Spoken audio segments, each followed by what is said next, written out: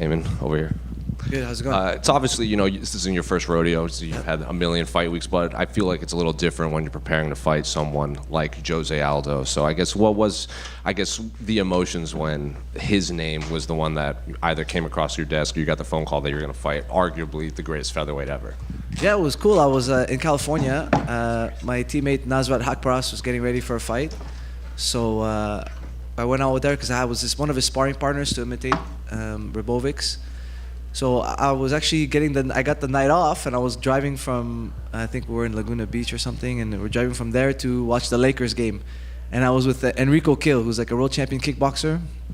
And as we're driving to the game, it's a 2-hour drive.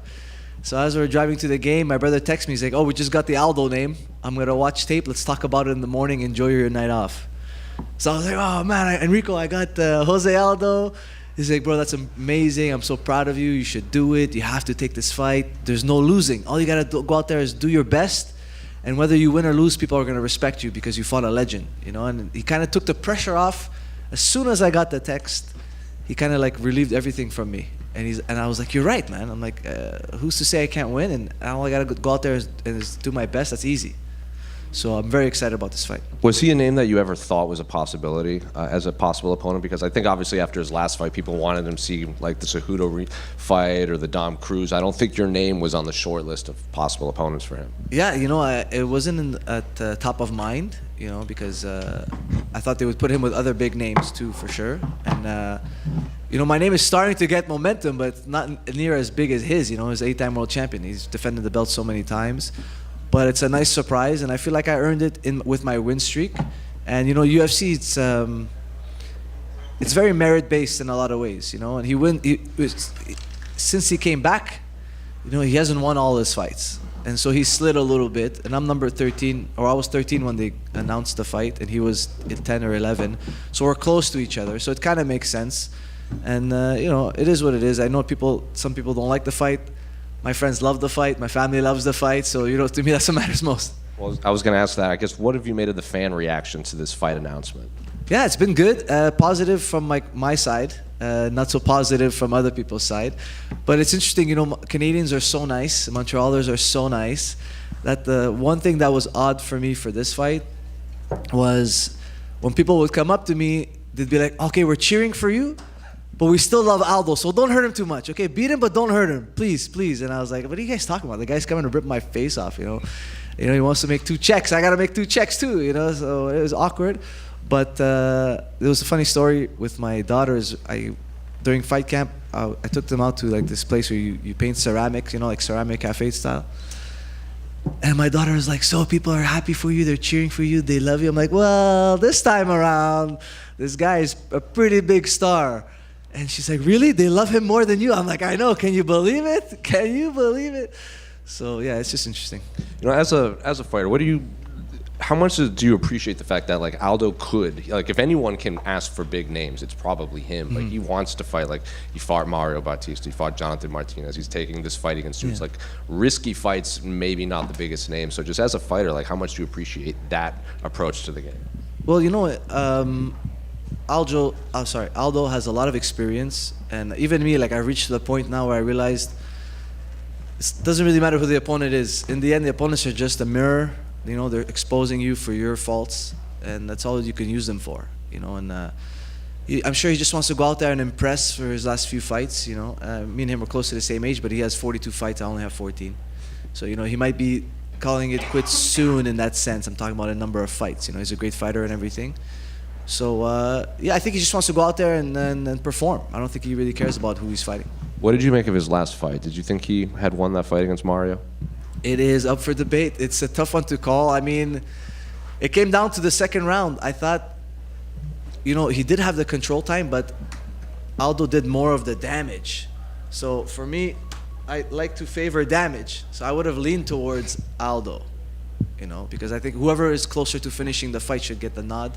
But that's just my opinion, you know. And then just last one for me. I think Aldo is undefeated in Canada when he fights up here. So I guess how do you see the fight playing out when you do get to step in there against him? Well, I love breaking records, so let's take that one from him. Let's give him his first L. Thank you. I'm right here to your right. This isn't your first main card, but it is your first pay-per-view main card. So what does it feel like to kind of check that off your list? It's cool, but you know, it doesn't change anything. I gotta fight the guy. You know, it's just me and him in there, and where we are on the card never really affected me.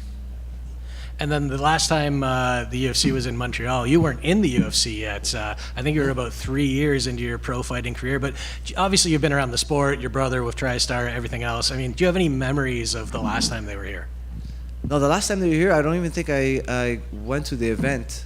I think the last one they were here was supposed to be John Jones, then it got canceled, I think, and then it was Demetrius Johnson.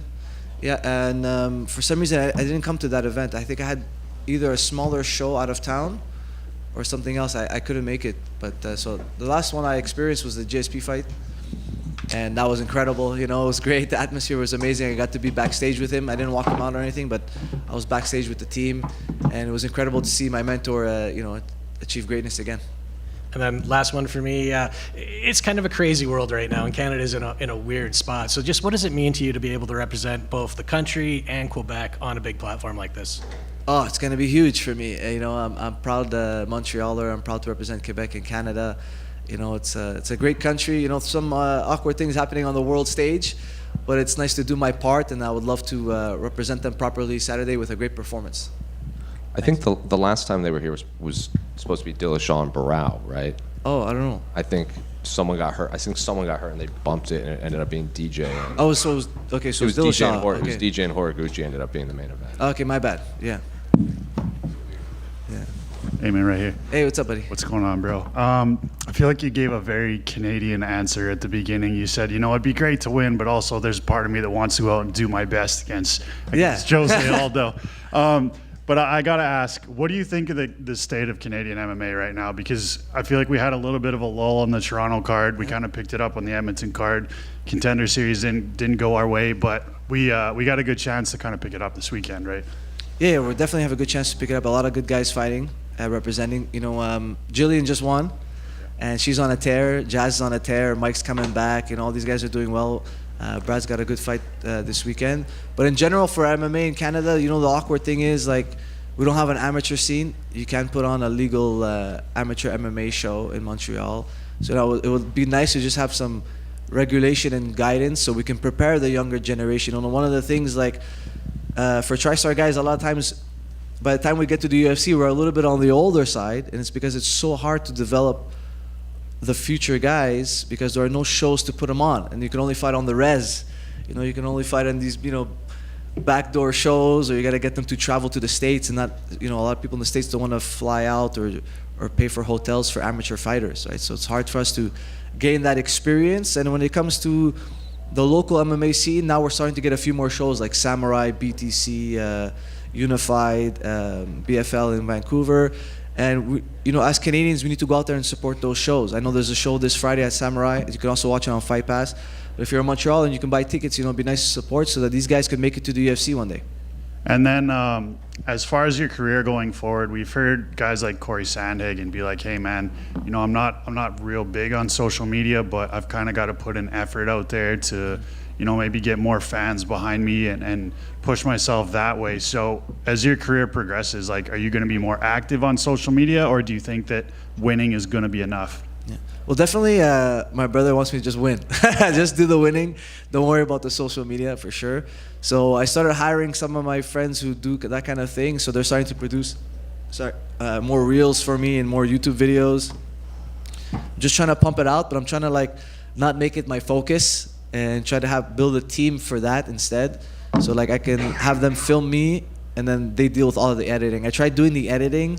It takes too many hours, and, you know, my hat's off to the editors. It's very complicated, and it's not simple to do what they do to make videos look good. So I really appreciate my guys and appreciate them doing the work, because it's very, very time consuming if you don't know what you're doing. And I know you do a bit of the commentary thing and do the broadcasting. So is that something you're already going to be comfortable with when the camera's around, you know, more often? Yeah. I love it. I saw Pat Cote doing the Sportsnet. I told him, don't steal my job, brother, because, you know, you can stick to the French side, you know what I mean? but we're just joking around. But yeah, I love that opportunity. For me, I'm gonna do it in between the fights whenever I can, whenever it's easy, and hopefully, I'm just trying to set up my retirement career. I'm always trying to plan 10 years ahead. I'm not someone who walks around with no plan. I like to think about the future, my wife, my kids' future. It's very important for me. So same thing with fighting. You have to have a strategy for fighting, and then you have to have the tactics to implement the strategy. And life's the same thing. I'm running two things in parallel. My life and my fight life. Thank you. Right, yeah. Hey, man, just got one in French, if it's okay for Ouais, you. bien sûr. En plus d'une victoire contre une légende, est-ce qu'une victoire justement contre José Aldo, ça t'offre un statut de contender pour la catégorie? Est-ce que c'est quelque chose d'important pour toi, au-delà du fait justement que ce soit une grosse personnalité? Sportivement, il est classé numéro 11 et ça pourrait justement te faire rentrer dans un top 10 et avec un statut de contender dans une catégorie qui évolue. I translate for the people. Does this win over José means more than just a big fight, like contender status for you? Oui, mais à chaque combat, tous les combats, c'est ma combat le plus important. À chaque fois. Même si je gagne ce combat-là, le prochain va être plus important que celle-là. Et si je perds, ça va être encore plus important parce que je viens juste de perdre. Donc, ça ne change jamais pour nous. Et à chaque fois, on vient pour nous donner comme notre meilleur effort. Et pour ces 10 dernières semaines, je m'ai tout donné dans le camp d'entraînement. Je m'ai presque tué pour ce combat-là parce que je vais avoir une très belle performance et je veux me combattre avec mon corps au complet samedi et avoir pas de doute que j'ai tout laissé dans l'octogone ce samedi soir. Et oui, en battant José Aldo, ce serait magnifique pour ma carrière. Même juste comme Montréalais, de le faire ici à Montréal, je souhaite que les partisans vont m'aimer encore plus. Mais aussi, ça va peut-être me pousser dans le top 10, dans les classements. Et je souhaite, après ce combat-là, si je le gagne, il me donne quelqu'un entre numéro 1 et numéro 9 et qui ne me fait pas battre contre quelqu'un en arrière de moi en classement parce que j'aurais gagné 6 de suite. Donc, je veux continuer à avancer. Et si je gagne contre quelqu'un entre 1 et 9, tu ne sais jamais s'il t'appelle pour le titre. Si quelqu'un se blesse ou les autres gars qui sont déjà bookés, peut-être c'est moi qui se bat pour le titre bientôt. Merci beaucoup. Et last one for me. Do you feel that your fight is the people's main event? Oui, je souhaite que c'est le combat que tout le monde de Montréal va venir voir. Et je souhaite qu'ils me donnent le olé olé, comme ils ont donné à Georges et à Pat Côté, et tous les Canadiens, et les stars. Donc, je souhaite qu'ils vont bien engager avec moi. Good luck and thank you. Je te remercie. Aiemann, right here. Yep. Aiemann, I heard you talking about this fight against Jose Aldo on Saturday night. You said it's a win-win fight for you. Yeah. You said even if you went out there and lost a split decision to Jose Aldo, it'd still be a win for you. It's unusual to hear a fighter talking like that. Normally you're laser focused on the win. Is it something that you like to do ahead of a fight, is kind of like look at all avenues that the fight could go down? The thing about fighting is there are a lot of banana peels in there. And mistakes happen, awkward things happen. One of the listen, I'm not taking away anything from anybody. It takes both guys to make one guy has to make a mistake and one guy has to capitalize. But that fight with Paddy Pimblett and Bobby Green, I thought it was awkward because it was one mistake that he falls into a submission and he gets finished in one round. I did not expect in 10 fights it would ever look like that, and it's just something that happens, and so I don't want to get too hung up if something so low probability occurs. It's not going to crush me mentally and I can just get back on the horse and fight again as soon as possible. I've come to the point where I want to fight often and I want to perform every time, and I've come to the realization that UFC rewards performance, not necessarily only winning. You see guys who lose and they get a chance to fight again, and then when they win, everyone forgets about the loss. They only really care about your last fight. So I've been working with my mindset coach, and all we've been doing is if we give our best effort, number one, the fans are going to love you. And number two, the UFC is going to love you. You got to go out there and just do it, man. Just live that life and be about the game, and then you're going to earn that respect. When you're looking at Aldo's style and how it's progressed throughout his career, obviously he led with a very kick-heavy game early days. Kind of taking that back a little bit now. What kind of Jose Aldo are you preparing for on Saturday night? Yeah, I don't know. It's a tough, good question, man. Because I don't know what he's gonna bring, right? And I was telling the guys yesterday when I was doing the media, this fight with Aldo, it's not much of a chess match because we don't have the same pieces. Okay, we have different tools. So I find like it's more like a card game. I got my deck of cards, he's got his deck of cards. I have my strategy. So I'm going to start with 5 cards in my hand. And as the fight goes on, if a couple of those tactics don't work, I'll take 2 of them out, I'll put them down, reach in my deck, and take out a couple more tactics. You know, he's got a lot of experience, he's got a lot of tools in his kit, so I have to be ready to adapt throughout the fight as the fight goes. When I watched him against Peter Yan in round 1, Yan was doing really well. And after round 1, his corner was yelling at him, begging him, please, throw the low kick. Throw the low kick. Obviously in Portuguese, I don't speak Portuguese, but they were telling him in Portuguese. And then he goes out there and starts smashing him with the low kick, and Jan had to switch stance. His legs was getting eaten up. So maybe he doesn't throw it in round 1, but then he throws it in round 2. Or maybe he throws it in round 1, he doesn't throw it in round 2. The fight's gonna change over time, you know, and it's gonna get better over time as we open up more and more. We're both guys with experience who understand how dangerous striking is. This fight's gonna be on the feet. It's gonna be dangerous, but it's gonna be well played. Last one from me, Aiemann. Obviously, Georges St. Pierre has been by your side throughout your career. He'll be in your corner on Saturday night for the biggest night of your career so far. What's it like having his guidance, and has he been telling you anything ahead of this fight, you know, with the magnitude of it? Yeah, well, he just told me not to over-respect him. You know, he said he did that mistake against Matt Hughes the first time around. And a lot of guys, they do it when they fight legends, so make sure not to over-respect him. He's just another guy, nothing special, you know. I mean, not to disrespect his career, I just mean like he's a human being is what I mean, you know. And then George is great, he's a mensch, you know, so when I asked him to corner me, he's like, yes, okay, I'll corner you. He's like, I have to do a lot of work promoting the event and blah, blah, blah. He's like, when one of my sponsors call me, I'll call you. I said, okay. So then he calls me a few weeks ago. He's like, look, my sponsors need me on this day, this day, this day. What times do you need me? I won't do whatever events where you need me to be there for, you know, which day. So I told him, don't worry, I got Frost and Neil. They're going to take care of everything. Just make sure you're there Saturday night. He's like, are you sure you don't need me during the week? I'm like, don't worry about it. You go make as much money as possible. I'll see you Saturday at 7, okay? Get ready for 7. He's like, okay, I'll be there. I said, perfect. Thank you, Aiemann. Thank you. Aiemann, si ce serait correct, j'aimerais te poser quelques questions en français. Oui, bien sûr. I can translate also. Juste pour revenir à cette semaine, là, tu sens-tu le buzz à Montréal pour le gala de cette semaine? T'as-tu vécu des petites choses dans les derniers jours qui te font croire qu'il y a de la fébrilité? Just asking him, you know, if he's feeling the vibe here in Montreal for the Oui, bien sûr, les gens ils commencent à savoir qu'on se bat ici à Montréal, l'UFC elle est là. On est allé au restaurant un couple de fois dimanche et lundi. C'était une drôle chose pour moi parce que les serveurs et les serveuses, ils pensaient que mon coach Neil était le combattant parce que lui, il y a les braids, il y a les oreilles comme toutes gonflées à cause de la lutte. Puis moi, j'ai rien. Je suis un gars beau, je suis un gars handsome, tu sais.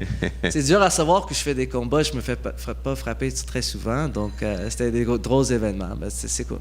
Mais tu le sens dans la rue, dans la vibe là, autour. Oui, on le voit, il y a des gars en avant de l'hôtel qui demandent pour des autographes et des affaires comme ça. Donc, oui, ça commence. Si je pourrais avoir peut-être la réponse que tu as donnée pour Georges Saint-Pierre dans ton coin, just asking him about having George in his corner in French. Ouais, c'est hâte d'avoir Georges. Tu sais, que je connais Georges depuis que j'ai 16 ans, puis on s'entraîne ensemble très souvent. Et c'est un gars qui me donne de confiance parce qu'il croit en moi, il croit dans mes habilités. Et aussi pour ce samedi, quand je l'ai demandé pour venir dans mon coin, il me dit oui, bien sûr.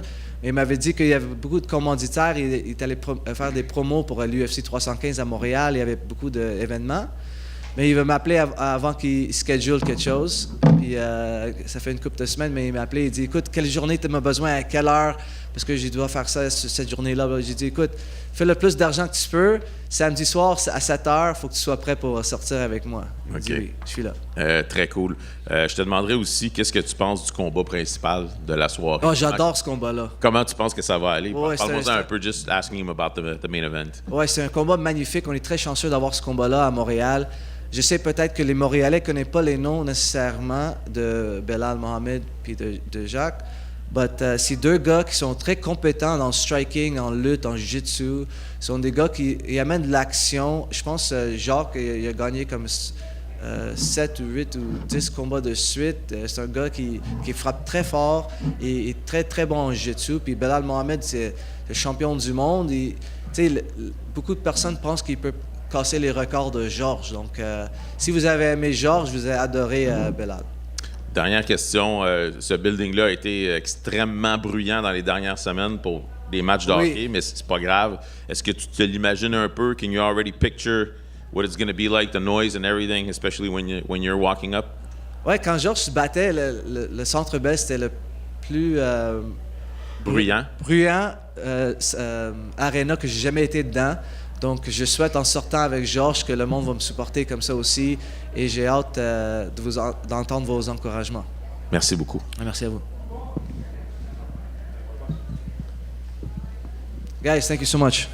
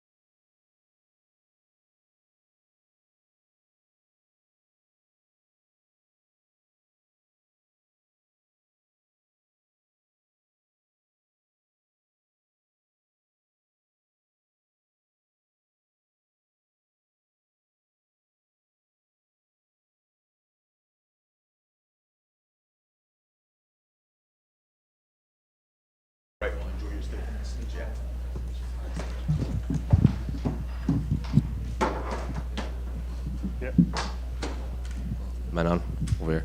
Yes. Obviously, you know, you've been through these fight weeks now. This is just nothing new to you, but to be preparing for your first title shot against who many people consider one of, if not the best female fighters of all time, just how's camp been and just how's fight week been as a whole for you? Comment tu t'es préparé pour ce camp, pour ton adversaire que tout le monde dit que c'est la numéro 1 pound for pound, ton camp d'entraînement et ta fight week? Alors j'ai fait un très gros camp d'entraînement, je pense avoir fait le plus gros camp d'entraînement de ma vie. J'ai pris vraiment des filles très fortes en sparring. J'ai pris les meilleures lutteuses, les meilleures grappleuses, les meilleures strikeuses au monde. J'ai fait beaucoup de rounds tous les jours, toutes les semaines. Et voilà, là on est en fight week et franchement tout se passe bien. J'ai ramené avec moi toute mon équipe, toute ma famille, donc je me sens super bien, je suis super à l'aise et je profite vraiment à fond de cette fight week jusqu'au combat. I'm in a perfect shape. I do the best training camp I do in my whole life. A lot of very tough girl. Many rounds of sparring. I can do more, so I know I'm ready. And the fight week is perfect. I follow the process and enjoy the moment, and all my team and my family is here with me. It's perfect. Were you hoping that this fight would have happened earlier? Because, you know, we saw the tweets, you were asking her, like, why aren't we fighting? Like, let's get this going. So were you hoping that this fight had happened earlier in the year? On sait que tu aurais aimé avoir ce combat avant. Comment tu as géré cette attente et qu'est-ce que tu as à nous dire là-dessus? C'est vrai que ça a été compliqué. Il y a d'abord eu une blessure. Après ça, il y a eu la trilogie entre Alexa et Valentina. Donc sur le coup, c'était assez compliqué, mais avec le recul, je suis vraiment contente en fait d'avoir pas eu ce title shot de suite, car les deux combats que j'ai fait avant, que ça soit contre Rose Namajunas à Paris, où c'était mon premier co-main, et après ça contre Erin Blanchfield, main event, ça va beaucoup me servir en termes d'expérience, je pense, pour ce combat-là.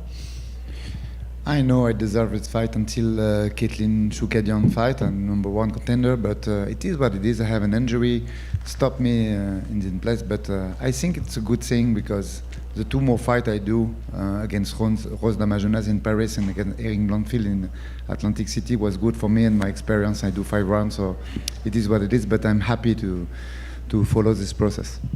You know, leading up to this, all of your tweets about the retirement talk, and Valentina has said, you know, she has to honor this bet too. So, have you run into Valentina at all during fight week, and what do you make of this whole, you know, retirement challenge that she's also said, you know, if you lose, you have to retire too? On sait que ça a clashé un petit peu sur les réseaux sociaux entre toi et Valentina, notamment sur Twitter avec le combat de retraite. Comment tu gères ça? Est-ce que cette semaine elle est spéciale par rapport à ça? Est-ce que tu as croisé Valentina? Comment ça se passe? Oui, j'ai croisé Valentina, on a fait le premier face-off, mais pour moi, il y a aucun souci, je suis sûr de moi, je suis sûr de gagner ce combat, donc ça me rajoute pas de pression, rien du tout. Yeah, I see Valentina Monday on the face-off, but well, I'm good and comfortable with this situation. I know about my skills. I know I win this fight, so yeah, it's perfect. And then just last one for me, you know, after the fights in Sydney with Wei Li, a lot of people were obviously, they wanted to see the fight between her and Valentina. Your fight hadn't even happened yet. Did you feel any sort of disrespect that, you know, fans were overlooking your fight ahead of a potential fight between Valentina and Wei Li? On sait qu'après le combat de Wei Li, ça a beaucoup parlé du fight champion contre champion. Est-ce que tu as pris ça comme un manque de respect? Est-ce que ça t'a agacé que les gens ils veulent voir ce fight avant que toi tu aies ta chance? Oui, ça m'a clairement agacé. Ça fait plusieurs fois que quand je dois combattre, il y a le nom de Wei Li qui revient. Mais c'est une bonne chose parce que du coup c'est moi qui vais l'affronter après ce combat-là. Yeah, absolutely. To be honest, I'm not comfortable with always here Weili Zhang when I have to announce my fight. So that's it. If I had to fight her, I fight her later. It's okay. Manon, right here to your right. You are the favorite in this fight, and I'm wondering if you pay any attention to the odds and what you think that says about how people are looking at you. Sur les codes de Paris, t'es favorite pour ce combat? Est-ce que ça change quelque chose? Est-ce que tu prêtes attention à ce genre de cotes? Non, je prête pas vraiment attention. Après, c'est sûr que ça fait Pour moi, c'est toujours mieux d'être favorite. Je pense que c'est dû à mes dernières prestations, puisque mes 3 derniers combats, c'était une dominance totale, contrairement à elle, qui étaient des combats un peu plus serrés et plus difficiles. No, I'm not really paying attention about that, but I know it's normal. If you pay attention to the 3 last fights, I think I'm more dominant than her, so I think it's normal. And then, obviously, you guys have a little bit of a rivalry, a little bit of back and forth online. Will it mean more for you to defeat Valentina for the title because of how dominant she's been and now on her second reign, or would it have mattered who it was as long as you win the title in the end? Est-ce que c'est plus important pour toi de gagner cette ceinture contre Valentina ou est-ce que tu t'en fous et tout ce que tu voulais c'est prendre cette ceinture? Non, ce que je voulais, c'était vraiment combattre contre Valentina parce que depuis le début que je suis rentrée à l'UFC, c'était elle la championne et c'est toujours elle que j'ai eu en ligne de mire. Donc c'est vraiment elle que je voulais affronter, donc c'est un honneur pour moi de le faire samedi soir. No, I really want Valentina because when I arrived in UFC, she was the champion, so it's important. She's a legend and I really want to beat her to take that belt. And then last one for me, with all the talk about Valentina and Weili Zhang, if Weili was still interested in moving up, should you get the win on Saturday? Are you interested in that fight as well? Pour finir avec cette histoire de Weili Zhang, est-ce que si elle veut vraiment monter à 57 et que tu gagnes samedi, tu as envie de la réceptionner en flyweight? Oui, c'est clairement le combat que je veux faire après. Absolutely, I want her. Thank you. Manon, Pierre, pour nos scènes, première question, on est à Montréal, c'est un pays qui est enfin une ville qui est francophone. Est-ce que ça te fait un petit peu te sentir à domicile et c'est un élément dans lequel tu es plus à l'aise que combattre par exemple aux États-Unis ou ailleurs? Ouais, clairement, ça fait déjà plus d'une semaine qu'on est ici et ouais, je me sens super bien. Le fait que les gens parlent français, c'est beaucoup plus facile pour moi. Je me sens bien. J'ai l'impression que c'est un peu comme l'UFC Paris. Autre question, il y a beaucoup de gens qui parlent du niveau incroyable que toi et Valentina avez en striking, mais est-ce que tu penses qu'il y a une incompréhension ou un manque d'information sur ton niveau de sol? Et est-ce que le gap entre ton côté striker et ton côté lutteuse, enfin MMA complet, il est beaucoup plus faible que les gens le pensent? Parce que tu es beaucoup décrite comme une strikeuse d'élite, mais est-ce que c'est la réalité? En fait, oui, je pense que les gens ne connaissent pas mon niveau de sol puisque j'ai pas eu encore besoin de le montrer. Mais voilà, c'est une arme qu'on a gardée. Et du coup, moi, je connais son niveau, elle connaît pas le mien, donc c'est une arme en plus. Merci beaucoup. Et est-ce que tu aurais un petit pronostic pour samedi soir? Tu vois quelque chose se dessiner, une manière de finir le combat? Pour moi, le combat idéal, ça serait vraiment un finish au 3e round. Merci beaucoup. Manon, si je pourrais te poser la question, que tu as parlé un petit peu de la vibe ici à Montréal. Est-ce que tu as quelques anecdotes? Comment tu sens la Fight Week? Est-ce que tu sens un peu l'ambiance du gala qui s'en vient ce week-end? Bah oui, je me sens vraiment super bien. Ici à Montréal, j'ai eu l'occasion en plus de rencontrer Georges Saint-Pierre. C'est encore quelque chose en plus du fait que ce soit ici à Montréal. On a pu échanger. Voilà, je sens vraiment tous les gens qui sont avec moi, qui me supportent. Voilà, j'adore l'ambiance ici. Donc tu t'attends bien sûr à une foule partisane qui se rangera derrière toi. Oui, carrément, je le pense et Georges m'a confirmé ça, donc ouais. Excellent, merci. Manon, right here. You've highlighted the disrespect that you thought that Valentina has given you ahead of this fight on Saturday night. Is that something that has driven your preparations for this fight? Tu as parlé de Valentina qui t'a manqué de respect pendant toute l'histoire de cette préparation. Est-ce que c'est quelque chose qui t'a motivé et qui a orienté ta préparation ou pas du tout? Oui, peut-être. Après, j'avais pas besoin de ça pour me motiver, mais oui, c'est toujours quelque chose en plus. Well, perhaps I not really need that to go to training and motivate me, but perhaps it's one thing more. What does it mean for you to be challenging for the title here in Montreal? And if you were to win the title, what would it mean for you maybe to bring that title back and maybe defend that title in France? Qu'est-ce que ça te fait de faire cette ceinture ici à Montréal? Et si tu gagnes la ceinture, est-ce que tu vas vouloir, par exemple, la défendre rapidement en France? Déjà, pour moi, c'est incroyable de faire cette première ceinture ici à Montréal. Un de mes coachs a déjà combattu ici, était dans le coin de Georges pour la ceinture. Donc c'est vraiment quelque chose d'incroyable. Et oui, l'idéal pour moi, ce serait vraiment de la défendre pour un UFC Paris. Thank you, merci. Yeah, it's amazing to be there in Montreal. One of my team coach win a belt here a few years ago. So yeah, it's clearly incredible. And after that, yeah, I want to defend my title as soon as possible, and France is perfect localization for that.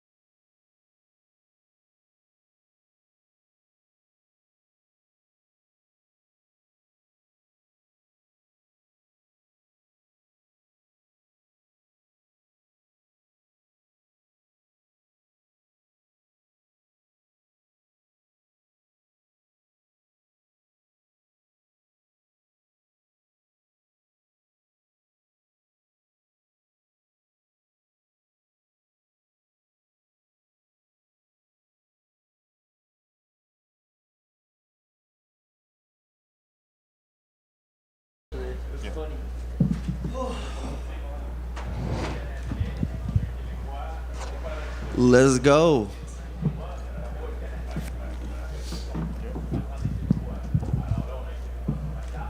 Charles, over here. Let you finish your water first. The weight cut's always nice. Yeah. So I was going to ask, just how's just fight week in Camp N as a whole? You got, Belal's preparing for his big title. Jesus, bro. My goodness. What was that? I have no idea. Well, it was fucking Gerald. Anyway, you have your fight that you're preparing for. Belal's peaking too. Juliana's was in there. Yair just had his fight. So just how's Camp N as a whole preparing for another fight where you have to go to foreign soil and fight in enemy territory? This has just been my general career. I think it's really a blessing to have everybody in the room, like Juliana, Belal. Like, you get a look and view and see what a champion does, right? How they conduct themselves. So I feel like we have a really good momentum heading into this. And foreign soil again I'm the Jorge Masvidal of my generation. That's really how I feel about it. It seems like you've been embracing it a lot more, especially in this camp, because on your Instagram you're using hashtag 51st state and everything like that. So is that something that you saw like, oh, if this is the path they want me to take, I'll just kind of lean fully into just being the enemy that has to go and fight their guy? I am the enemy. Like, I've always been the underdog. Usually I'm always the underdog heading into fights. So for me, like, this is just where I belong, and this is naturally me. Like, I'm two different people, right? I am a person outside of the sport, but then in the sport, I am the heel, naturally. That's why whenever you see that post-fight speech in Australia, people dug it because it was authentic. It was who I am. You also said on your Instagram that this was the most stable you'd been preparing for a fight. So I guess what did you mean exactly by that? So it's hard when you're in a relationship with somebody that is successful and they sacrifice everything to be with you over a dream. And for me, somebody who was 3-3 as a fighter, who ended up making it to the UFC at 30 years old, right? And then eventually, just after that last fight, that's why I got emotional, because like there was a lot riding on that one too, because they're cutting people like crazy in the UFC. So to go out there and finish a guy like Seisenberg, who's a dog, right? It really put me into perspective where I got a house, right, in Chicago. I have a great routine, so like I honestly am in the most stable position I've ever been. So would it be safe to say that fans should expect maybe the best performance from you, being around all these champions, most stable, fighting a guy that has this big name? Can fans expect, I guess, the best Charles Radtke they've seen? Absolutely, and for all the haters out there talking about ground games and such, I think they're in for a great surprise. And what do you make of Mike, his skill set and just the name he brings? He was a big deal up in Canada. He had that stumble in Toronto, got back on the horse. I know I saw a video of you saying, similar styles, but you have more firepower than him. So just what do you make of his skill set as a whole? Listen, everybody in this division is a stud anyways at 170. I think the major difference is like that. I think the firepower is the difference. I think Mike Malott being on the back foot is the issue. He said the bull versus the matador type of theory, right? I don't find myself necessarily as a bull, right? But if that's what you're going to label me as, then I'll take it. But I think that he possesses a lot of skills. I think he's got a good ground game, good striking, but inevitably I just don't think it's enough. Charles, I feel like you're in a better mood today. I know one of the last times you've come in here, you've asked everybody how much money they have in their pockets. I think there's about 20 or so of us in this room. So what's this interview going to cost us once we're finished here? Well, you're going to be my sponsor after this fight. You realize that, right?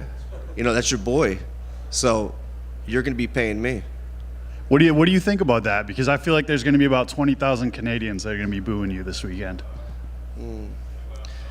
I think I'm going to be real nervous. I think I'm going to be real scared coming in there.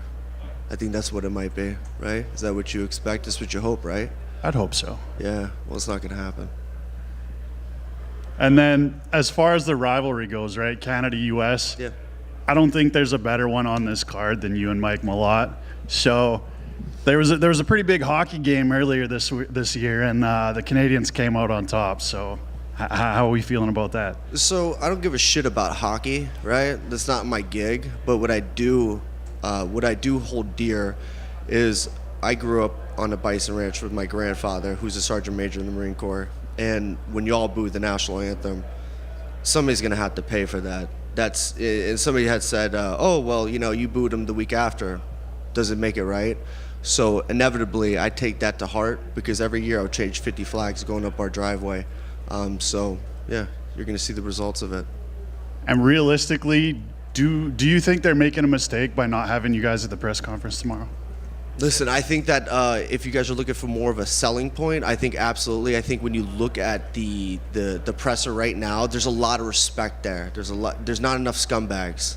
You need a little scumbag in there, right? A little bit of Chuck Buffalo wouldn't hurt anybody. So, me personally, I think a lot of people aren't going to be necessarily paying for the pay-per-view. So the spot that I'm at right now is a great spot to be in, because there's going to be a lot of people viewing. So I'm honestly happy with my position. Final message to all the Canadians coming out this weekend. Basically, fuck you and fuck Full Send. Charlie, right here.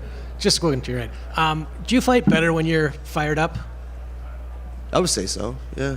I mean, that's just like my natural state. My good training partner over there, Gerald Mershart, knows what's up. I mean, I'm pretty fiery in the gym. I talk a lot of shit. That's just that's just who I am as a person.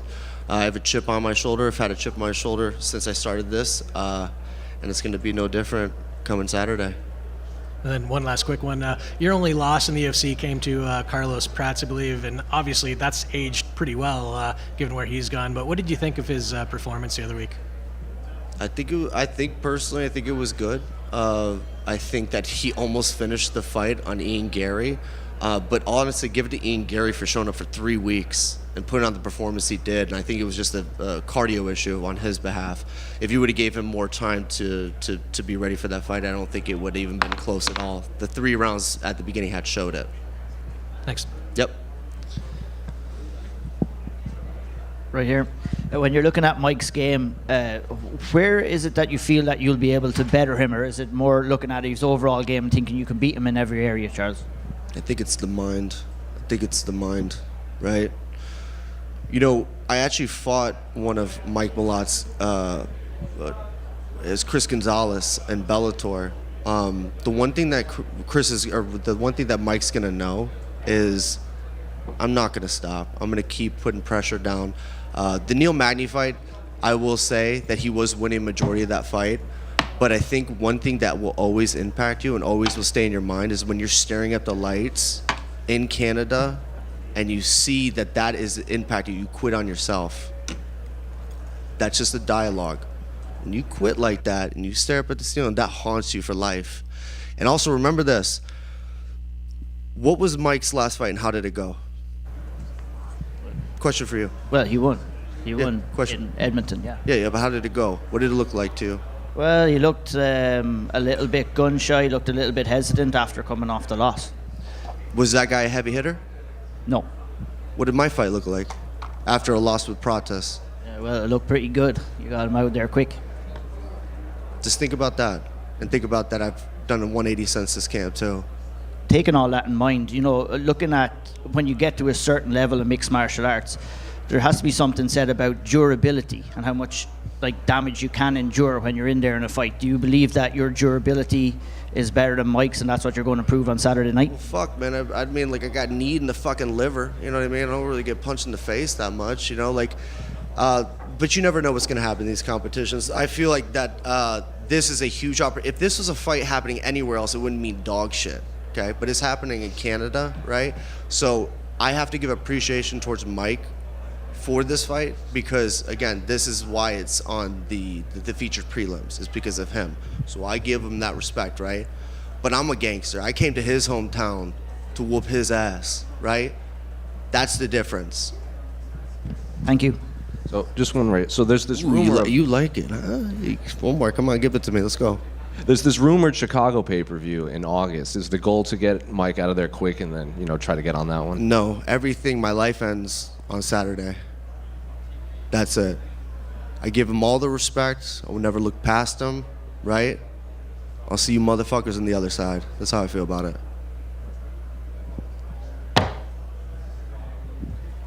Bounce, dog.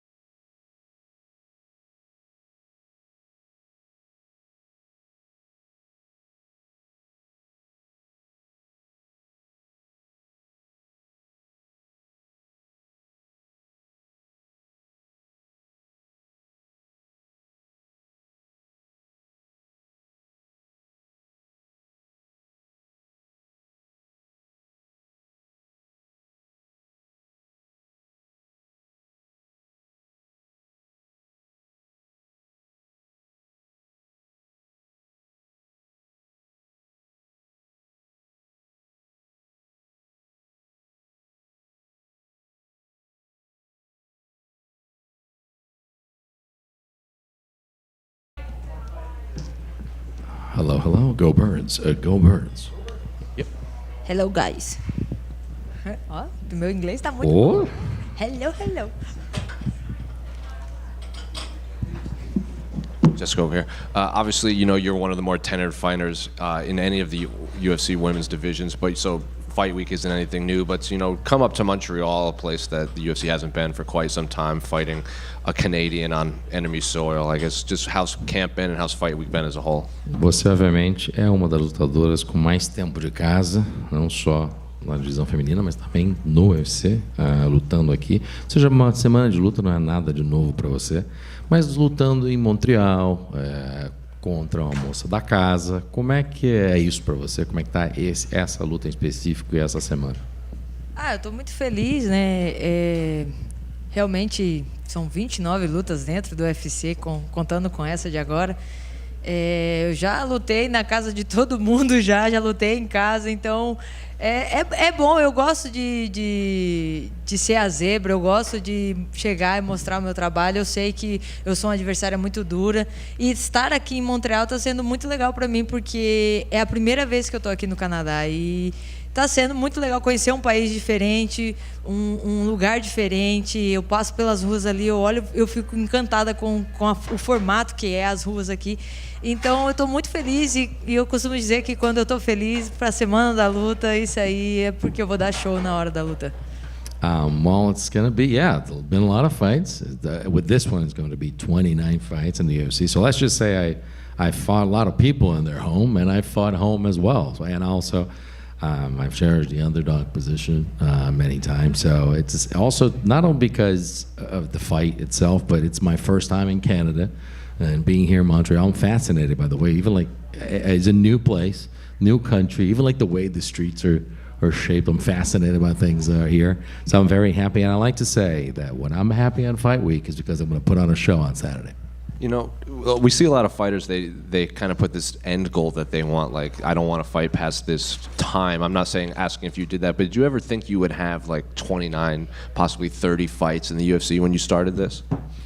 Tem lutadores que colocam, às vezes, em entrevistas ou mesmo para serem perguntados ou mesmo falam que tem não uma validade, um tempo de inspiração, mas um objetivo de lutar. Tanto vou lutar até tal idade, vou lutar até tantas lutas, tanto tempo, X.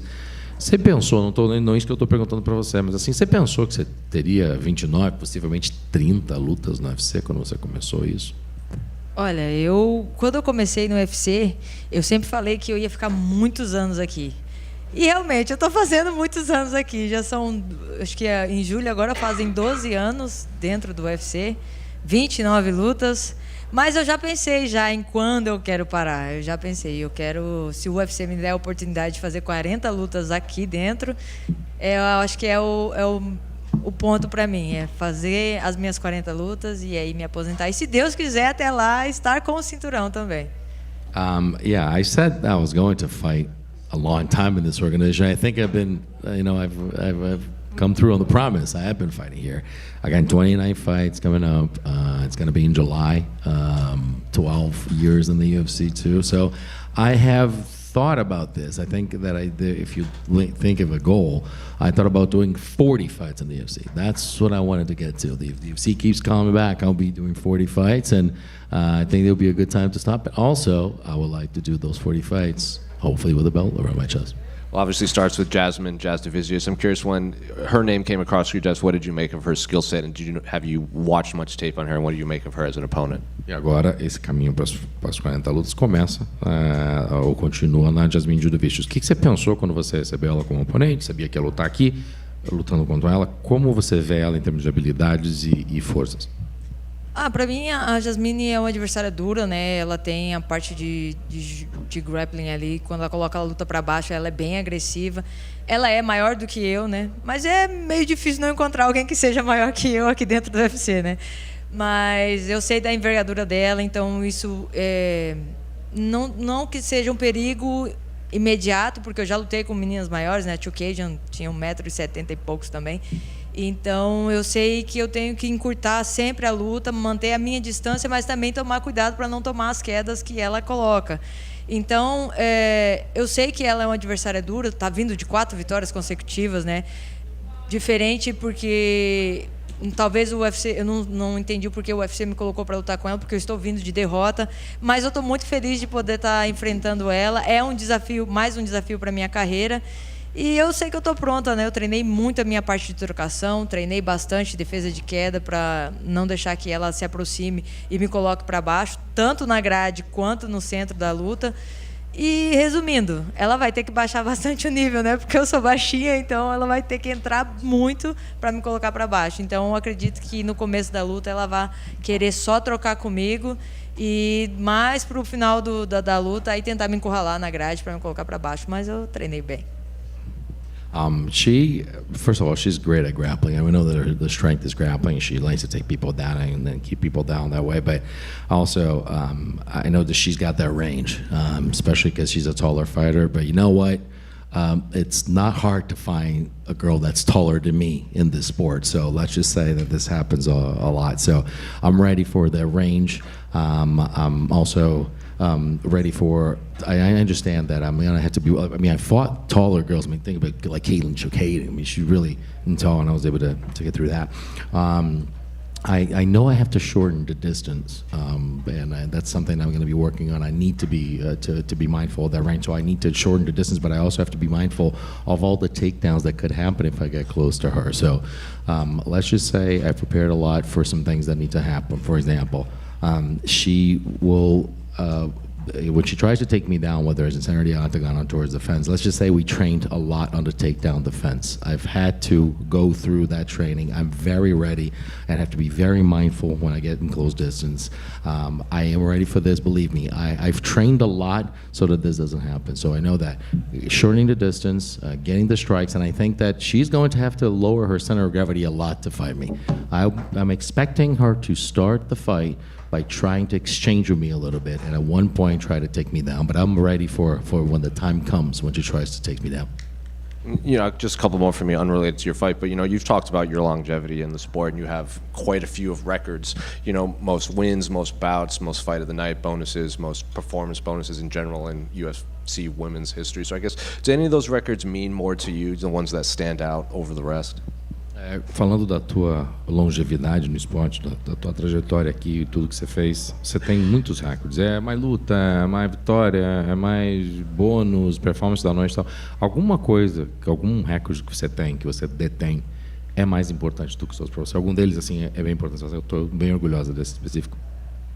Eu acho que eu sempre sou muito orgulhosa de tudo que eu faço dentro do UFC, né? Às vezes eu nem imagino a grandiosidade que eu sou, né? Às vezes as pessoas têm que me lembrar de quem eu sou, porque eu sou assim, eu sou simples, eu converso com todo mundo, eu brinco com todo mundo, eu posto as coisas de todo mundo, e às vezes eu esqueço quem eu sou. Então, eu acho que tudo que eu fiz na minha carreira, que eu fiz no meu trabalho, para mim, tudo conta, desde os mínimos detalhes de uma finalização que ninguém nunca fez, que foi o katagatame em pé, até o batistaca para ganhar o meu cinturão contra a Rosina Mayunas, os recordes de mais socos dados dentro da categoria. Então, acho que, para mim, tudo importa, porque faz parte da minha história, faz parte do que eu vivi, mesmo com dificuldades.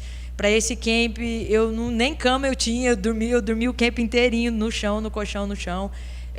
Mas nada disso vai me impedir de chegar na semana da luta e tentar fazer mais um recorde, de bater mais um recorde, de tentar nocautear, de tentar finalizar de uma forma diferente que ninguém nunca fez. Então, eu acho que para mim tudo conta, todos eles contam.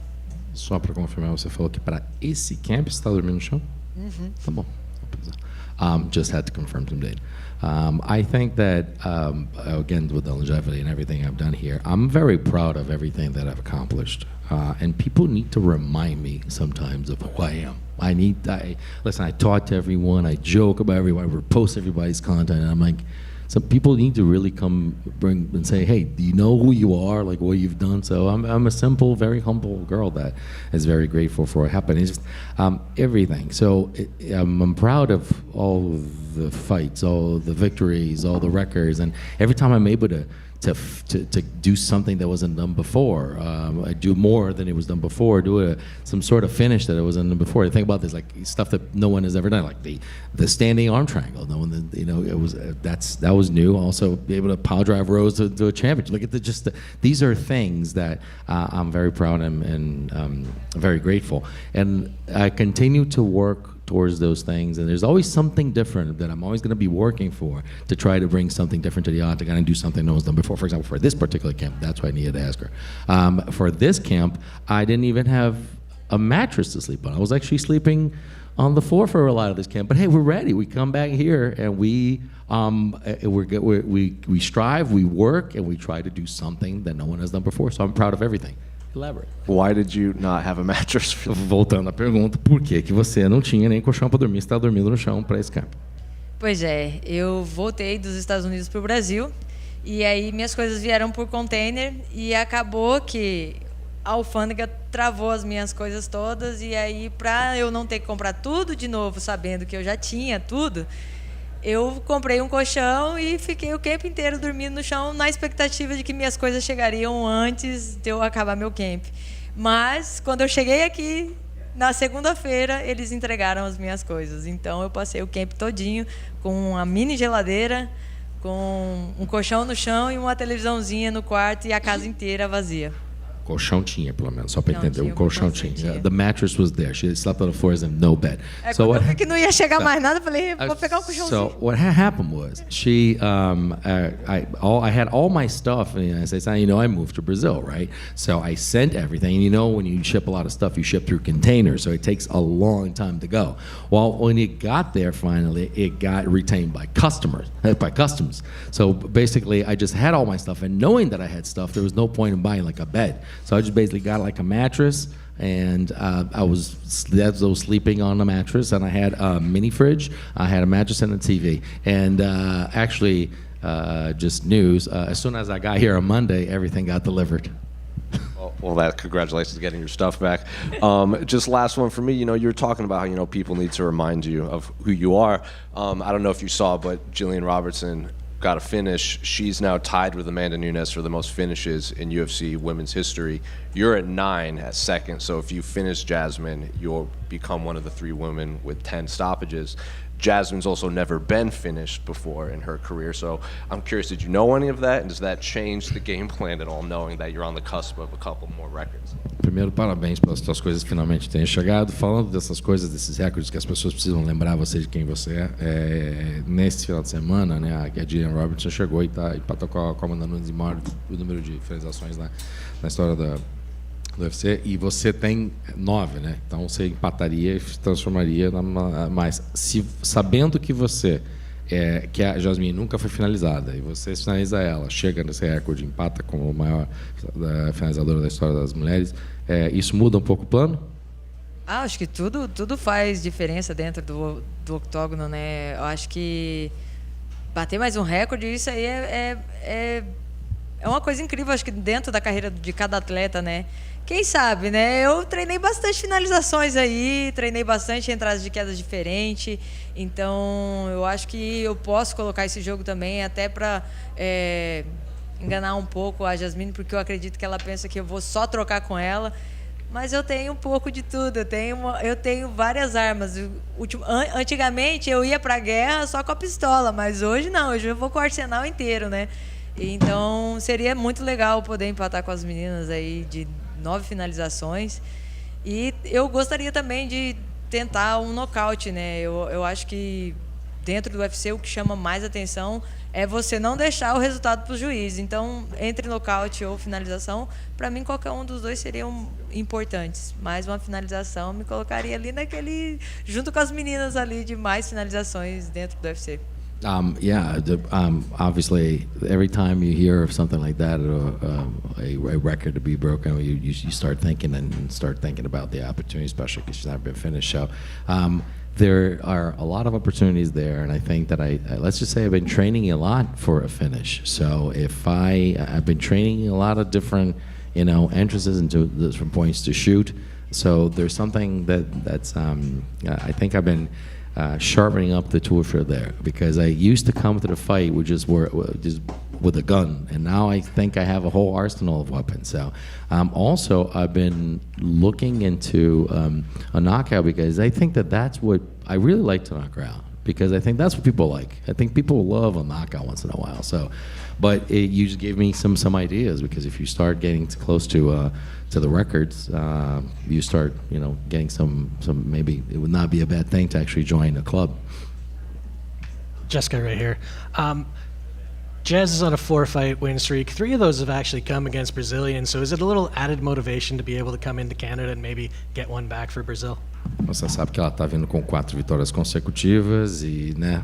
O que significa para você poder vir aqui para o Canadá e de repente dar uma parada nessas vitórias consecutivas dela? É o que eu sempre falo, né? Eu gosto de ser a zebra, né? Eu gosto de chegar aqui e impactar as pessoas, né? Quando eu fiz minha 6ª luta, nem era dentro do UFC, era fora do UFC. Eu fui pra Rússia lutar com a russa na casa dela, cheguei com todo mundo me vaiando e saí aplaudida. Então eu acho que esse é o resultado que eu quero para esse final de semana. Mesmo que eu acredito que eu vou entrar sendo vaiada, porque eu estou na casa dela, mas eu tenho certeza que nós duas vamos sair aplaudidas de lá de dentro, né? Não só eu, porque eu acredito que ela vai dar o melhor dela lá dentro. E para mim é muito importante parar ela e começar a minha sequência de vitórias, né? Eu tô vindo de derrota, então eu tô com fome, eu tô com vontade de vencer, e é isso que eu quero para esse final de semana. I've said I've always cherished the underdog position. I've actually had opportunities to go into enemy territory many times. There was one time I actually went to Russia as a major underdog. The girl was very strong. It was actually before starting in the UFC, and I got in. I got the win. I was booed, and after I got the win, I was cheered. So I believe that I will get some boos when I come in. Of course, that's a home girl. But I do believe that not only myself, but even Jasmine, we're going to be applauded towards the end, because I think she's going to give her best. But I do believe that I got more hunger, I got more will to win, and that was going to turn into a victory on Saturday. And then you returned to flyweight, I believe, your last fight, and obviously flyweight again here. Is this one of those cases where the outcome of this fight might determine which weight class you fight at next time out? E voltando aos moscas, daí teve a última vitória também, agora a última luta você vem como mosca também. Isso é uma daquelas situações que a luta de agora determina em qual categoria, em qual divisão que você vai acabar lutando nas próximas? Assim, essa luta é determinante para dizer, não, depois disso aqui, isso já emenda qual divisão que eu vou lutar? Eu acredito que eu me sinto bem dentro do 57. Eu acho que uma vitória, mesmo uma vitória ou uma derrota, isso eu acho que não mudaria muito o que eu tenho em mente. Eu quero muito poder voltar a lutar nos 52 quilos. Eu só não estou fazendo essa luta agora no 52 porque me ofereceram a Virna e eu não ia lutar com a Virna, porque a gente é muito amiga e a gente já tem o nosso combinado de, se a gente tiver que lutar um dia uma contra a outra, que seja ou por uma disputa de cinturão ou quem vencer vai para o cinturão. Então no momento, na época, só tinha a Virna, eu falei, olha, com a Virna eu não vou lutar, e aí apareceu a Jasmine para lutar no 57. Para mim também foi muito bom, porque é uma menina que vem de 4 vitórias consecutivas, tem um cartel legal, por mais que esteja acima de mim no ranking, para mim tá super tranquilo. E assim, mas a minha intenção é voltar para os pesos palha e é tentar conquistar o meu cinturão de volta. I really feel good at flyweight. I feels good on my body. That's why I like to fight at flyweight. But I really want to go back to 115. Bigger thing is they offered me Verna, and I have a bit of a deal with Verna that we're only going to fight each other. We're friends, but we're going to be fighting each other if it's for a title or for the chance to go for a title. And I said, well, no, not this time. We're not going to fight. So they gave me Jasmine. I didn't know, actually, this is something from a previous answer of hers. It was long. She did mention that she did not know why the UFC actually put us together to fight Jasmine, her coming off of 4 different wins, but mainly because, I'm a challenge and I offer a good skill set. As far as the fight, they put her to fight me with 4 straight wins. I want to go back to 115 eventually, but this is a good opportunity. But I really feel good as my on my body is good on as a fight 125, but I would like to fight 115, but we'll only fight Verna if it's for a title. Thank you.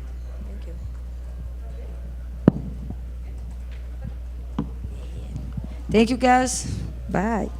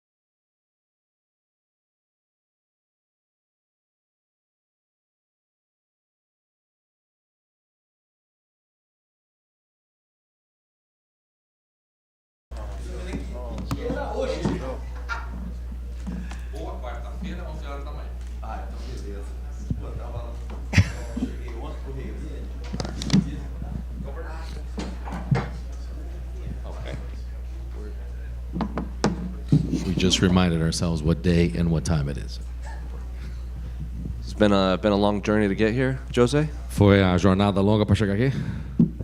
Não é nem jornada, foi o voo, né? A gente chegou quase 5 horas da tarde já, aí eu tinha que beber água e perder o peso, por isso que foi difícil, entendeu? Mas é fuso horário, o voo foi tranquilo. Porque sempre estar no Canadá é um prazer imenso. Not even the journeys, the flight, we kind of flew in at 5 p.m. and then we had this schedule to as a weight cut process, had some water to intake and then continue on it. It's just because of that. Also, just a little bit of the there's a bit of time difference as well, but it's a pleasure to be in Canada. So I guess going off of that, just how has camp been? How has fight week been? I know you've done this more than pretty much anyone on this card, but I guess just how has it been, after the 40th, 50th time you've done this over your career? Emendando nisso, o negócio do processo, perda de peso e tudo mais, você fez isso mais do que possivelmente qualquer pessoa nesse card. Como é que tá para você com tantas lutas no cartel? Como é que na tua vida, como é que tem sido esse processo? Como foi o acampamento e agora como é que está sendo esse início? Então, acho que o processo mais difícil, né, é a perda de peso, não só para mim, mas eu acho que para todos os atletas. Acho que eu sempre falo, né, com os treinadores que eu adoro treinar, eu gosto de treinar, bota para fazer sparring, o que for, eu faço com o maior prazer. Agora a perda de peso é muito difícil. Agora, ontem, né, a gente fez o trabalho, então bati até 1 quilo abaixo já do que estava programado, né? Então, mas tão bem. Acho que é do mesmo jeito sempre. Sofrido e vamos bater o peso. Just the weight cut, obviously, is the worst part because I always tell people, like, I love everything in the process. I love to train, I love to spar. Just sign me up, man. Everything you put people to spar with me, I'll go ahead and do it. It's a pleasure. But the weight cut is just a thing. It's just nobody likes it. It's the worst part of it all. But I'll tell you what, after last night and what we did, we're actually already going under what was expected. So that's it, just to make that weight and go in the fight. And what did you make of your opponent, Aiemann Zahabi? Because he was in here earlier, and he said even he was surprised that your name came across his desk. He probably thought you could have got a bigger name. He said Canadians are coming up to him and saying, we like you, but we also still love Jose Aldo, so we hope you don't hurt him too much. So I guess what did you make of Aiemann as an opponent and the reaction from the fans to this booking? E o que você acha do Aiemann Zahabi, que esteve aqui mais cedo e ele falou que ele até ficou surpreso, que eles acharam que não iam dar um nome maior pro Aldo para lutar. E ele tá falando que os canadenses estão chegando para ele falando assim, cara, a gente gosta de você, mas a gente gosta do Aldo. Se é para ganhar dele, vê se não machuca o cara, aquela coisa toda. O que você acha dele em termos de oponente? O que você acha dessa luta? Então, acho que estar no Canadá é um prazer imenso, né? Como falei, foi a primeira vez que eu lutei, foi aqui. Acho que a minha disputa de título, onde eu venci, foi no Canadá. Foi em Toronto, não em Montreal, né? Então, fico feliz por todo o apoio dos canadenses, por todo o carinho quando eu cheguei e recebi. Sobre o oponente, assim, vi muito pouco dele, assim, não um modo de respeito, assim. Sim, falando tecnicamente, né, dentro da que a gente tem que fazer. Então, não parei para estudar, não parei para ver, não vi nada. Isso eu deixei mais para os treinadores mesmo e para mim eu quero fazer a minha luta, né? Então, eu foquei em mim, eu foquei nas minhas habilidades, naquilo que eu tenho que fazer de melhor. Acho que prolongando um pouco mais, Fabiano.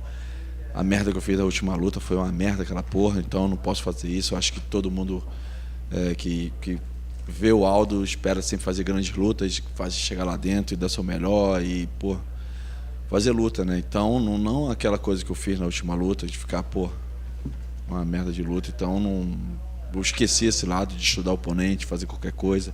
Por isso que eu sempre deixo bem claro que não de respeito ao meu adversário, mas sim focar em mim, focar lá e, meu irmão, todo mundo sabe quem eu sou, então todo mundo vai me estudar, então eu não preciso ficar estudando ninguém assim pelo que eu tenho de histórico. Então eu vou chegar lá dentro, vou fazer meu trabalho, vou agressivo para cima, não importa o que aconteça. Eu acho que foi assim que eu virei campeão e é assim que eu tenho que ser. As far as the fight and to be here in Canada is a pleasure because I mean those first title fight here. I've had very good memories. Obviously, it was in Toronto, but it's a pleasure to be here. As far as an opponent's concerned, I have to tell you something. Like I did not see much of him. Not out of disrespect. And I say this a couple times. Not about the disrespect. I didn't see much of him on a technical side. I had my coaches take a look at it and to focus on what he brings to the table. There's a lot that was focused on what I need to do. I'll tell you what, but that shit that I did in the last fight, I mean, that's some shit I don't want to do again. I was not happy with the way it happened, and it was just a shitty fight. That's what it was. I don't want to do people that know Jose Aldo. They know what I bring to the table. They know what I'm able to do. They expect aggressiveness. They expect me to do so, to do great things. So I told people I'm not going to focus on looking at my opponent and the things that they bring into. I'm going to bring my fighting style to them, and I'm going to get that win. And I think that they know who I am. Every opponent is out there to see. They know what I bring to the table, so they will study me anyway. So I really focused on this particular camp to actually just go after my style, what I want to bring as a fighter, and I left it to coaches to actually take a look at it. I'm going to ask about that. How annoying was being involved in that fight, and what have you made of the fans are mad at Mario for that fight? Like they're kind of like he hasn't had a fight booked yet. People don't want him to see a fight anymore. I guess just how annoying was it to be involved in that? E eu ia perguntar pra você o quão irritante foi estar envolvido com aquela luta que você passou, porque assim, teve gente que depois daquela luta ficou irritado com o Mário Bautista, ele não consegue entrar numa luta porque ninguém quer ver ele lutar. Quão chato foi, quão irritante foi aquela luta. Então, por isso mesmo, né? Então, eu mesmo fiquei puto comigo mesmo, fiquei muito mal.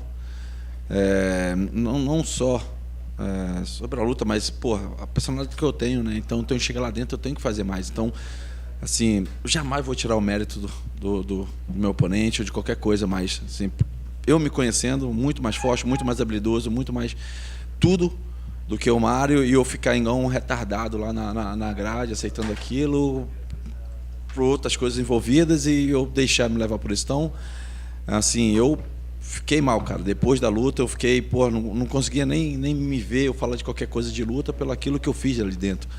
Então, eu sei quantos fãs ficaram putos, o UFC, todo mundo, pô, eu sou pago, muito bem pago, para fazer meu trabalho, chegar lá dentro, e não importa se é vitória ou se é derrota, mas você tem que fazer seu trabalho bem feito. Então, eu parei para pensar, estudei, vi onde que eu poderia melhorar, onde que eu poderia subir ainda mais. Então, é isso que eu tentei fazer agora para essa luta. Então, por isso que eu falo, não é de respeito a qualquer oponente, qualquer coisa, mas eu tenho que focar em mim, como sempre foi. Acho que antigamente, quando eu estava lá atrás, não tinha negócio de estudo, ficar, porra, com essa merda de internet que ficou hoje em dia, o cara faz isso, aquilo, não sei o quê. Então, eu ficava esperando uma coisa e não conseguiu porra nenhuma. E o juiz também não separava aquela merda e ficou uma luta feia pra caralho, onde que eu, porra, fiquei muito puto, onde que eu não conseguia nem assistir luta, não conseguia falar sobre a luta também. Então, porra, eu falei, não, meu, então chega lá dentro, sai na porrada que tem que fazer, meu irmão, se é vitória, se é derrota, não importa, mas chega lá e faz seu trabalho, para aquilo que tu recebe. Então, é isso que eu foquei, é isso que eu quero fazer. I was fucking annoyed too. It was just, listen, I was pissed off at myself. And it's not disrespect to the opponent. No, I think he went out there and he did his job. But the thing is, like, I couldn't talk about fights. It was just so, again, it was a shitty thing. I was like, and you listen, you go into the fight to do your job. You train so hard. I've been doing this for a long time, and people expect that of me. They expect me to be, there's a style, there's an aggressiveness, and win or lose, you deliver.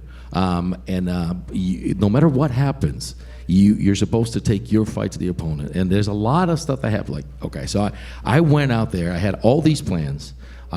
You think about the studying of the opponent. So we just had all these plans of things that we could do in that fight. Study the opponent, to stand like a dumbass against the fence, and nothing happened. So I was pissed. Everybody was pissed. I couldn't talk about fight for a long time. It got me like off of fighting.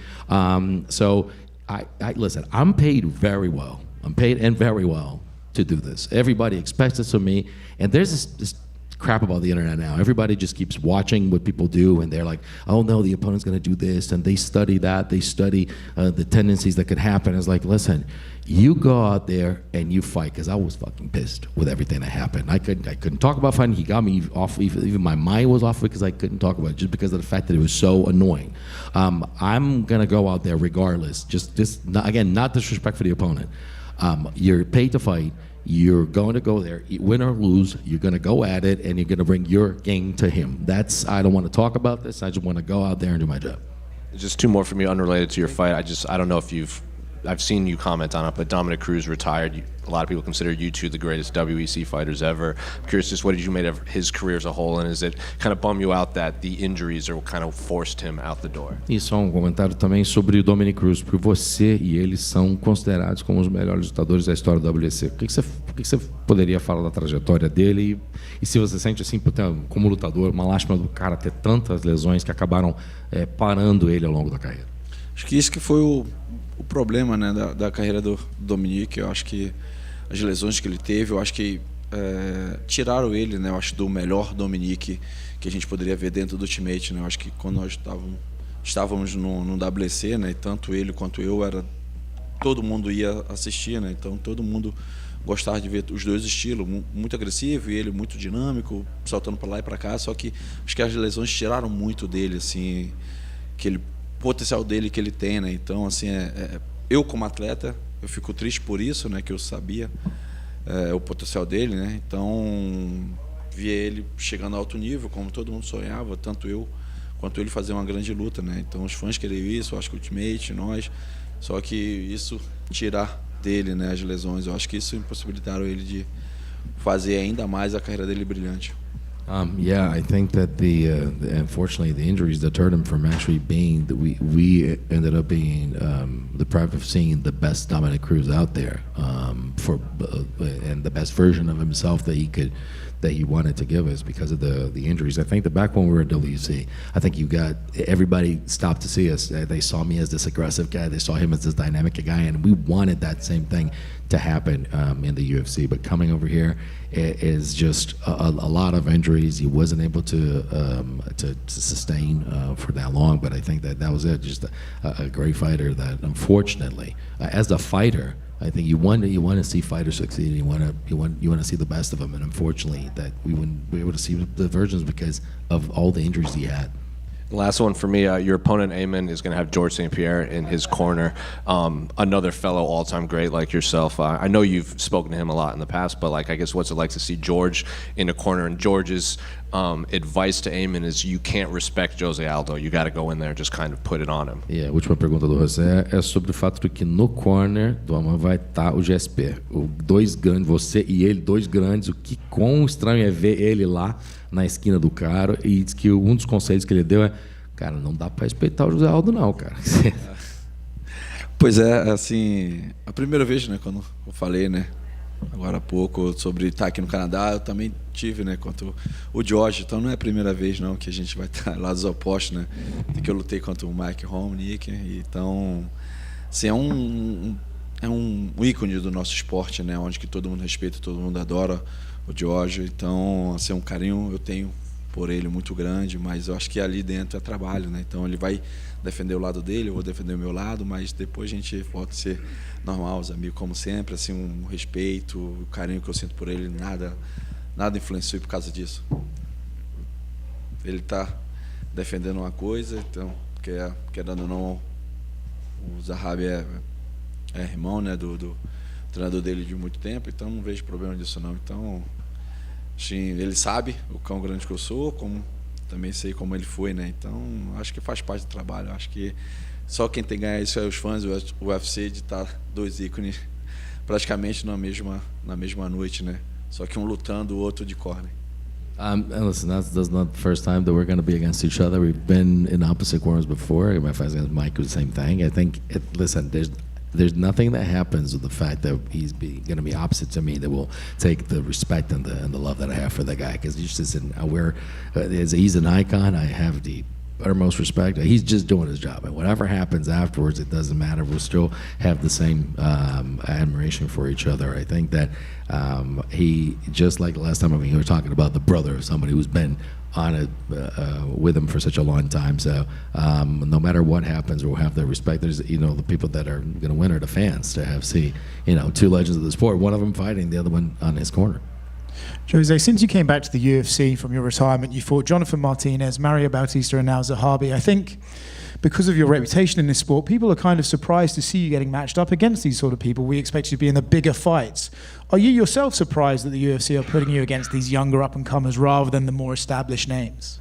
Desde a tua volta, a gente viu você lutar com o Martinez, você lutar com o Bautista e agora você está com o Zahabi.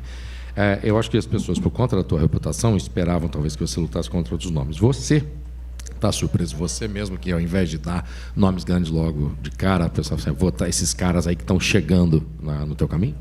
Não, acho que surpresa nenhuma. Acho que isso também influencia um pouco a mim.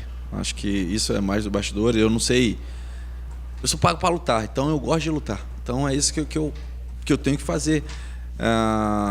Quantos outros atletas, hoje em dia, todo mundo fica esperando. Vamos falar do o que acontece entre os ranqueados ali.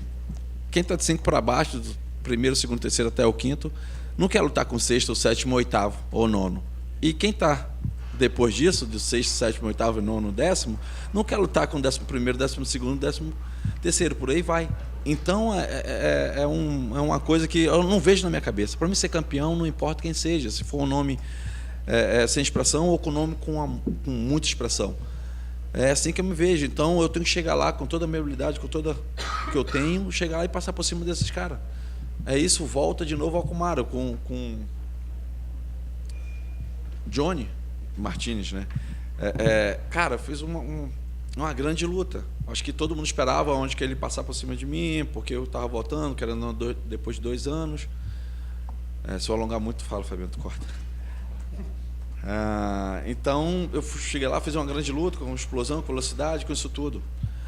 Então para mim não importa, com o Mário, por exemplo, acontecem outras coisas que eu fico numa merda daquela onde que eu não consigo nem olhar uma luta por causa que, meu irmão, por tudo aquilo que eu sei que eu sou, eu tenho que fazer muito melhor, eu tenho que chegar lá dentro, eu tenho que nocautear ele. Não tinha habilidade, não tinha mão pesada, não tinha nada, eu vi os golpes, ficava brincando e não lutei. Então, eu não posso aceitar isso. Então para mim, independentemente de qualquer outro adversário, eu entendo cada um a carreira.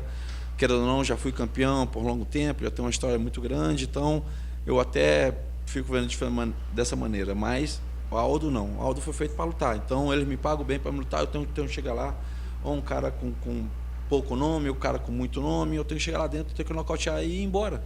E assim a gente vai ser campeão.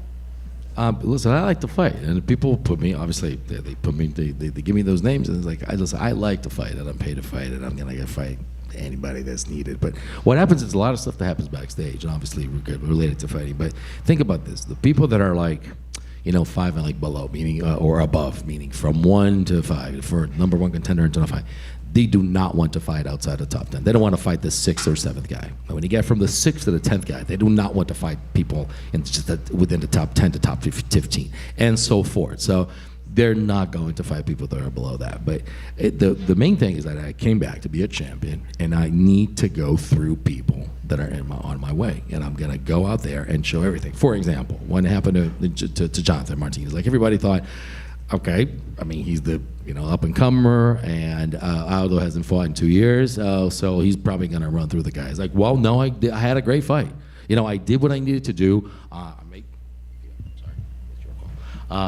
People made it that he was maybe going to knock me out or going to run through me, and I showed after 2 years that I had everything that was needed to beat him, and I had a great fight after 2 years, so great. Well, and then what happened against Bautista, a guy that I don't know why, that crap happened again. The heavy hand was not there. The skill set was not there against me. I should have done better. I know why I was so pissed. Something that happens that turned me off of fighting. I know the skill set I bring. I know what I can bring to the table, and I should have ran through that guy. So whatever happens, regardless of Martinez, regardless of Bautista, I need to be able and ready to fight anybody that they put in front of me in order to be a champion. If those are the names that are going to put in front of me, so be it, but I just need to do it. E também no Cupo UFC, assim, desculpa, rapidinho.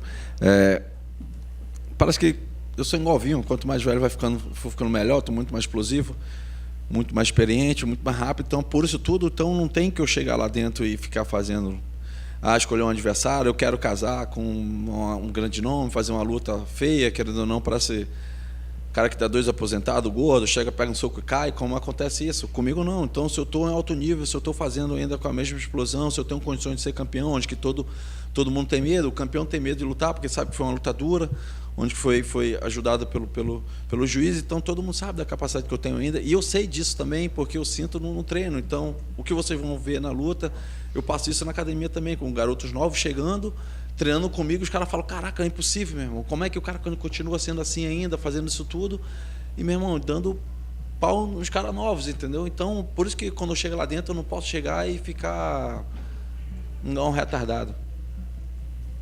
And I don't blame the UFC either. I mean, I don't blame the UFC. Like, whenever you come back into the fighting game, you don't. What did you expect? Me to come back and just put a bunch of retired dudes that are like overweight or something like that, or that to fight me? No, they're gonna give me some young talent, and you need to be able to face those challenges. And I think that, listen, what happens, what you guys are seeing right now of them putting me out against up and comers, that's what happens in the gym.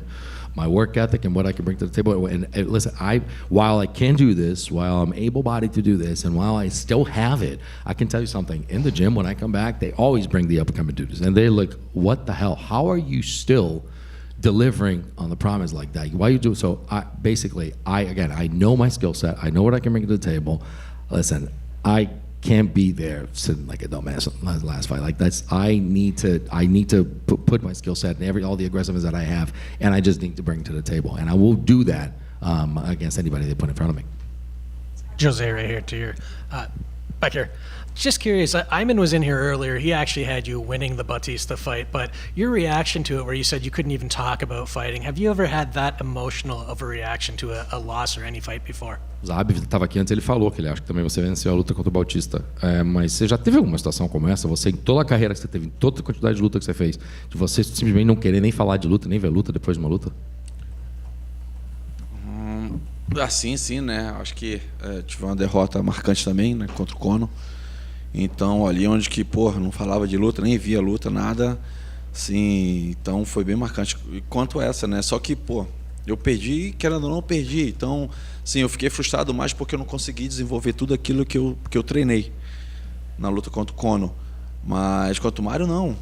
Pô, eu treinei da melhor maneira, onde que eu tava bem pra caraca, treinando, fazendo tudo certo, e chega lá dentro eu não faço isso. Então, fico decepcionado comigo mesmo pelo fato de saber que eu tinha condições.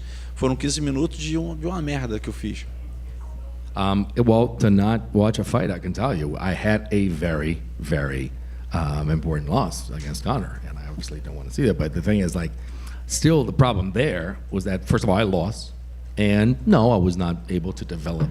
That fight never developed, right? So that was the problem. But against Mario, it's like, I was ready, I was prepared, I'm better. I did, there were so many things I could do, and I didn't do anything. So you just get frustrated. I got disappointed at myself. I got frustrated at myself.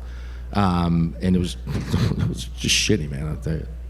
Because you want to go out and kind of correct from that and make up for that last fight, do you have to be careful not to overcorrect, not to kind of leave yourself open or come out too aggressive? Por conta do fato de que você passou pelo que você passou, você agora vem com muita sede ao pote, você tem que se cuidar para não vir muito agressivo e para não fazer, talvez corrigir demais as coisas, porque da última vez você ficou na tua? Acho que não, acho que todo mundo quer ver isso. Então, é isso que eu te falo, acho que luta é 50-50. Meu irmão, decorrer vai subindo um, vai descendo o outro, e assim que é a luta. Então, ou qualquer esporte, não tem como ficar muito esperando alguma coisa, não. Se tiver de acontecer, será. Então a gente treina para tudo. A gente treina, chegar lá, meu irmão, agressivo como é nos sparring, então eu botei uma garotada nova pra caraca lá, de outra equipe, treinando bastante, forte, e se acontecer, isso era para acontecer. Então não é questão de, eu tenho que ficar esperando ou qualquer outra coisa, não. Acho que isso faz parte da luta. Então, como eu falei, cara, eu tenho que chegar lá dentro e lutar, então independentemente de se ganhar ou perder, mas eu fiz o meu trabalho onde que todo mundo esperava, eu fui lá dentro agressivo e fiz o meu papel. No, I think that listen, fighting is 50-50. Anything can happen on both sides. There are moments, there are ebbs and flows. Sometimes, like you're high up on a fight, and all of a sudden there are low moments in a fight, so you have to be ready for whatever happens. I can tell you one thing. I brought people, young people, from other gyms to fight me because I said just to all that hunger so I could fight them. Like you can't be worried about not doing, maybe I shouldn't do much because otherwise, something can happen. Anything can happen in a fight, and you have to be ready for it. So I trained a lot. I got ready for this. I was thinking about the possibilities, and you got to be ready. You just, again, winning or losing, you have to deliver. So I did everything that I could to be able to come here and deliver without worrying about that. Obrigado. Nada, amigo. Thank you. Oi? Thank you, guys.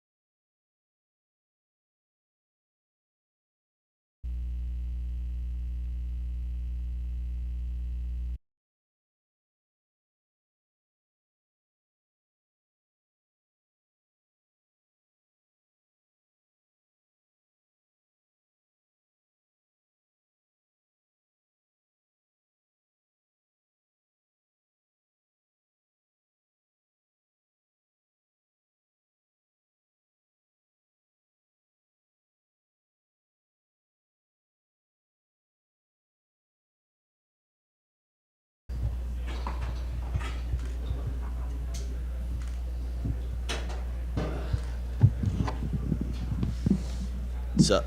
Hi, Belal. Just right here. Just a quick question. Is your shirt a reference to the fight of Leon against Kamaru?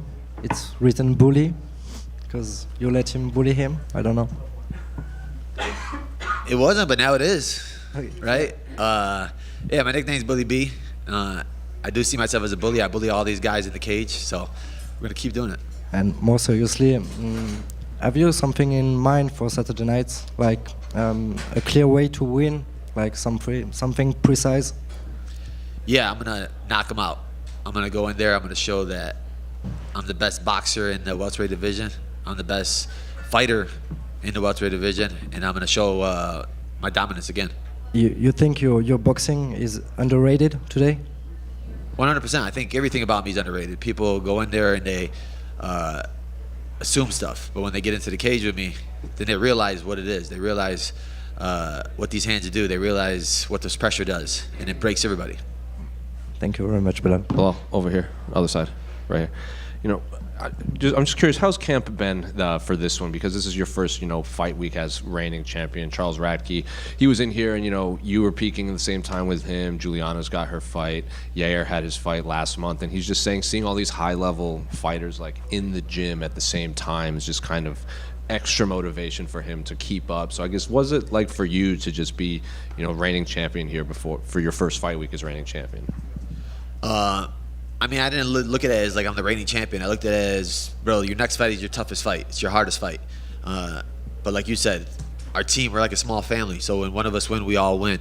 And we're riding high right now. We had a huge win with Ignacio Balmundez, then Yair, and then being in the camp with my brother Charlie. We're all pushing each other. We all want to see each other grow, want to see each other get better.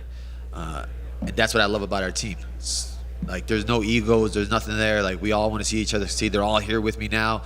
That energy is just different, feels good. And my mentality is, I got to work harder than the last fight. This version I am today is better than the version I was yesterday. The version I'm going to be tomorrow is going to be better than the version I am today. It's just about keep growing and keep getting better.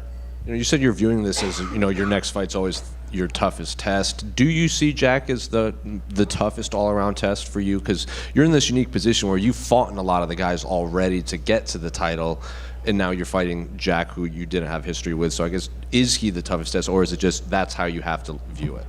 No, you have to look at it like that, right? I never look past anybody. I never, underestimate anybody. So your next fight is always your toughest fight. I'm fighting the best boxer in the UFC. I'm fighting the best wrestler. I'm fighting the best grappler. So I got to train like I'm fighting all those guys. I got to train like I'm fighting RoboCop. That's my mentality every single fight. And then after the fight, it would be like, all right, well, that was easy. So it's okay. Well, we'll see who's next. You said, I'm not going to shoot for a takedown. I want to show off my Canelo boxing. Jack did an interview, and he said, well, I think I could get him on the feet and the ground. I'm just the better MMA fighter all around. So this fight seems unique compared to your last one, where it was kind of back and forth, bad blood, and the two of you just kind of seem to be trash talking over skill set rather than like personal issues. So I guess how do you view just Jack's skill set as a whole compared to past guys? Yeah, obviously, he's a good striker. He's got a long streak going. I think he got heart. He doesn't give up. He showed his last fight with a broken arm. He still pushed through. But the difference is he's never fought anybody like me. He's never seen somebody like me. There's levels to like pressure. There's levels to experience. And I've been in there, like you said, with everybody. I had to take the long road to get here. He got a shortcut. He got a shortcut to the top. And it's nothing against him, right? You take whatever comes your way, but I think that's gonna hurt him because when he's in there and stuff doesn't start going his way, and he's looking for his coaches to tell him something, his coaches, or trying to look to the past and think of what he did to adjust. There's not gonna be no adjustments. Whatever he adjusts, I'm gonna adjust better, and I'm gonna break him. I know you've been asked this 1,000 times, so I'm not going to ask again, but is it strange that a lot of fans are viewing this fight as kind of the linchpin to two weight classes, like welterweight and lightweight? After Saturday, they can start booking a lot of fights. Is it like every interview it seems to do, that seems to be one of the prevailing questions, like, oh, what about Islam? What about Ilya? What about Shavkat? What about middleweight? So is it get annoying after a while so close to a fight? Yeah, 100%, right? But for me, it doesn't matter. Like I told all these guys, book your fights right now because I'm not leaving Saturday without the belt. And what do you make of Usman's, he's saying, like, if you guys are backstage together, you might need extra security after the issues you guys have had. Who? Kamaru Usman. The former champion on a 3-fight losing streak, I would have to be afraid of that guy with no knees and no cartilage and a big head. Nah, man, I think I'll be fine. And what have you made of Ian? We saw you and Ian's son have a little, fun thing where he interviewed you. And what do you make of Ian's, weighing in as the backup in a possible next opponent? I mean, I think he's doing all the right stuff, right? He took that short notice fight against a guy with a lot of hype, and he won convincingly. I think for him to step up as a backup 2 weeks later, he's talking the loudest right now, especially in a division where if Shavkat's hurt, there's not a clear number one contender, and the loudest guy in the room is going to get the call. So I think he's doing the right stuff. I think you better hope that Jack shows up, because if he does have to step in at short notice, it's going to be a bad night. Belal, we've recently seen pictures of Hunter Campbell over in Dagestan talking to Islam, Habib in Dubai and stuff. And it seems like the vibe is they're waiting to see if you win or lose, right, if he moves up or doesn't. Is there a chance that they've made a decision to move up and challenge you without speaking to you internally? I know you guys are friends and stuff. No, I don't think they would do that. Like I talk to Habib all the time. He even messaged me the other day. So like I said, them guys are so big about loyalty, and I'm the same way. What's the issue with you and Craig Jones going on at the moment? It seems to be a bit of back and forth online. He's talking, right? He's a character. It's always fun again. I love guys when there's a little bit of trash talk, right? When there's a little bit of build-up. Jack's not a really big talker, so let's put Craig in the press conference. I'm sure he would love to do that, brother. And then lastly, I just saw a video online. Colby Covington hid your food at the PI. I don't know if you're aware of that or if you even care, but curious what you think about Colby still throwing shots at you at this point. He hid my food. I'm not even in Vegas. That's how much of a moron he is. I don't know what he's doing. These guys are like YouTubers now. Kamaru's a podcaster. Kobe's a YouTuber. They need to do a podcast together, the Biggest Losers. And last one, speaking of that podcast, do you think there's a reason they haven't put it out yet? Or do you think they may be holding it in case he gets a title shot? Or is there a reason why? Did he come off worse is basically what I'm asking. No, I mean, if you're a grown man and you start crying on a podcast, and it's your podcast, and you start tearing up, why would you want to put it out there? Unless there's like a really good editor that's going to try to clear it up. But I don't think they got that much money. Belal? Right here. Ball right over here. Other side. Yeah. So what does a win mean here for you and your legacy, especially with GSP, who will be in the audience, especially in arguably his hometown? It would be huge, right? Another guy with a double-digit winning streak, and to win in Montreal in front of GSP, right? To go to the welterweight division, he's on everybody's Mount Rushmore. A guy that I looked up to, I always watched when I was younger, that you always try to be like and mimic. And just the way he did it, right? He didn't use trash talk. He didn't use any like antics to get to the top. He just used hard work, and he won every single fight, dominant. And that's what I'm trying to chase, right? That's always my next goal is to. You have to have a goal when you're a fighter, right? My first goal was the gold. Now my next goal is the GOAT. So I'm chasing him, and to be chasing him and starting here in Montreal and in front of him is gonna be great. One final one for me. How has Montreal been the past couple of days? It's been amazing, man. Every single person in here, every interactions we've had with people has been great. You can just tell it's gonna be great energy at the fights. The weather's been great, so excited for it, man. I just need to get some Montreal food. Well, right here. On one of the embedded episodes, Jack said he's going to beat you, and then it's retirement time, buddy, I think was his quote. For him to kind of, it's one thing to want to win the fight, all that, but for him to, I guess, have flashes of saying he wants to end your career, does that add anything extra for you? No, I just think he's not really good at trash talk, so he's like trying to get like phrases and stuff from like Craig Jones or something like that, but I'm not even close to being at the end. And if he thinks it's going to be that, it's going to be a long night for him. I think I'm going to go in there, I'm going to break him. And for him to just keep adding these little words, these little phrases, right? He's going to, I'm going to save the division, I'm going to save this, I'm going to do that. I just can't wait for him to eat his words and eat these fists. And when he says, or I know you had said before the last fight, and I think it was a little bit taken out of context, the idea of maybe if you didn't beat Leon, that would have been the end for you. Do you think that's maybe in people's heads still somewhere thinking like, once Belal loses, he's going to move on? No, it's not. We're not going to lose. We're going to continue winning. And like I said, I'm here to build the biggest and best legacy the world has ever seen. And I started young. I started late, right? I started at 23 years old. My body feels good. This is the strongest I ever felt, the best I ever felt. We still got 10 more years in us. So when Jack gets to, 38, then maybe I'll give him another rematch.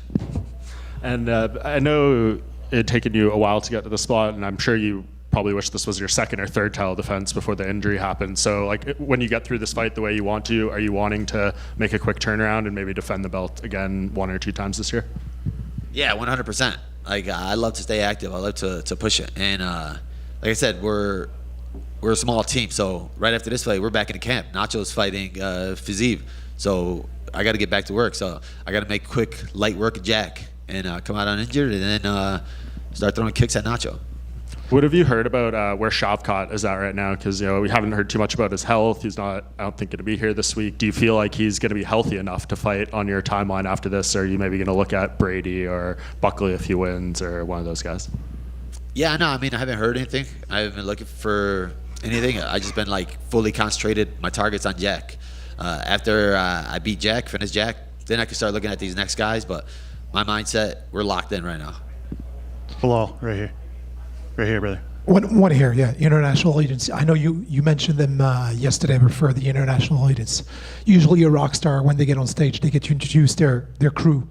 Could you tell us, because they've been with you forever, what these gentlemen do for you and who they are? Oh, I appreciate you, brother. Yeah, obviously head coach, that's the man at the helm, Mike Valley. I think the best coach in the world that doesn't get the credit that he deserves. He got 2 world champions, and we're just a small gym in Chicago. We're the only gym in the world with 2 world champions. That's my brother right there, Louis Taylor. Been with me since the beginning, since high school. I wouldn't be a fighter if I never met him, didn't get with him, and we've been on this journey together from the start. So that's to win the belt with him and to see him win his belt at PFL and come here and watch me win my belt should be in a Netflix series. And obviously my brother Nacho, my main man, my main sparring partner, my main training partner, my brother. I'll do anything for him. And literally I get better and I get hungrier every single day, every time I train with him. Yeah, Belal, just one. Where do you rate your ability to kind of talk trash and get under people's skin, right? Because initially, we saw Leon Edwards kind of playing it off. He said, "Oh, it's just Belal, isn't it?" And then we saw what happened. And then recently in his last fight, you got Sean Brady in the post fight giving you a shout out, being like, "What up, Belal? We got Leon out of there. Like, thanks for getting under his skin and not even being here," type thing. So where do you rate your ability right now? I'm the best, man. None of these guys can compete with me in the trash talk. That's what I want. I need a worthy adversary, somebody that's going to try to build it up and talk. But it's just all fun to me, right? Like you said, now they're all trying to be friendly with me because they're like, man, I don't want to talk trash to him because he's going to embarrass us. So let's just keep it friendly until we get to fight night. Blow right here. You talked about taking the long road to get here. You've also in the past talked about, the journey is not complete until you're considered the best welterweight to ever do that. So what does that look like to you? Is it chasing GSP's records? Is it quality of competition? Like, how do you measure what's going to make you the best welterweight? I think quality of competition, right? When you look at the guys I have in my resume, they're some of the best to ever do it. So now these young up-and-comers that have these long streaks, so I end some of these streaks. I take some of their O's. And I think it's just inevitably going to happen where they're going to talk about it, right? Where GSP is like 10 in a row or title defenses in a row. We're chasing that. We could reach that, but I think I'll be good enough with my resume where you'll be like, he's right next to him. He's competing with him. Like, they were always talking about Kamaru and him. There's not going to be no talk after I'm done. It's just going to be me and GSP. That's it. There's going to be nobody else in the conversation. And just one more. I mean, there are fighters who will say that you're not the champion until you defend the title. So do you have that mindset, or do you not pay attention to that? No, I'm the champion. I won it. I earned it. But for me, it's we're not defending the belt. We're fighting for the belt again. That's always my mindset. I'm not coming in here, as the guy that's being hunted. I'm the hunter. I want Jack's record. I want Jack's streak. I want Jack's soul. Thank you. Belal, right here. Over here. In your career, obviously, as has been said many times today, you've taken the long road to get to the top of the mountain. Is there any particular moment that you can pinpoint in your rise up to become champion where, something changed and you got yourself to an elite level status? Yeah, I think after beating Wonder Boy, he was one of the guys that, you always watched. He fought for the title twice, and I was so nervous to fight him. And I've seen a couple of camps with like Anthony Pettis and Woodley in there, and it was like they're like, man, he's nothing like these guys. He's nothing like this. So going in there and dominating him like that like showed me that I belong with the elite, and I'm good enough to be the champion. Obviously, Ian Gary is the stand-in opponent if anything happens. You've kind of somewhat poured cold water over him being the next challenger. Normally when we do see someone coming in as a backup fighter, they do get the next shot. How do you feel about that whole situation? No, I didn't pour cold water over. I said he's the one talking the loudest, right? I think when you're looking at the guys in the division, he had a big win over Pratis. Brady had a big win for Leon.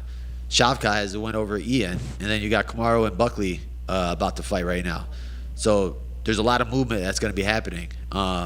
And like you said, the Ian's waiting up as a backup. He stepped up on short notice. So, I mean, if the UFC calls, we're answering no matter what, who it is. Thank you.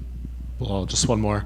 I know you made the Canelo hands quote a couple months ago before he had just fought this last weekend, and obviously there was a very low output from him. Are you still promising the Canelo hands, or do you want to amend the quote a little bit now? Well, it wasn't his fault. It was his opponent's fault. He was just moving. He was trying to survive, right? And it's hard to do like that. Jack's not going to do that. I think Jack's going to step in front. And when he stands there in front, he's going to get hurt. Just curious, who do you have in the Usman and Buckley fight? Usman and Buckley? I got Buckley. I think Buckley's riding high right now. He has a long streak. Usman's been out for 2 years. And when you're out for 2 years, it's hard to come back.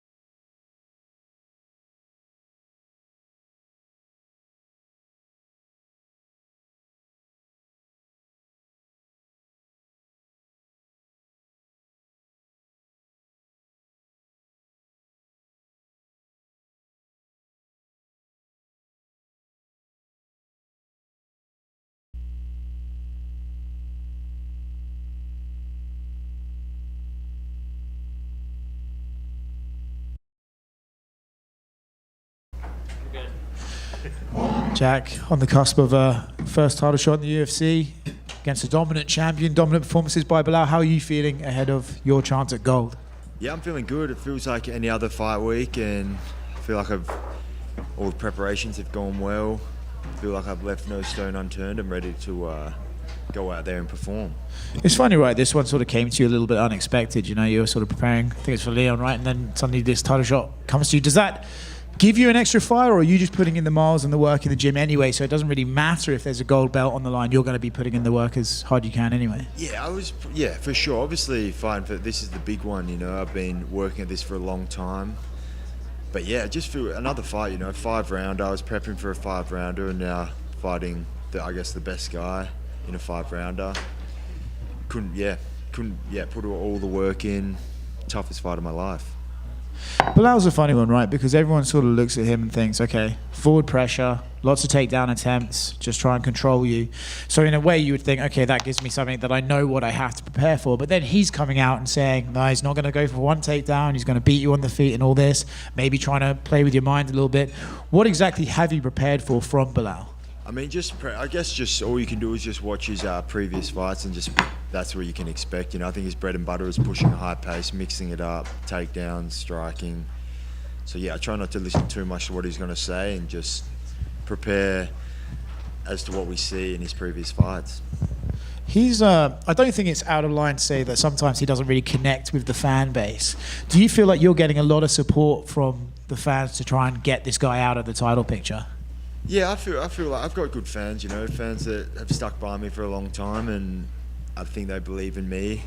I mean, I appreciate my fans, but yeah, that's it. I'm just coming in here to do a job. And I believe I saw you say in an embedded that you think he's had a nice run, but it's time for him to retire, buddy. What exactly are you going to do to him to make him walk away from the sport on Saturday? I'm going to try and finish him dominantly, you know. That'd be the way I'd like it to go down. Dominant finish, and then, yeah, that's up to him at that point, what's next for him. You know, Belal was just in here, and you know, we talked a bit about how this fight compared to Belal's previous fight against Leon, there's a lot of bad blood, but here it's you guys, your trash talk is just, I'm better at grappling, I'm better at striking, I'm better at MMA. It's much more skill-based trash talking. Is that something that you prefer, or is like if you do become champion, you might have, you know, guys kind of trying to pick at you, kind of like what Ilya did to Volk, and Volk was like, I kind of like this because it brings more attention to the fights. I mean, whatever, I'm just going to be myself. Yeah, I'm a professional, you know, so I'm just coming in to take him out. He can say what he wants. I'm prepared for it all. And there is probably as much tape on Belal as anyone in the welterweight division against, you know, Wonder Boy, high-level striker, Damian Maia and Gilbert, high-level grapplers. So I guess, have you seen this massive progression that I guess fans seem to think Belal took this big leap in skill, or if you break down tape on him, has he always been this good and people have just been overlooking him for a long time? I think he's always been pretty good, you know. He's always done what he needs to do to win, and I think that's his strong suit, you know. He's a winner, so it's a tough fight. It's a tough guy to beat, but I believe we've got the skills. There's a lot of tape on him, so yeah, I've been studying, and I think I've got the ability to beat him. And then just last one for me, I asked Belal this too, and he said it is kind of annoying that pretty much every interview he does, it's how does this fight shape two weight classes, right? Lightweight and welterweight, and even middleweight if Belal wants to go to middleweight at some point. So is it annoying for you too that you're fighting for your first title and everyone seems to be asking, well, what's next, even though the fight hasn't even happened yet? I mean, it's sort of, it kind of always happens, you know. It's always what's next after this, but yeah, I've got my eyes on Belal. I'm going to get through Belal and then see what happens. Just one right here, Jake. Belal confirmed that he wants to beat you on the feet. Do you think he wants to play mind game with you, or do you actually think he believes that? Like, that's what my question, because it seems a little bit odd that he wants to beat you on your style.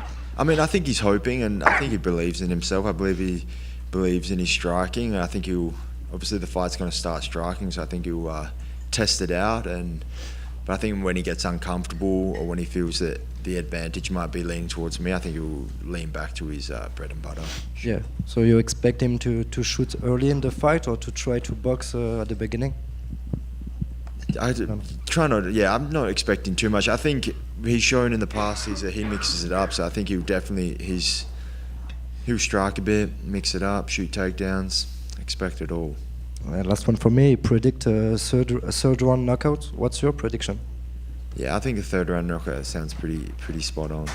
Thank you very much. Good job. Jack? Yeah. Just one over here. So it's been about 10 years since the UFC has been in Montreal. I mean, what can Montreal fans, and even Canadian fans for that matter, expect Saturday night? Yeah, I think this is the high-level match, you know, especially my match. It's the champion versus a solid contender, and I expect a tough fight, you know, tough 5-rounder. Thanks. Jack right here. You win this fight, you know, you'll get the big paycheck, have lots of opportunities coming your way. Do you use that money to get the nose surgery, or does that wait till the end of the career? Yeah, maybe we'll see. Jack. Good one. I just kind of want to go off one of Jose's questions earlier. What specifically about Belal do you think it is that some of these guys don't take serious about him, and then they go into the fight and they think, man, maybe I should have taken him a little bit more serious, you know what I mean? Just like we saw it with Leon when he was at the media day. He said, oh, it's just Belal, isn't it? You know, so is there anything specific about Belal? Like, is it his character? Is it the way he acts? Or is it... I don't know. I don't necessarily think people underestimate it. I think it'd be silly for anyone to underestimate anyone in this sport, but I think he's just proven that he's better than these guys, you know? I think that's the bottom line. That's what I believe. I believe he's better than everyone he's fought, and that's why he's got the victory. And then what's the interactions been with Ian Gary this week? Because we see him running around, he's trying to play jokes and do banter. Like, he's handed me a bag of M&Ms with an autograph on it. We saw him use his kid to hand you a bag of M&Ms, talk about the weight thing. Like, does it bother you? Does it feel like, you know, the brother that's tagging along, you know, what you know, that gets asked to come out with you guys, or do you not even worry about it? Yeah, I try not to worry about it, you know. He's doing his thing, he's staying, trying to just stay relevant, you know. I guess he's just hoping that someone falls through so he can get his spot, which is fair enough. But yeah, no, I try to avoid him. Except if it's fight time, then yeah, I won't avoid him. I'll go right in his face. Jack over here. How's it going, mate? There's a rumour going around that if you win on Saturday, Perth will land the pay-per-view, and that if you lose, we'll get a fight night. Does this add to the stakes for you heading into this one? I think it makes sense. You know, if Perth have a homegrown champion, why not?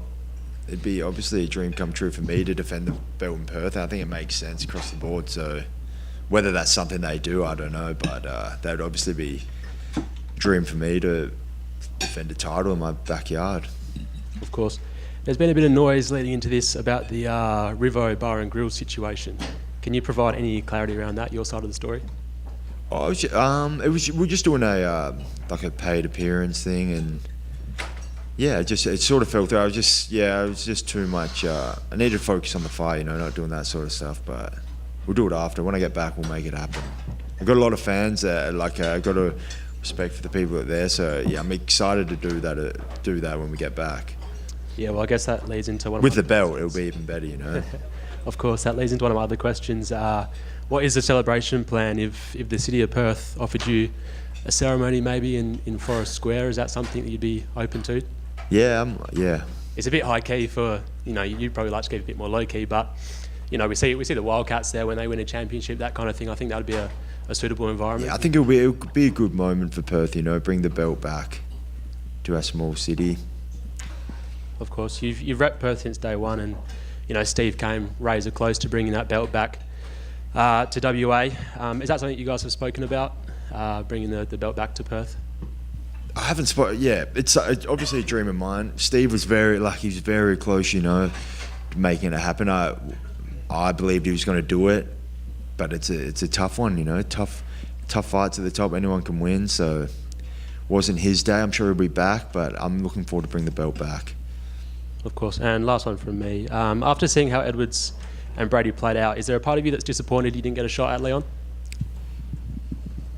I mean, it would have been I was excited for the match, but obviously this is a big opportunity, so I was happy to bypass that and take this. Of course. Jack, Jack, right here. You talked about, obviously you were in camp and training for a 5-round fight, so the timing works that way. And obviously this is an opportunity you have to jump on. But we talk a lot about timing in combat sports in general in terms of like guys getting to a title fight too soon or too late. Just in general, how do you feel the timing of this title fight is in the scope of your overall career? Yeah, I think it was good timing. I think if I hadn't got the injury, my thoughts would have been I probably would have been fighting for a title at a similar time. I think I would have had to fight one of the top guys later in the year, and then I believe it's worked out the same. I've obviously missed a fight. I think perfect world would have had the fight beforehand, but I think timeline, it works out well. And then no doubt you would have liked to have fought in Australia, obviously not entirely likely as the challenger, but hopefully moving forward. But just in terms of fighting in another Commonwealth country, it's not in the States, is this kind of a good second option? It's kind of neutral ground? Yeah, for sure. It's a cool city. I've never been here before outside of the when I came for the press conference a couple of weeks ago, but I was in very quick. But it's a cool place. I like traveling, checking out new places. Yeah, it's a pleasure to fight here, especially with the welterweight division. Obviously, the man GSP is from here, so it's a bit of history in the division. But yeah, I'm excited to kick off my title run in Montreal. Thank you. Jack, to your left here. Jack, on the Countdown show, obviously the UFC highlighted what was not the best start to your professional career, dropping 2 fights in a row. Do you look back at those times, a couple of days out from your first title challenge, for the perseverance that you've showed to get to where you are at right now?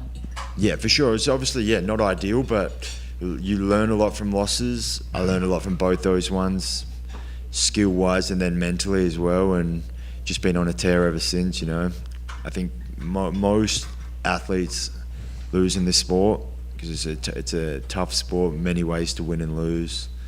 But I'm glad to have got the losses behind me and all wins going forward. Alex Volkanovski picked up a great win against Diego Lopez, reclaiming the featherweight title. Did you look at that performance and take some inspiration of it coming into your own title challenge? Yeah, 100%. Everything Volk does is inspiring. He's an Australian legend, one of the greatest athletes in our country. So, yeah, I'm fully inspired by him and what he has done and what he continues to do. Thank you. Sorry, just one more, Jack. Belal in here earlier said that he thinks he's the best trash talker in the sport. So I'm just curious what type of heated lines you're expecting tomorrow at the press conference. Yeah, he all he does is talk trash. So it's I expect whatever from him. It's going to be good. Jack, you might be the chillest guy in the UFC. When was the last time you got mad or angry at someone? I try not to get mad too much. I can't even remember. That's a good. I don't know. Try not to get too mad at people. What would it? This guy asked me about my nose. And what would it take for an opponent to get you crazy or mad? I don't know. I think staying calm is number one in the octagon. I think being anger can be at your own detriment. So I just stay calm, try and pull the shots. So just one more. You said that all Belal does is talk. Does that mean you don't really consider his hands to be Canelo-esque? No, honestly, no. I don't really see the resemblance in the Canelo hands. He does have good hands, but if you're talking skill-wise, I don't see the resemblance. But maybe I'm missing something. He also said he's the best boxer in the welterweight division. Curious if you agree with that. Yeah, good on him. Good on him. He's proven he's the best at the moment. Won the belt. Yeah, but I think he's good at mixing it up. But yeah, I don't know too much. His boxing's alright. One more for me, Jack, just before. You've done some work with Craig Jones in the lead up to this fight. Do you feel that that'll give you an extra advantage coming in here? And what does he bring to the table as a coach for you? Obviously, when you look at straight jiu-jitsu, is a lot different than when you're implementing jiu-jitsu into mixed martial arts. Yeah, he's obviously a good grappler, He's a good grappler. He knows what he's doing. He's been in there in the corner on big fights with Volk. And yeah, he's just been helping us out, small details, but yeah, he's sharpened the tools for us. I believe he's given me some different stuff to work so I can get back to my feet. He's definitely helping you out with the trash talking as well. Yeah, that's it. And the after party's going to help us out there. Big time. Thank you. Sick. Thank you. Just one more in the back. Sorry. Hey, Jack. So a few weeks back, you were training with Volk, Brad Riddell, and the Bang Tao boys. How was it training with that crew? Yeah, it's awesome watching Volk prepare for the big fights. He's obviously been in there, big fights, multiple world title fights, just to be able to be in the room with him, see how he handles himself, see how he works, and then just, learning from him. Very experienced champion. It was a beneficial trip for me for sure. Nice. And I think Brad Riddell is looking to fight in June. If he does, do you think you'll be training with him? Yeah, I'd love to. Brad's the man. He's a legendary striker, and now he's making a good run in his MMA career. So yeah, definitely at some point this year, I'd be keen to train with Brad again, 100%. Awesome. Thank you. Sick. Thank you.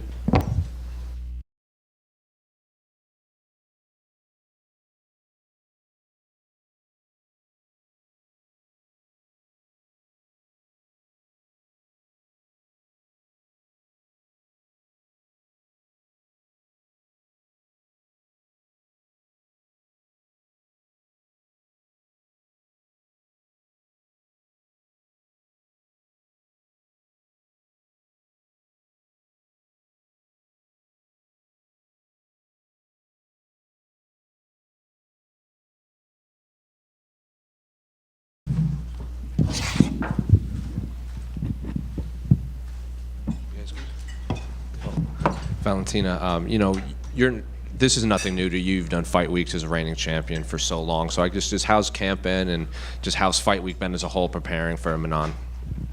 Amazing training camp, amazing fight week, a lot of energy, feeling strong, fast, powerful, and very confident. Did you do your camp in El Paso again? And so my camp, we divided for several locations. Started in Washington State on the Puget Sound, then Las Vegas and El Paso, and final part here, Montreal. Before this fight was officially announced, Manon was very active on social media calling for this fight. She obviously made that bet about retirement and everything like that. Were you hoping that this fight would be sooner, or is it the perfect timing to face her here in Montreal in May? Oh, I don't think it was that active. Actually, it was just one tweet or maybe two. And it's a little bit, she's starting probably to throw this tweet a little bit too soon, in my opinion, because I just fought and it was 1 month after the fight. But I understand she was desperate, she kind of had a little bit delay. But I think everything at the end worked perfectly. And I rested good. I had amazing travel to islands of Pacific Ocean, all the Polynesia, Tahiti, Fiji. So, and with all new energy, I started my new training camp. What do you make of Manon as a martial artist? Because on the countdown it showed her she's been doing karate since she was young. She did some wrestling, she did taekwondo. So she seems like yourself, a lifetime martial artist. And I don't think that it's appropriate to compare myself to her, because I never will approach to any of my opponents with so much disrespect that she did. I was about to ask that too. Did what she's been saying, how much has that bothered you? Nothing. No, I kind of my experience in martial arts, it's so many years. I started when I was 5, and all these years before joining UFC, I already was 17-time world champion in Muay Thai, in MMA, in kickboxing. So imagine how many different characters I were able to meet, and how many words they could say or some. And if everything would bother me, I never would achieve what I achieved. So I think it's the biggest ability to kind of block all the energy what's happening around and focus on your main goal. I guess a better phrase was, is it annoying when fighters think they have to do this rather than, because she seems like the logical next fight anyway, and she still thinks that she has to kind of pick at you and to sell this fight? It's kind of hard to say. Not for me, not annoying, because I know exactly how to focus myself on the main thing. Even like if we are like my last fight, fighting in the Sphere, everyone saying like, oh my God, it's so much graphic, it's so big, how you will like focus on the fight. But for me, it was not a question. I just focus on what I were doing. That's why kind of like knowing what is important, what is no, it's the most important for any fighter, and I know it. And then just last one for me. I know you have Manon to prepare for, but I guess a lot of interviews I've seen you do, they always go, oh, what about Weili? What about Amanda? They're looking past your fights, and it seems like that's how it's been for a while. So I guess why do you think both fans and the media always ask you about the fight next rather than the fight that's not, the fight against Manon hasn't even happened yet? I would say you better answer me this question. Why is the media asking this question all the time? So this is something that I really cannot answer. You have to answer to me that. Valentina right here. During your first reign as champion, you were never the underdog going into a fight. But right now, the odds have you as the betting underdog here. Why do you think that is? I know you don't focus too much on that, but why do you think people aren't maybe giving you the same credit going into this first title defense of this reign than your previous championship run? Why do I say I don't have any idea why they did that? Sometimes they do some like unexpected moves, and we kind of like barely can understand what the logic under all of that. But if you would like really focus on these numbers all the time, you kind of like would go crazy. No, you have to really focus on your power, inner power and strength, and this is only what matters in the fight. I know exactly if compare myself to like a few years ago, I'm better version of myself, faster, stronger, more confident, and it's just like I feel the best shape what I've been in my entire career, it's right now. There's such few people in the UFC who have experienced what you just did, fighting the same opponent 3 times like you did with Alexa.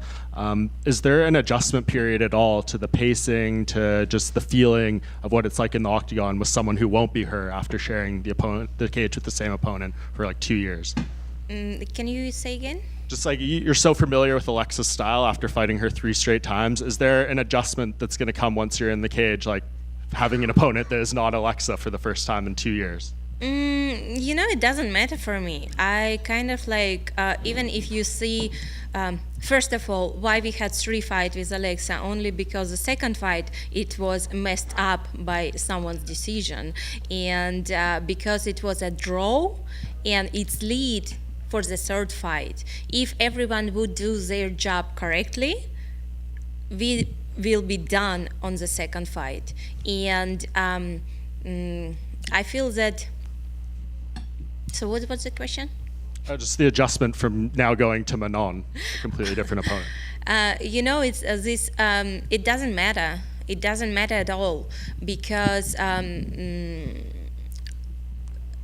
had so many different opponents, so many fighters I faced with different style. It's kind of like, even if you see all like these 3 fights, it was completely different fights, different strategy, different like tactic, different technique, everything. But now it's kind of like, yeah, definitely we had to focus on a little slightly different tactic and technique, what is this opponent is representing.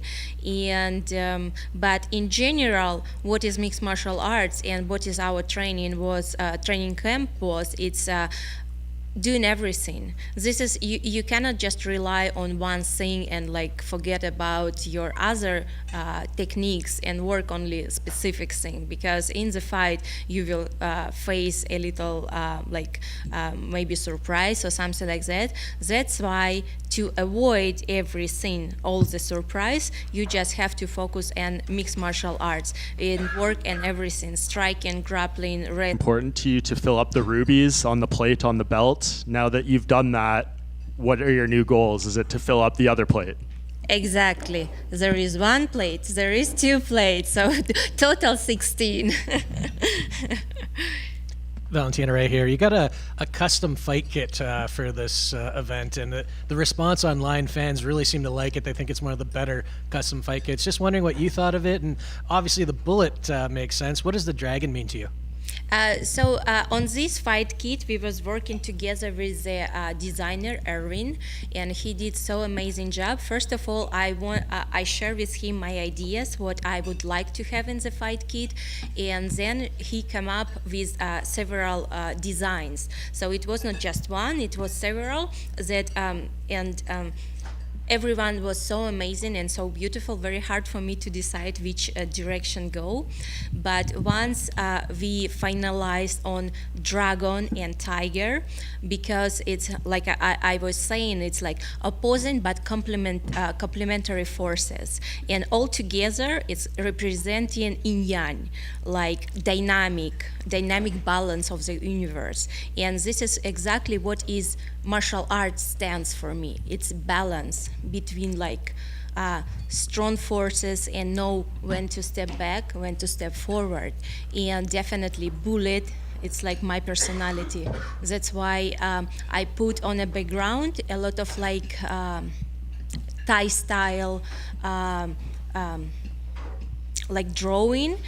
Plus it was sakyant, its specific style, what is like, you could see a lot of tattoo on a Thai people in this style, sakyant. It's like protective amulets, what they are like for protection, for like anything.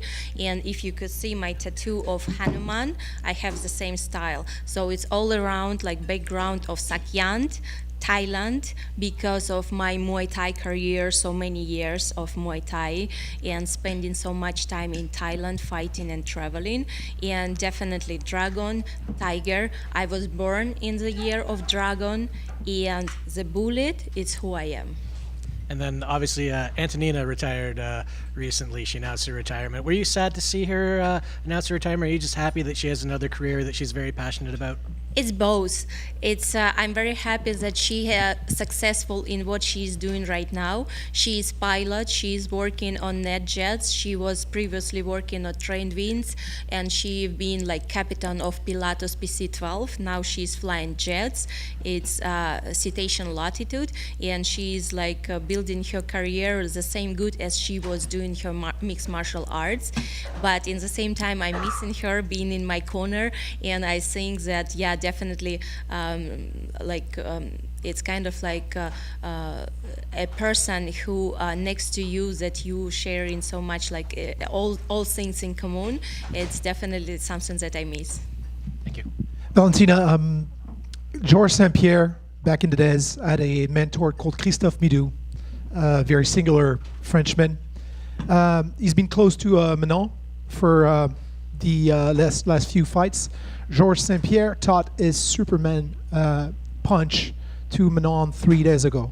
I thought you were the expert at the Superman punch. What happens when two women do a Superman punch or collapse? There's going to be a Wonder Woman that's going to come out of it. Is she going to try to pull it on you? Will you do it? Superman? Yeah. Superman, Superwoman punch. It's one of my favorite technique. That's what I'm saying. You own it in the females competition. She may try it on you. What do you think about that?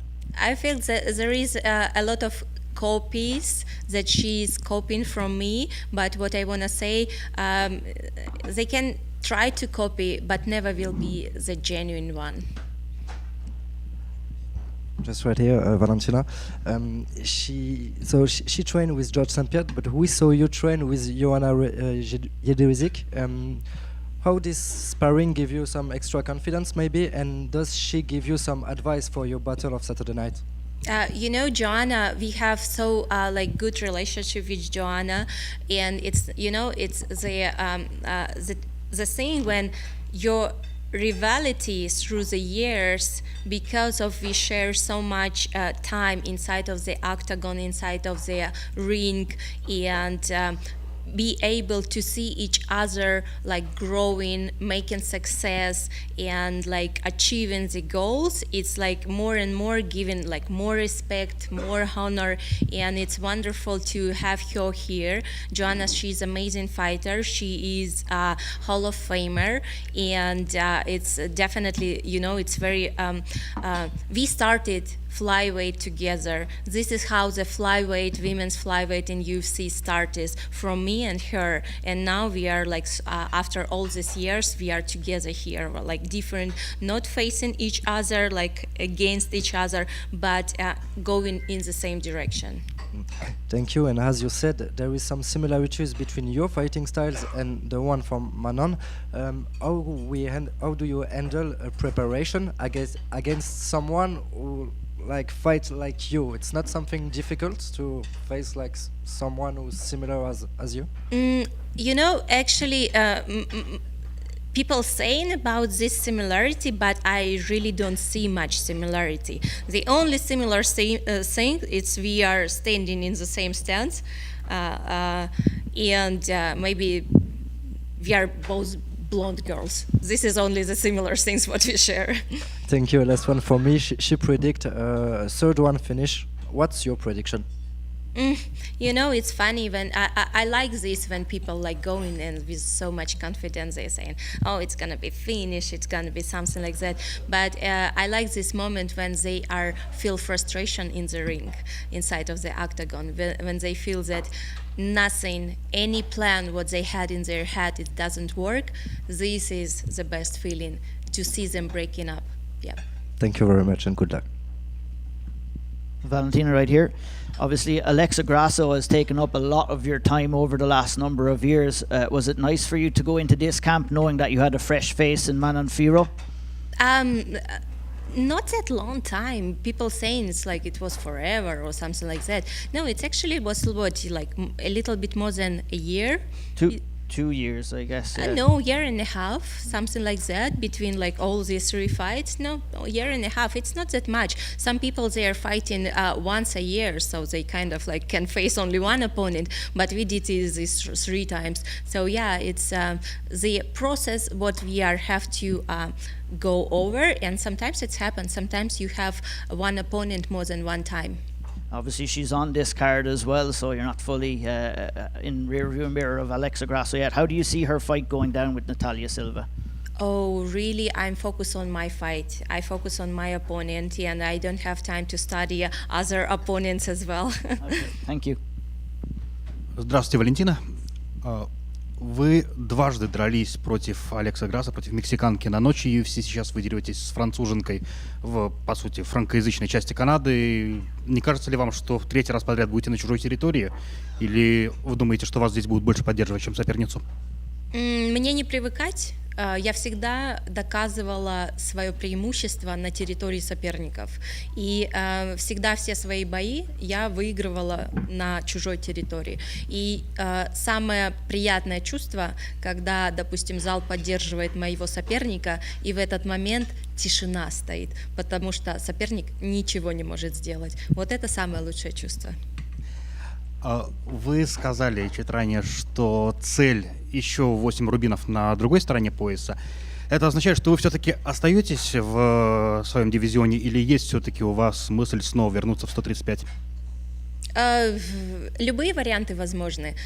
Просто сейчас, когда неделя боя, мне бы хотелось полностью сосредоточиться именно на том, что меня ожидает в эту субботу. Потому что я считаю, что это для меня, для моего характера, это самое важное. Ты должен сфокусироваться на предстоящем противостоянии. Потому что когда человек фокусируется на всем подряд, сразу думая обо всех, он тратит свою энергию зря.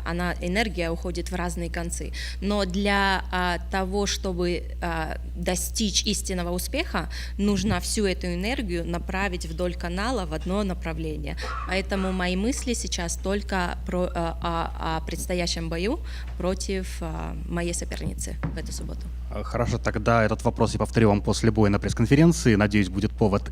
И последний вопрос. Будет повод. Верим в это. И последний вопрос. Манон, это та соперница, которую вы хотели после победы, после возвращения пояса? Ну, по сути, вы были в том статусе, когда вы могли выбирать себе любого соперника. Манон, это та девушка, с которой вы хотели подраться? Или чисто стилистически, или, может, какие-то личные, внутренние ощущения у вас были? С кем бы вы хотели подраться? На самом деле это так не работает. То есть, да, существуют какие-то предубеждения, что чемпионы выбирают себе соперников. Ну, тогда бы, я думаю, чемпионы выбирали себе там и 20-й номер, там еще может быть какой-нибудь.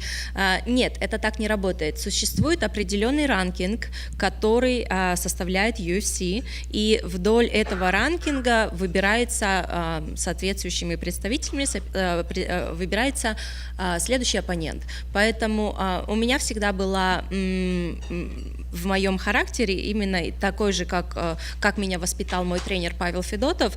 Мы никогда не выбирали соперников себе. То есть кто следующий, мы готовы. Где угодно, когда угодно и в любое время. То есть никогда не было такого выбора, что там, хочу этого, хочу не этого, что-то такое. Нет, для меня всегда было, если драться, то надо драться честно. Спасибо большое, удачи в субботу. Спасибо.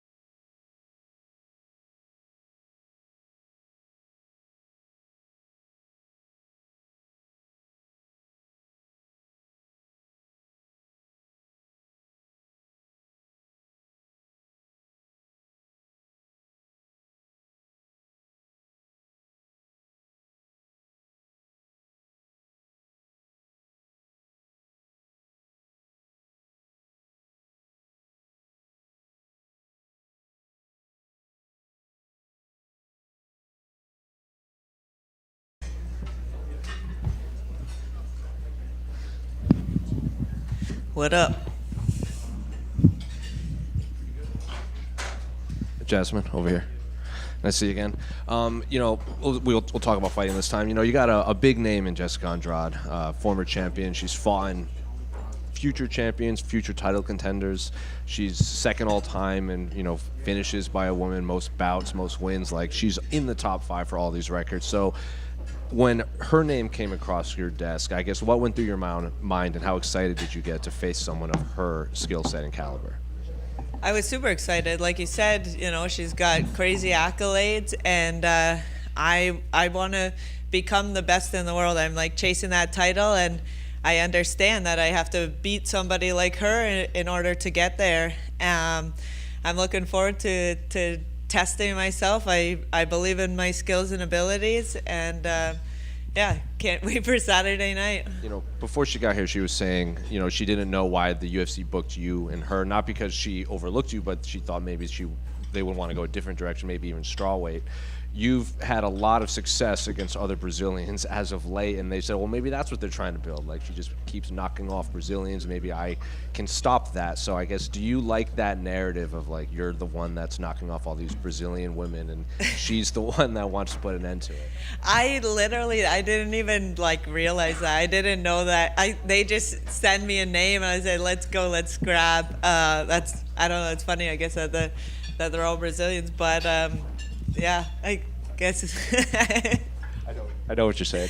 And do you feel the UFC is getting behind you now because you have this win streak? You're fighting in Montreal. You're getting a former champion. So do you feel the power and the push of the UFC is finally behind you? Yeah, I do. I actually do feel like the buzz around me. I can see it on like my social media, and I do feel that I'm a little bit trying to like stay off a little bit, so I'm not like drinking my own Kool-Aid. I want to come into the fight with like the right mind frame and the right mindset, and you know, leave it out there. So it is really cool to have all this hype, and I'm like definitely blessed. I appreciate it, and I want to like show well and try not to swear and things like that. But yeah, you know, I have fun with the media. I actually really enjoy it. So you know, it is challenging, but I do love it. And you know, I've seen a video or an interview where you said, you know, you've seen holes in her game before that you can kind of take advantage of. Is that a matter of like you waiting for her to make a mistake, or is that something you can do to force her to make this mistake? Could be A, could be B. I don't know. We'll see when we get in there. I'm not gonna try to force anything unless I think I can really force it. But at the same time, I'm not going to be desperate. I'm going to wait for the right opportunity to kind of strike. And obviously, there's, you know, the big women's flyweight fight as the co-main event. I guess, what are your thoughts on that fight? That's an exciting fight. I think it's going to be a good fight. I obviously like really looking forward to seeing the results of that. Like, we got a bunch of girls on the card. Even in a couple weeks, there's some more girls from the division fighting, and it's really cool. Like, the division's being shaken up. The rankings are all going to change, and like there's girls that are in the rankings that have fought once, twice a year, haven't even fought girls that are in the top 15. Like, I'm active, I'm fighting. I like look at the UFC respects it. Look at what they gave Diego Lopez that shot, and I believe like I'm on kind of that same trajectory. I could see a big opportunity coming my way. So before you weigh in, are you thinking of maybe hitting that 125 mark just in case some weird Arman Sarukian situation happens? They need to have a backup on the spot. Well, I mean, the other fight, they're both ranked higher than me, so I know that's why I'm not gonna cut that extra pound for nothing. You know what I mean? But I find like I hope that all those fights fall out and then I'm in the title. You know. Jasmine, right here. There we go. Hey, you know, you talked about activity there, and I saw you kind of fielding that question on Twitter the other day about, you know, how active people have been. How much do you credit your activity for where you are right now and just being able to get in there repeatedly and get that cage time in? That strike while the iron's hot, right? Like, I'm in here, I'm active, I'm fighting. That's why I'm clawing my way to the top, tooth and nail. Do you worry about burnout at all? Yeah, definitely. I was, prior to this camp, you know, I just fought. I was just in Saudi Arabia, my whole camp in Thailand. You know what I mean? There's a lot of sacrifices that come into play. But I said it from the start, I'm not here for a long time, I'm here for a good time. And I believe that you kind of reap what you sow, and the amount of sacrifice and work that I'm doing now will show well for me. And the last one for me, we've talked about it before, but you know, this is an opportunity again for you to represent Canada. You're one of the faces of Canadian MMA now, and now at a time where Canada's at this really weird spot with everything going on in the world. So how much does this particular fight and this weekend mean to you?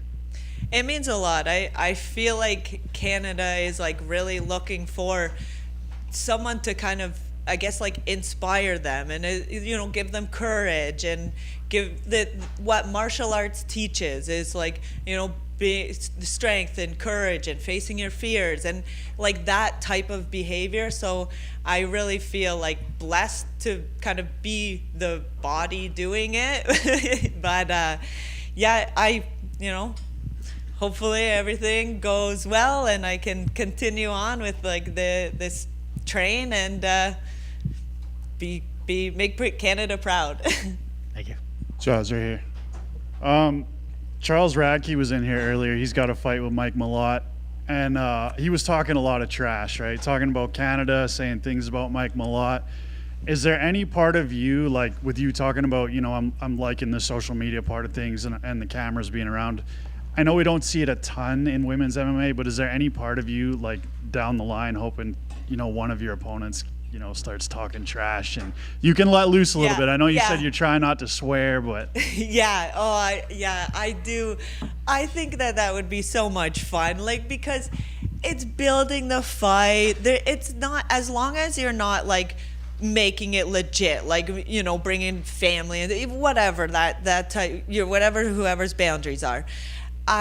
I think it's fun. Like, let's talk some shit a little bit. So maybe sometime in the future, next fight or something like that, there'll be something. But I don't want to start it because, like, I don't want to be a dick or anything like that. But I would love to engage in it. And then, I know you can't give away too many secrets in the gym and talk about sparring and things like that, but how are the hands feeling going into this one? I'm hearing rumors that you're dropping girls during sparring. The hands are feeling pretty heavy. So how are they going into this one?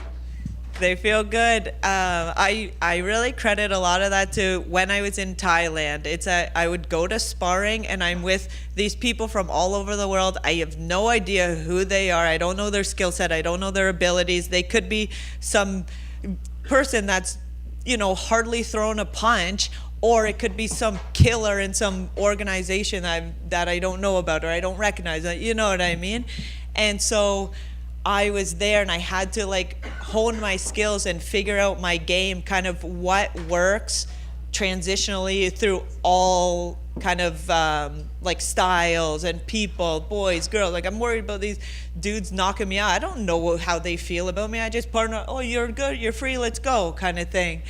And so I feel like a lot of that, like the things you learn in one camp almost don't translate until the next camp. Like, there's a little bit of a lag time in the learning process with them, at least there is for me. And I really feel like I've like honed in on striking and my grappling's solid, and I just trying to be the best martial artist that I can possibly be. So realistically, a girl like Jessica Andrade, who's known as, having pretty heavy hands herself, can we expect you guys to kind of meet in the middle at one point? I mean, I wouldn't be surprised. Right here, Jasmine. Obviously, to piggyback off the last question, I was going to go down the road in saying that, Jessica Andrade, good takedown defense, your style as well. In previous fights has shown you want to take the fight down, you want to be dominating on the mat. The move over to Thailand to spend some time over there, maybe ahead of this fight, was that kind of to complement the fact that, you have to be comfortable with the fact that you're going to be in certain level of exchanges with Jessica on Saturday night? Yeah, that's exactly it. Like, she's very talented. She's good striking, she's good grappling. So I got to be ready everywhere. I don't know where she wants to take it. And so, I'm in the camp. I'm working everything. I'm working on my strengths and trying to close the holes of my weaknesses. I got to ask you this because I'm from Ireland. I seen that you're over there for St. Patrick's Day and you visited the Guinness storehouse. In the storehouse, it's probably one of the nicest pints of Guinness that you can get in the world. You looked absolutely horrified when you took a sip of the pint of Guinness. So what's up with that? Well, so I was sponsored by Forge. But I gotta be honest, I'm not really a beer drinker. Like, I'm Lithuanian, and so I like vodka. It's not, Oh yeah. Sorry to all the beer drinkers. Don't listen to me. They might deny you access now after that reaction, and if you're looking to go over to Ireland again. Thank you. Best of luck. Thank you.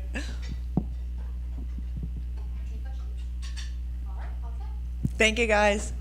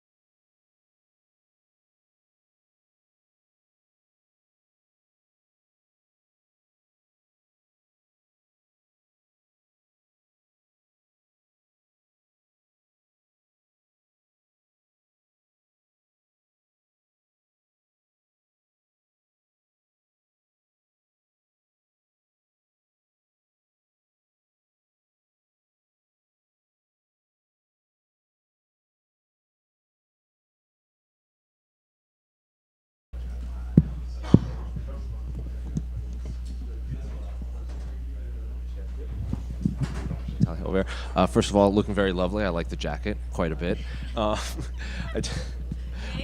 Thank you. You're welcome. I have to ask, just how's preparation and fight week been for, the biggest opponent you've had to date and such a massive card here in the UFC's return to Montreal? Como é que foi a preparação? Como é que tá essa semana de luta? O maior adversário que você já enfrentou nesse card gigante aqui em Montreal? So I am so happy for this moment. I love the fight week. I am enjoying all the moment, and I train a lot. I train with my team Borracha in Contagem. I had a good preparation for this fight. During the build-up to your last fight, it was a lot of it was about your sister. Now it's been over like a year since then. So I guess, have you felt a difference in the preparation for your last fight to now? Na última luta, muito foi dito sobre a sua irmã, etc. Teve uma diferença agora nesse camp?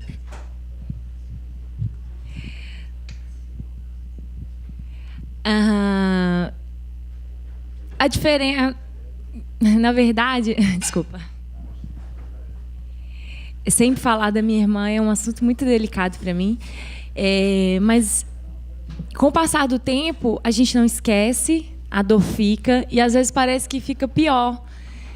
Só que eu sei o que eu preciso fazer, eu preciso treinar e eu peço muito a Deus para me ajudar.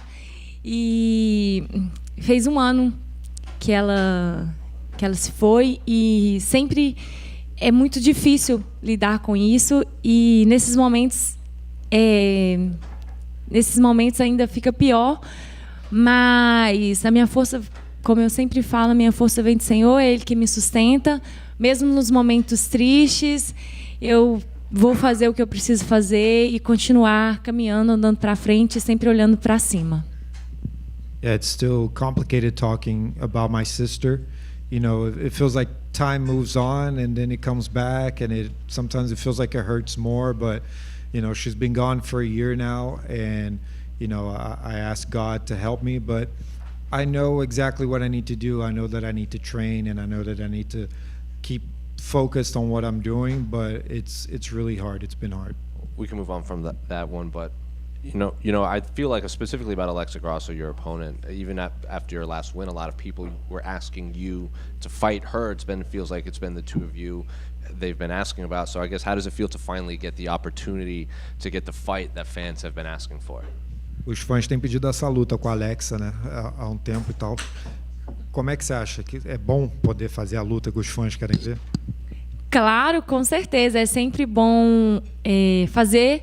Na verdade, é sempre incrível fazer o que os fãs querem ver, ainda mais quando isso significa muito para mim. Essa luta significa muito para mim, é uma luta que eu imaginava que poderia acontecer, sim. A Alexa é uma lutadora muito boa, ela sempre esteve ali no topo da categoria, então sim, eu sempre a vi como uma possível adversária e é muito bom quando os interesses se encontram, quando os fãs querem ver e a gente também quer fazer a luta. Então eu acho que isso é incrível e eu estou muito feliz com essa luta e empolgada para entregar o meu melhor.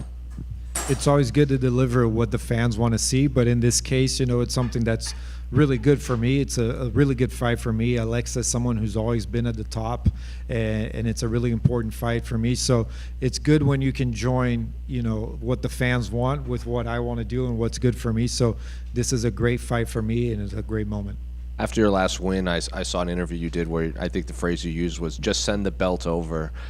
You're fighting on the same card as the champion, and there's a lot of other flyweight fights on. So how important was it to also not just fight a former champion, but to be on the same card as the title fight? Na última luta você falou alguma coisa tipo, só manda o cinturão pra mim, alguma coisa assim. Como é que é não só lutar com uma ex-campeã, mas lutar no mesmo card da campeã lutando, assim, tem várias peso mosca nesse card, né? Como é que é fazer parte disso? É incrível. Desde a minha primeira luta aqui no UFC, eu falei, gente, eu vim para ser campeã. E na primeira luta eu já pedi uma top 15, falei, gente, eu quero uma top 15, porque eu vim para ser campeã. E fui caminhando. E na minha última luta, assim, eu falei, eu vim para ser campeã, eu quero o cinturão.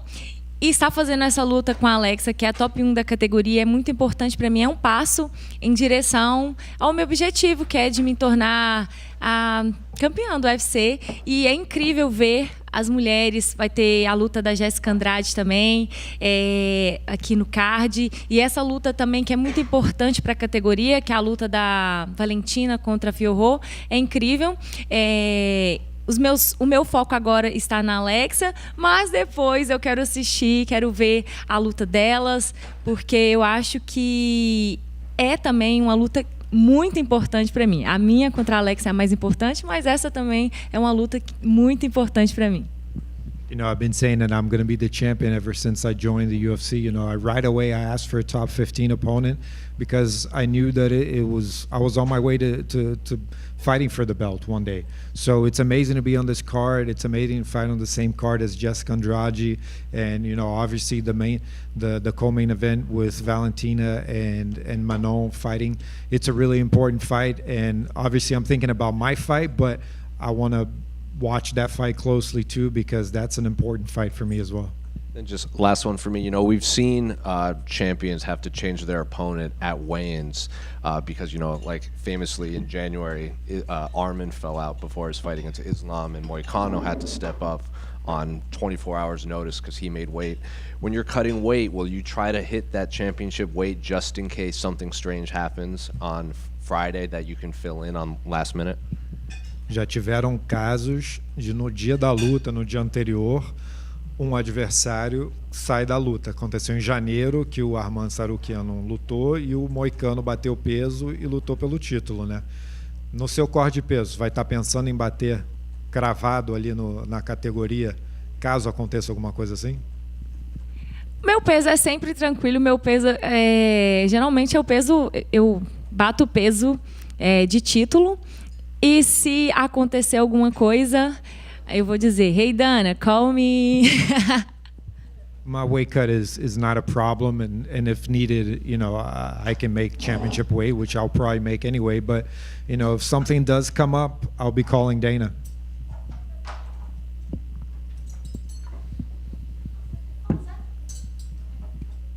Okay. Thank you.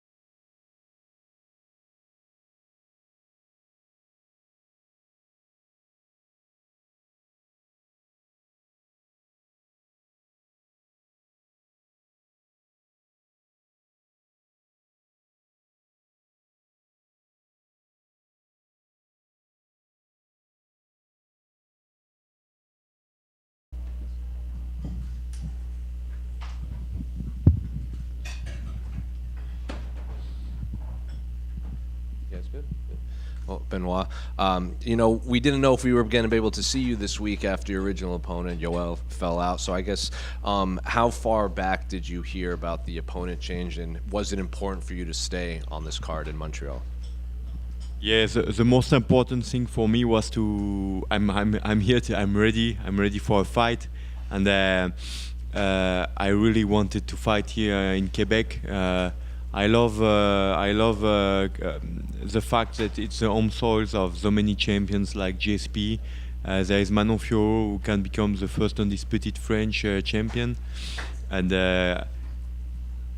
I had to pass away the deception of having this last minute change of opponent, because it was gonna be a very violent fight. The two guys with a 100% finish rate in the division, number 13 against 15. I was really happy about this fight, but the fight game is like this, and it was between my flight between Biarritz and Paris. I learned it, so I had the flight to digest the news, and thanks to God, the UFC is a huge war machine, and they are able to find me an opponent for Saturday night. Did it matter who you fought? Because I'm sure you've seen Gamrot say you turned down the fight against him on last minute. Did the UFC offer any other opponents besides Kyle?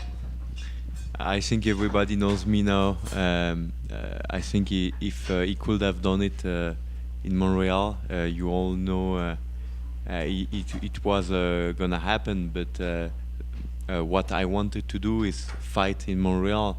So waiting 3 weeks or 1 month to have another opponent is an option we could have had, I think. But I didn't even discussed it with my manager, because I told him I'm ready, I'm fighting.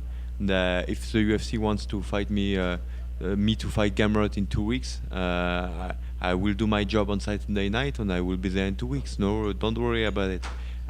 But no, I'm concentrating on my opponent and on fighting this Saturday. I came here for that. I came here in Montreal to have a fight. So if you cannot fight on Saturday night, you are not welcome. But I can come on your card. No, don't worry. And your current opponent, Kyle, have you had any opportunity to watch any of his previous fights? I know he was in the UFC earlier. He was 0-2, and now he's back. So what do you make of his skill set, or have you not had the time to watch his fights? Yeah. We have watched his fight because that's something I didn't do before having a new head coach. Now I have a head coach. I'm only concentrate on fighting, and I'm don't do the general work no more. So we watch the fight and we study our opponent. It's a huge lesson we have learned, and he's a tough guy. He hasn't been finished since 2013 against Kevin Lee. So he's a tough opponent because he only loses by decision since this period, and he's a really experienced guy. Yes, he didn't go his way during the fights in the UFC, but it was a good opposition. And I watched the fight. It's close. He has a lot of weapons, and it's a tough opponent. And you know, in this division, there is a lot of well-rounded and experienced fighters. You cannot underestimate anybody. He never made this mistake, and I'm gonna have a war with Kyle on Saturday night, and I'm getting ready for him. I'm only focused on Kyle Prepolec right now. He's my only focus. Just last one for me, because you brought it up. You have the 100% finish rate. Joel had a 100% finish rate. Kyle hasn't been finished in a long time. I feel like fans have this high expectation of your fights to always be violent, like they just want blood and war when you fight. How do you find the balance in giving these fans these exciting fights, but also making sure that you can come out on top and not overly damaged? Tough question. If you like tough fights and you like violence, it's what's gonna happen, and you don't get any scrambled eggs without doing your homework. So it's part of the job and the journey as my type of fighter, and as what I want to produce inside the cage. Hey Benoit, I have 2 questions for you. First one in French for the French audience. Ton adversaire est dans une position que tu connais, c'est la position à laquelle tu étais quand tu es rentré à l'UFC.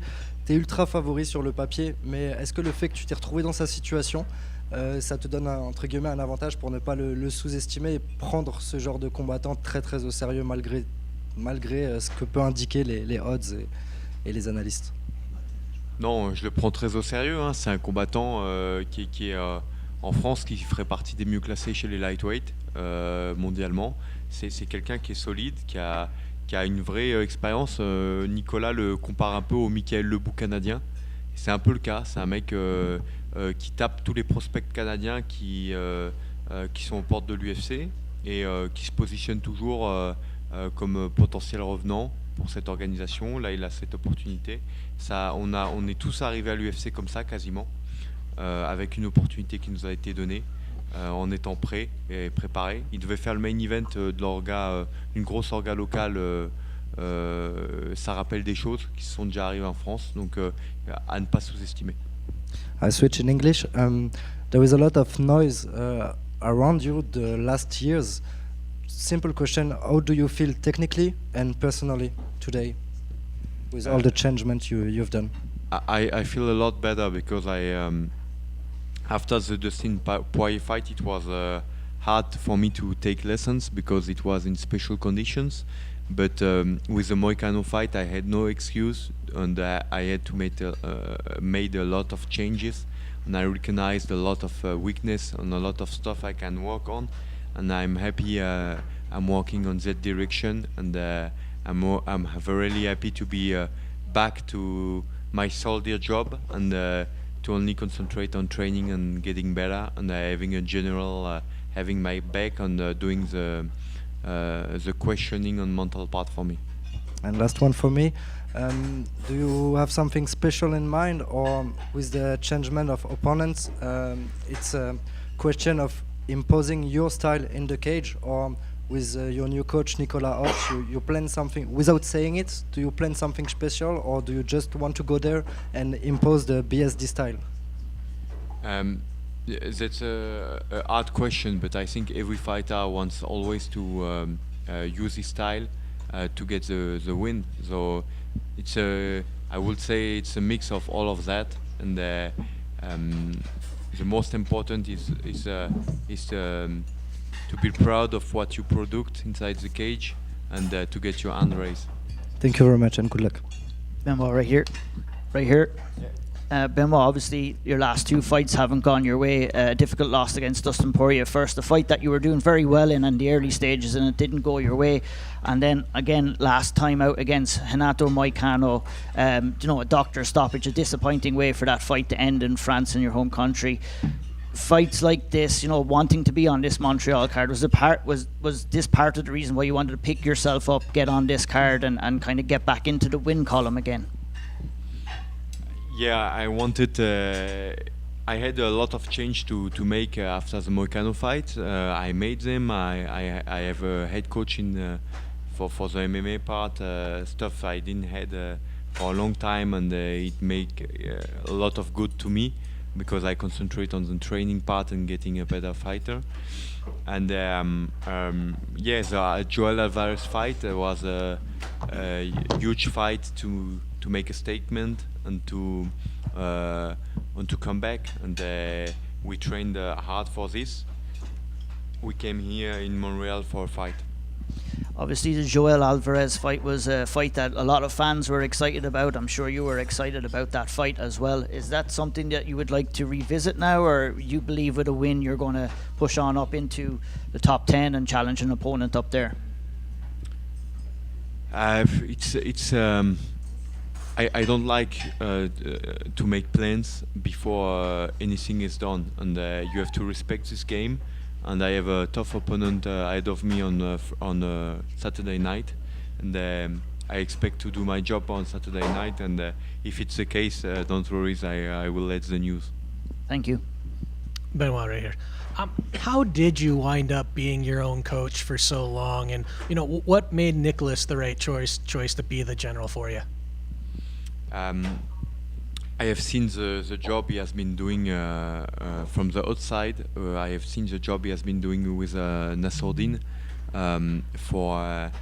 since his Strickland fight. He's his head coach, and the way he trains him, the way he is able to get the best out of him, and to get him the best way of getting his job done inside the cage. And I had also the privilege to see him work with Nassourdine during the Paris card all week long, and I felt like okay, there is really something there, and it was then a fast decision to take after this loss. A lot of questions for me, and after the deception was was gone, I went this way because it was important for me, and because I felt like in the Moicano fight, it was the first time in my life where in the first round I didn't know. It's not I was prepared, but I didn't know which direction to take to win the fight. But in the second round I knew. But the problem is with somebody this experience, this level, you cannot come into a fight and have one round of discovery. You have to know him from the first seconds of the fight to the last. And this is a mistake I will never do again. Was there ever a point before that where you thought, hey, maybe I should get a head coach? Or were things just going so well that you decided to keep going with just doing it yourself?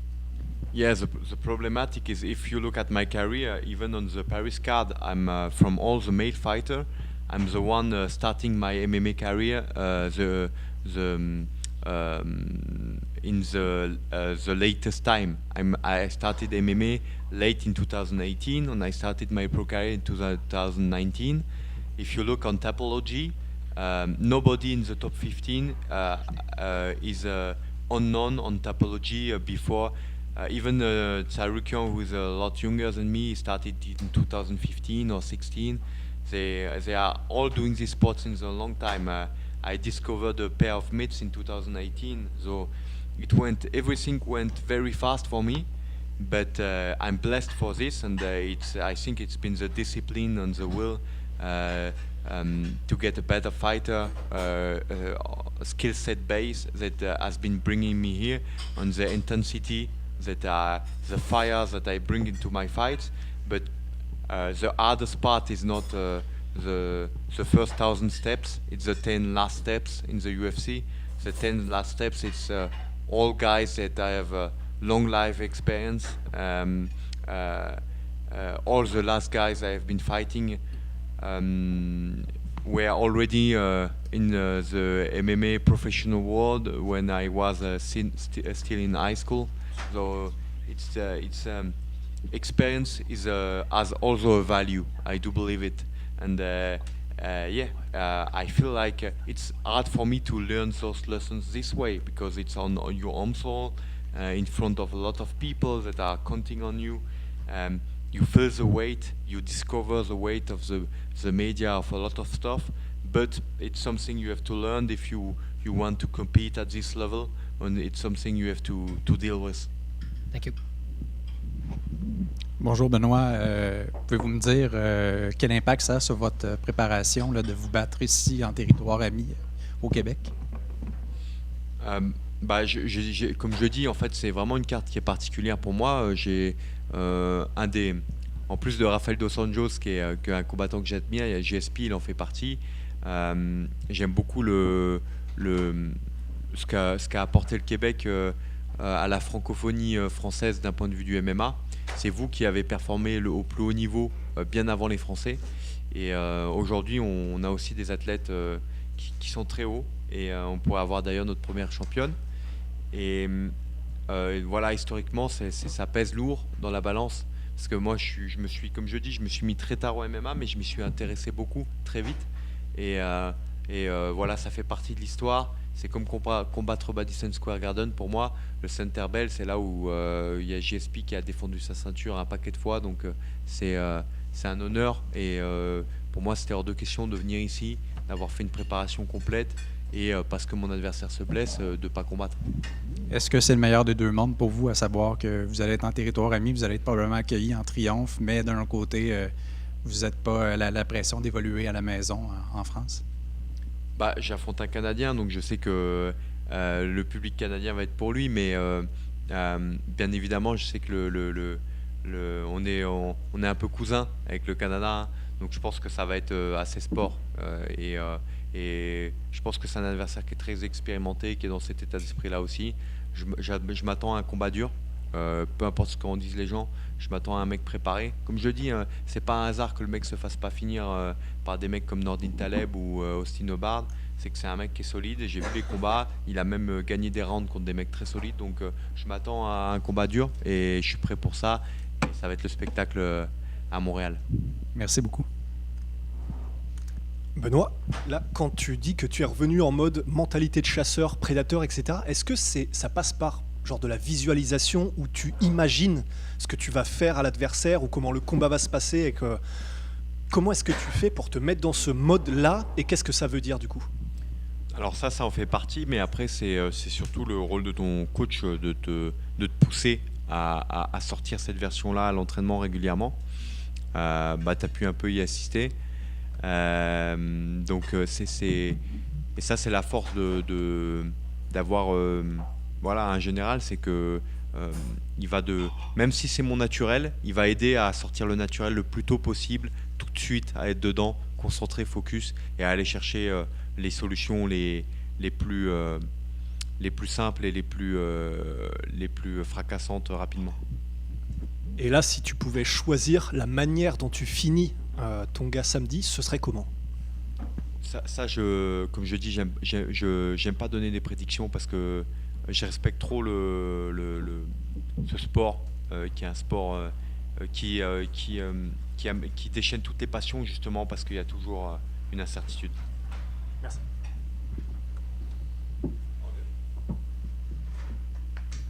Merci à tous. Thank you all.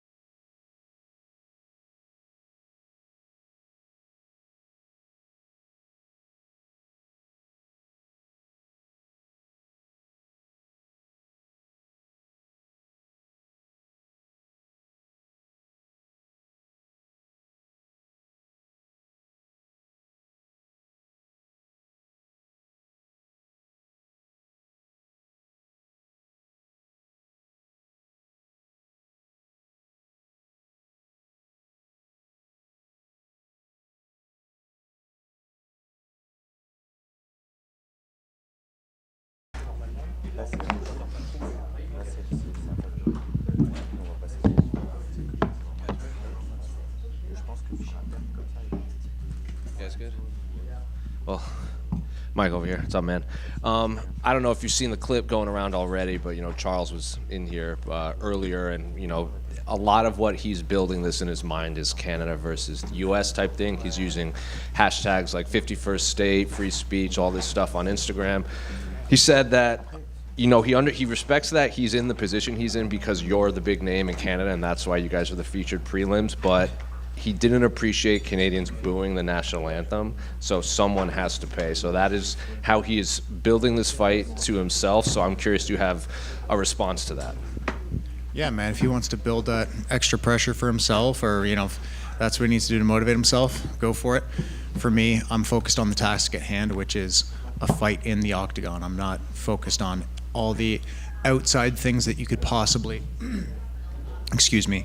focus on as far as all the other stuff that can come into your mind when it comes to fighting, but really doesn't actually affect what happens in the octagon. Yeah, I feel like fans don't realize how long you've been in this sport, like not even just fighting, but like with the Alpha Male boys and everything, like you've been around, like Uriah is when he had to do this, and the Dillashaws and everything. So do you think Charles is you guys are approaching this two completely different ways. Like to you, this is like an athletic competition. This is what we're going to go out to, and he's building this like he has to defend America against Canada.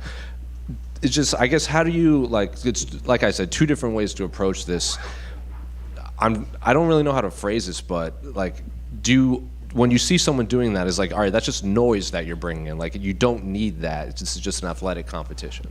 Well, that's how I feel about it. Yeah, he's just creating more unnecessary noise. again, if that's where you want to put your energy, go for it. That's not where I'm putting my energy. I'm putting my energy into the octagon. And what do you make of his, in terms of just skill set, athletic, what do you make of his skill set in there? Because I guess we asked him about you, and he goes, very similar styles. He feels he has more firepower and more durability than you. So I guess what do you make of just his skill set in there? Yeah, he's a solid fighter, but I've been fighting solid fighters my entire career. You look at everyone I fought at welterweight, it's all been killers, nothing short of elite level fighters. So I'm focused again on what I bring to the table. If anything, you know, I know he's a kind of a bit of a bull in there, and I have no problem playing the matador if that's how it comes down to it. And I've done a really good job of doing that throughout my career. So I don't see Saturday night being any different. Will it, I know you said you're just kind of focusing on this, but like with what he's selling the fight, I'm sure it will, like the Full Send boys approached him and he was like, 20,000 people are going to be booing you. You're going to be the most booed person in the arena. And he kind of smiled and laughed at that. Win or lose, like it will be the biggest fight probably in terms of like Canadian pride. So does that make a win over him bigger in your mind, because it could propel you into like superstardom, maybe even in America? I mean, it's definitely a cherry on top, right? For sure. That's an awesome addition to getting the win. But I mean, let's look at it realistically. It's not like I didn't care about winning without this factor, right? I've cared so much about my career and winning all these fights, even without this type stuff. So again, you know, it's how much do you want to focus on it, and that's cool. If somebody else wants to focus on it a lot, I'd rather stay dialed into what I need to do on Saturday night rather than build up outside factors. And then just last one for me, what do you make of the welterweight title fight at the top of the card between Belal and Jack? I think that's an incredible matchup. It's cool. They've got such a stacked pay-per-view card for Canada. As far as like who I think is going to win it, again, man, I haven't put any thought into that matchup at all.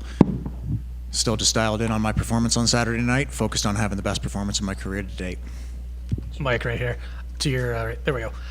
How different is the feel going into this one compared to the Trevin Giles fight, where you were maybe coming off a loss and maybe had a little more you wanted to prove or wanted to show, or is there any difference? I mean, man, you want to prove every time. You know, it's like every fight you have to win. Every fight's the most important fight of your career, right? So, you know, there's always, you know, there's always a lot on the line. Like I said, every fight's the most important fight of your career. So to me, right now, this is the most important fight of my career to date. And yeah, every fight feels unique in its own way, but there's a lot of similarities, and yeah, just focused on the process, man, and happy with how the preparation went for this one. So feeling very, very confident going into this fight. And then growing up an Ontario kid right down the road, you had the ACC, and for hockey, and for a Toronto fan, that's the venue. But you know, when we talk about MMA with the GSP era, it might actually be Montreal that really is the kind of venue and the building for MMA in Canada. So is it nice to get a chance to finally fight here? Yeah, this will be a cool like check off the bucket list, you know, as far as big arenas and big cities to fight in. I've never competed or coached in Montreal before, which is actually, that's not true. I competed in jiu-jitsu one time, like, you know, 12, 14 years ago, something like that, a long time ago. But yeah, this is an iconic stadium. This is an iconic fight city. I think if there's any city in Canada that is like the fight city, probably is Montreal. Like, you know, it was illegal in Ontario for the longest time while I was growing up, so pretty much everybody who fought regionally fought out of Montreal primarily. So yeah, again, a really cool little cherry on top and a nice little notch on the bucket list. Very cool. And last one, completely unrelated to fighting, but I got to get your thoughts on that hit in the Leafs game by Bennett, and do you think he should have been suspended for that? Are you talking about the guy hitting the goalie? Yeah. Yeah, it looked... I don't know. It didn't look that bad until he went down. Like, you know, it was. It's hard to say. The guy's digging in front of the net, right? Like, obviously, as a lifelong Leafs fan, other than when my brother's playing for the Kings, you know, I'm rooting for the Leafs, so I want to like side with the Leafs on that one and be like, yeah, there definitely should have been a penalty. But you know, it's hard to say. It didn't look malicious. It just looked, you know, unfortunate. What's your prediction for the series? Leafs, baby. Let's go. Mike, right here, brother. Let's kind of go back to that. We'll start off with that. Who has the better hands right now? Your brother in the NHL or you? Talking about dangles with the puck, or are you talking about throwing hands? We're talking about the silky mitts on the fucking ice there, bud, or are we talking about fighting? There's a Canadian coming out. I appreciate that. No, we're talking, throwing hands. My brother's a beast, man. He's a unit, but come on, man. There's a reason I'm in the UFC. So Charles said some things. He said some things when he was in here, right? But he did acknowledge you, and he said, Mike's put me in a position to have a lot of eyes on me this weekend because the fight's in Canada. He said, I don't know if a lot of people are going to be buying the pay-per-view, but I appreciate the fact that we're on the early prelims. So what do you think the reception's going to be when you walk out there? Like, is he going to get booed out of the arena? What are we going to expect? I mean, if what you guys have been saying is true and the fans are aware of that, I'd imagine, he'll probably get booed quite a bit. And I'm a lot more focused on the warm reception that I assume I'll be getting, man. Every time I walk out there, it feels like I'm the main event every time I'm there. Just every time I walk out, I get warmly received by the fans, and there's nothing but love. And I look out in the audience, and there's tons of Canadian flags, and see people wearing like my T-shirts and stuff, and that puts me in a good place heading into the octagon. And obviously, like you said, the Canadian side of you is here, the polite guy, the respectful guy. But when he comes in here and he drops a couple F-bombs, and he makes some comments about full send, he makes some comments about Canada, does that come out in the octagon, or is there going to be something said to him before the fight, or is that going to be after the fight? Like, when does that side come out of you? Look, man, he's a grown man. I'm a grown man. I'm not going to try and control what another adult man is saying. That's not my style. I'm going to go out there and put on the performance of a lifetime. And if my track record is any indication of what I'm capable of on Saturday night, which I think it is a very good indication of what I'm capable of, I've finished almost everybody I've fought. So I'm one of the most dangerous guys in the division. I'm one of the most dangerous guys in the UFC. I can finish fights with punches, kicks, knees, elbows. I can finish fights with strangles. And I showed in my last fight I can pick somebody apart for 15 minutes. So I've just added a new arsenal to my game and a new level of confidence going into this fight. And then when he questions your character, he says things like, he can never forget that feeling of when he was laying there staring up at the ceiling, in his home country and things like that. What's your comment on that?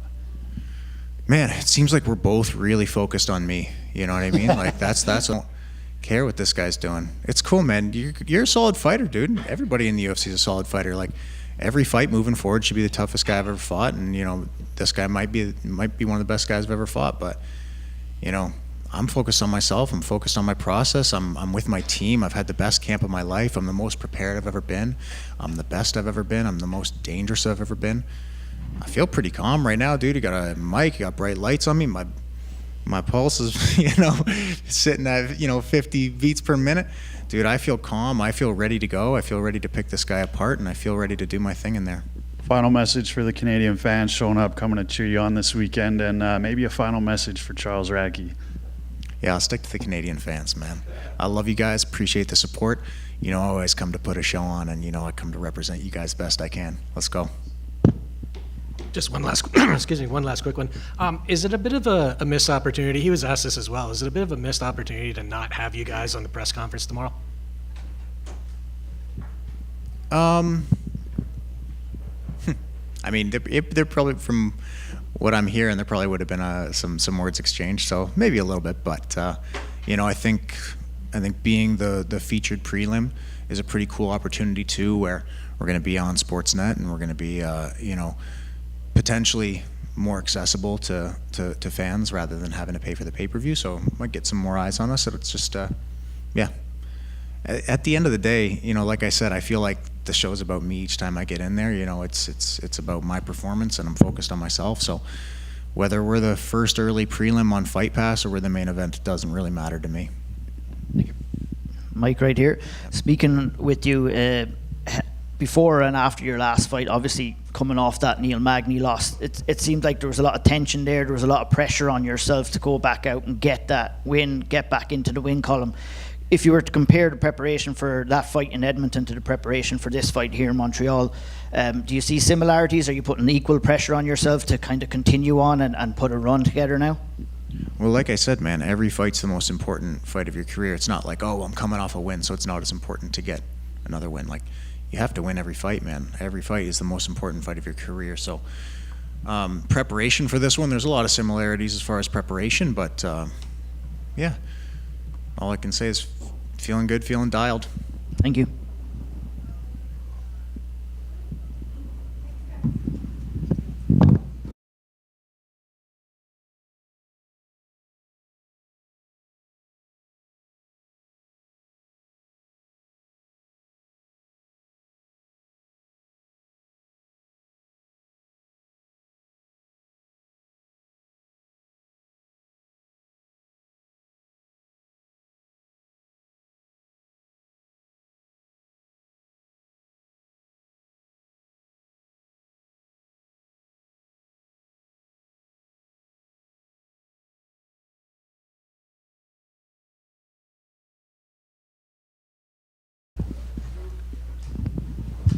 Hola, All good? Hola. ¿Cómo está? muy bien, ¿y tú? That's all I got right now. Alex, obviously this is the first time we've seen you prepare for an opponent not named Valentina in quite some time. And, we asked the same thing to Valentina, like, has it been different or anything? And she said, no, not really. It's just another opponent. Actually, wasn't that much time. So I guess how much different has it been, if at all, has it been not preparing for Valentina? Well, it's different. Of course, every fighter represents a different challenge, and every fight I take this as a new one. So this is obviously a new one, and it's good. I mean, it's good to have a new opponent. Were you happy that they put you on the same card as her? Because I think a lot of flyweights kind of want to compete around the same time as her, so the timelines can be the same. I mean, any card the UFC wants me to fight, I'll do it. And then when your opponent Natalia, when her last win, a lot of people asked her about you specifically, like a future fight against her. And we asked her this question too, and she says she likes the fight, but she likes that the fans are more excited about the fight even more. So I guess, what do you make of Natalia as an opponent, and have you felt the excitement surrounding your fight with her? Yeah, I mean, it's a great challenge. She's background with Taekwondo. She kicks a lot and she moves a lot, so I think it's going to be a super exciting fight. She shines with her legs, I shine with my hands, so it's going to be a beautiful war. Did you know much about her before her name came across your desk? Because you were the champion for a while and she was in your division rising up. So did you know much about her? Had you watched her before you signed the contract? Yeah, of course. I like to watch all the flyweights. I mean, I watch all women's fights, but especially the ones that are in my weight class. I like to watch each one of them. Just, you never know who you're gonna face next. So yeah, I've been watching all the girls. And she made a joke after her last fight to just send her the belt now because she thought she could have been champion even like a year ago. So do you like that confidence in your opponent, or do you think like it's hold on, like you have to get through me first? Well, I'm not in her shoes. I mean, anyone can say whatever they want. Then just last one for me. Obviously, like in January, when Aiemann and Islam were supposed to fight, Aiemann fell out at weigh-ins and Moicano stepped in last minute. So when you're cutting weight, will you try to make the 125 just in case they call you to fill in for that title, that main event? I mean, I don't think they're gonna need me. They're both super professional. Manon has been waiting this opportunity for so long, and Valentina is super professional. I'm pretty sure they're gonna make weight. How do you see that fight playing out, by the way? It's an important fight, an interesting fight. Both of them are southpaw, and Manon is natural southpaw. She's big, she's super strong, but Valentina has a lot of experience, so I'll be watching pretty close that fight. Alexa, right here. What's the better outcome for you in terms of your career in that fight? Is it, if Valentina wins, you think the UFC would be willing to book the fourth fight because you are 1-1-1, or is it better if Manon wins and that's a fresh challenge for you? Oh my God, I can't answer that right now, because we have to win first, and then we're gonna see. Whatever the UFC chooses, I'm happy with that. And then going back to a 3-round fight for the first time in a couple of years, I think since maybe 2022, has there been any difference at all in terms of preparing for that? And do you have to put more of an emphasis on getting a fast start? Well, it's different, of course. 3 rounds compared to 5 rounds. It's different kind of speed of fights and requirement from your energy. But we're ready 3 or 5, no matter what. Our training is always hard. Thank you. Thanks. Alexa, right here. Alexa obviously fought last time in the Sphere in Las Vegas. Quite the experience, I would imagine. Not what you would have been used to in comparison to other fights. Did the whole experience kind of maybe take away from your performance, in your opinion? Or like, the distraction of the graphics and the big screen and kind of a different look overall? No.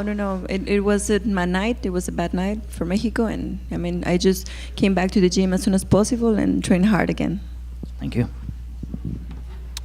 Alexa, Omar Guardado, Dimensión Latina. Antes que nada, un placer. Bienvenido aquí a Montreal. Espero que vayas a aprovechar de tu estadía. La pregunta es, ¿cuál ha sido tu preparación los últimos meses y cómo has sabido canalizar la concentración cuando sabemos que las últimas 3 peleas han sido contra Valentina y que tal vez la mayoría de personas le hubiera gustado ver una 4ª temporada este sábado? ¿En español? Sí. Bien, pues me siento muy contenta, gracias. Es la primera vez en Canadá, un nuevo oponente y pues estoy muy, muy contenta. Entrenamos súper fuerte, cada peleadora representa un reto distinto, entonces estamos listos para todo. Alexa, this is your, you had that legendary trilogy with Valentina there. You made the rise to the top, accomplished things that every fighter gets in the sport to do, right? So now that you're on the back end of that and trying to be one of those people that becomes a 2-time champion, how has that changed your mindset? And I guess what have you learned through the first experience rising to the top that you're taking into this one? Oh my God, it's always like climbing a new mountain, no? You get to the top and you realize that there's another one. And I'm just, it's good to be like contender again, to try to fight for that place.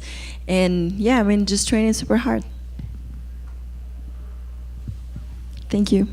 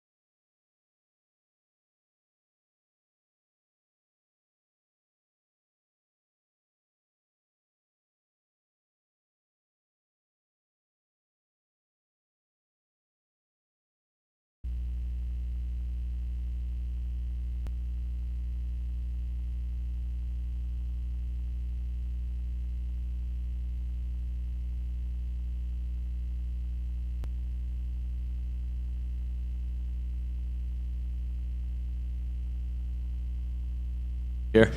How are we, folks? You good? Fantastic. You know, were you accustomed to speaking to you when you're preparing for a fight? You're here doing fight week, cutting weight, doing all of this. You might not have a fight. You might have a fight. So I guess how important was it for you to actually be here? And did the UFC approach you for the backup, or did you just kind of approach them and be like, I'm doing this, whether you tell me or not? It wasn't an approach situation. It was a negotiation situation. I made sure that when I took the fight against Carlos Prates, you take a fight on short notice against a dangerous opponent. I turned around and we came up with a plan of saying, okay, cool, I'll do it, but I want something else in return. I want to make sure that I am next in line, that I am the person who's going to be there. And the best way to do it is make me the backup for UFC 315 2 weeks after the fight. Do you think that's what kind of sets you apart? Because, you know, Belal was in here and we were asking him about, like, oh, what about Buckley? What about Usman? What about Colby? And he referred to Usman and Colby as losers, but he referred to you. He goes, well, he's doing everything right. Like, he's out there selling himself. The one that makes the most noise usually gets called on in class. So is that what's setting you apart from the rest of these welterweights that are kind of waiting to see what happens? You're actually out here trying to make it happen? I would say that, and I'm actually fighting. When you mention names like that, do you know what I mean? I would say I'm actually fighting. I'm being active. I'm fighting the best guys in the world. I'm fighting the guys that people see as most dangerous. You know, my last 2 fights, I've ended a 28-fight finish streak. I'm that close to winning both of them. Do you know what I mean? So I'm fighting the most dangerous guys in the world. I'm being active. I'm afraid of no man walking this planet, and I'm an absolute competitor. That's all my body wants to do. My brain wants to fight the best, beat the best, and become the best. Belal is the champion of the world, and I think from everything that I've seen from him, obviously I don't know the guy personally on a deep notice, but like seems to be a good human, seems to have his mind switched on and isn't into kind of some bullshit of mentioning stupid things. And I think for him, it would be a smart move to want to fight me next. Because I'm going to do all the heavy lifting when it comes to selling the card. I'm going to do all the heavy lifting when it comes to putting on a show. I'll do all the noise. All he has to do is show up so I can win the belt. And, you know, how annoying has it been to, because we asked both Jack and Belal this, like, it seems like Saturday is going to kind of decide the fate of 2 weight classes. So even in your case, like, say Jack does win, everyone assumes Islam's coming up, skipping the queue, and he's getting the title shot. So have you talked to like you talked about, you negotiated this spot. Have you talked to the UFC, like, if I weigh in as a backup and don't fight, is there something else waiting for me after this? If what you were saying is right, and Jack does win, let's put this hypothetical idea out there, Jack does win, and Islam wants to come up, everyone takes a back seat. And you go, okay, you're the number 1 pound for pound in the world, you deserve that ranking, you deserve that status. If you want to come up and fight for that belt, then everyone will sit back and let you do so, because that's the respect that man deserves. But I believe Belal wins this weekend. And when Belal wins this weekend, there ain't a bigger fight to make than me and Belal. And I want to do it in his back garden. I want to do it in Chicago. I want to sell it out. I want to be the guy to do it, and I want to take his belt in his hometown.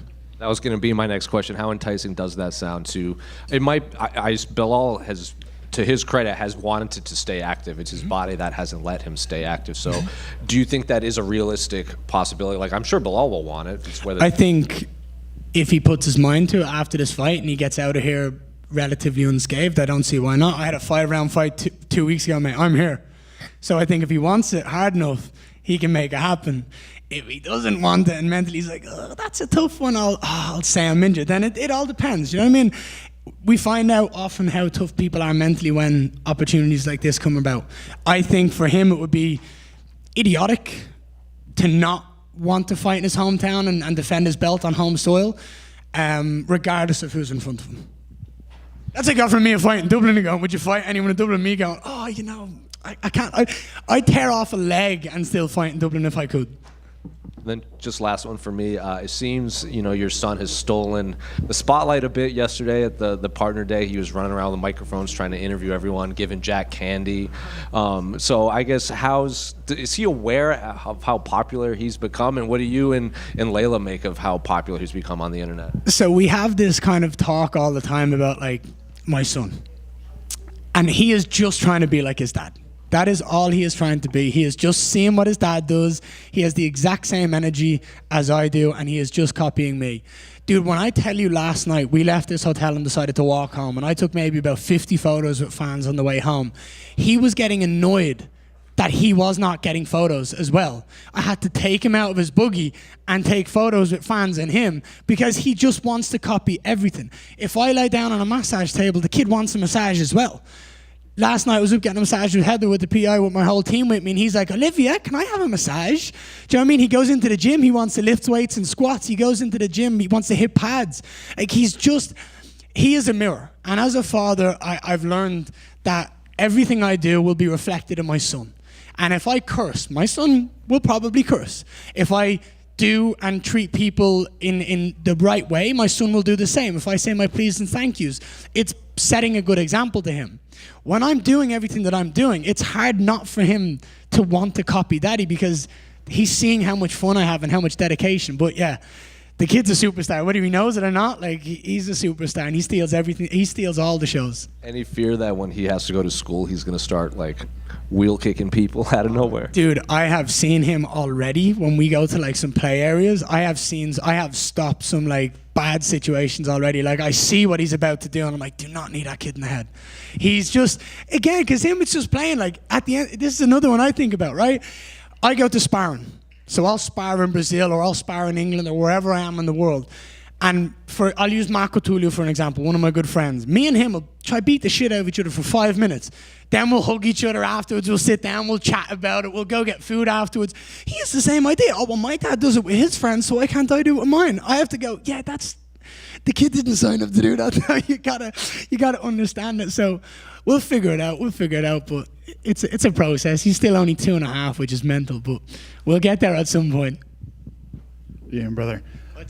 What's the energy been like with Jack Della Maddalena recently? Because we've seen like your son brought him the candy's been brought in here today. We asked him about it and he kind of avoided it. I don't know if he seemed annoyed, but he was kind of like, you know, I try to avoid him. You know, I don't really want anything to do with the guy. But then he also said, unless we're fighting, then I'm going to get right in his face. I think that's a perfect Jack Della Maddalena response. There's nothing really straightforward about it. It's kind of weird. It's kind of questioning. There's no real straightforward answer. Look, I believe Jack will show up and fight. Do you know what I mean? I don't think he's afraid of a fight. I can tell the guy's always ready to go. I've seen his fights prior to, and I know that he knows how to fight. I don't think he necessarily deals well with the entertainment side of the business, or the hyping himself up is a bit dry, but that's the person he is. And I'm not here to comment on someone else and who they are. That's the way he approaches the game. And if he goes on a title run and defends the title 10 times, it doesn't matter what he does on this mic. It's what he does in the octagon to a certain extent. Me and him are two different people. I'm not going to sit here and comment about his approach to the game. As long as he goes in and backs it up in the octagon, that's really all that matters. As somebody who wants the same thing as Jack Della Maddalena, which is obviously that UFC welterweight title, is that part of your strategy to kind of get in his head as much as you can to take a little bit of his focus off Belal Muhammad this weekend? I think me just being here is taking both of their focus off each other. I think me being here, they're both a bit more frightened about me than their opponent. Because the truth is, I've shown back to back to back on short notice that I'll fight anyone, anywhere, anytime, and I know how good I am. And I'm so good at dissecting opponents. I'm so good at getting into that octagon and fighting the fight I want to fight, that if I was both of them, I'd be afraid that I'm here too.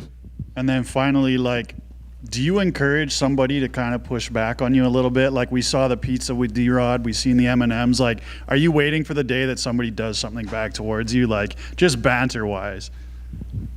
Listen, I'm Irish, so you push back, I push back more, and it's a never-ending cycle, and it will never stop. I often have to tell my team to stop, because if I get going, I can't control it. Like, dude, you want to know the truth of what we wanted to do?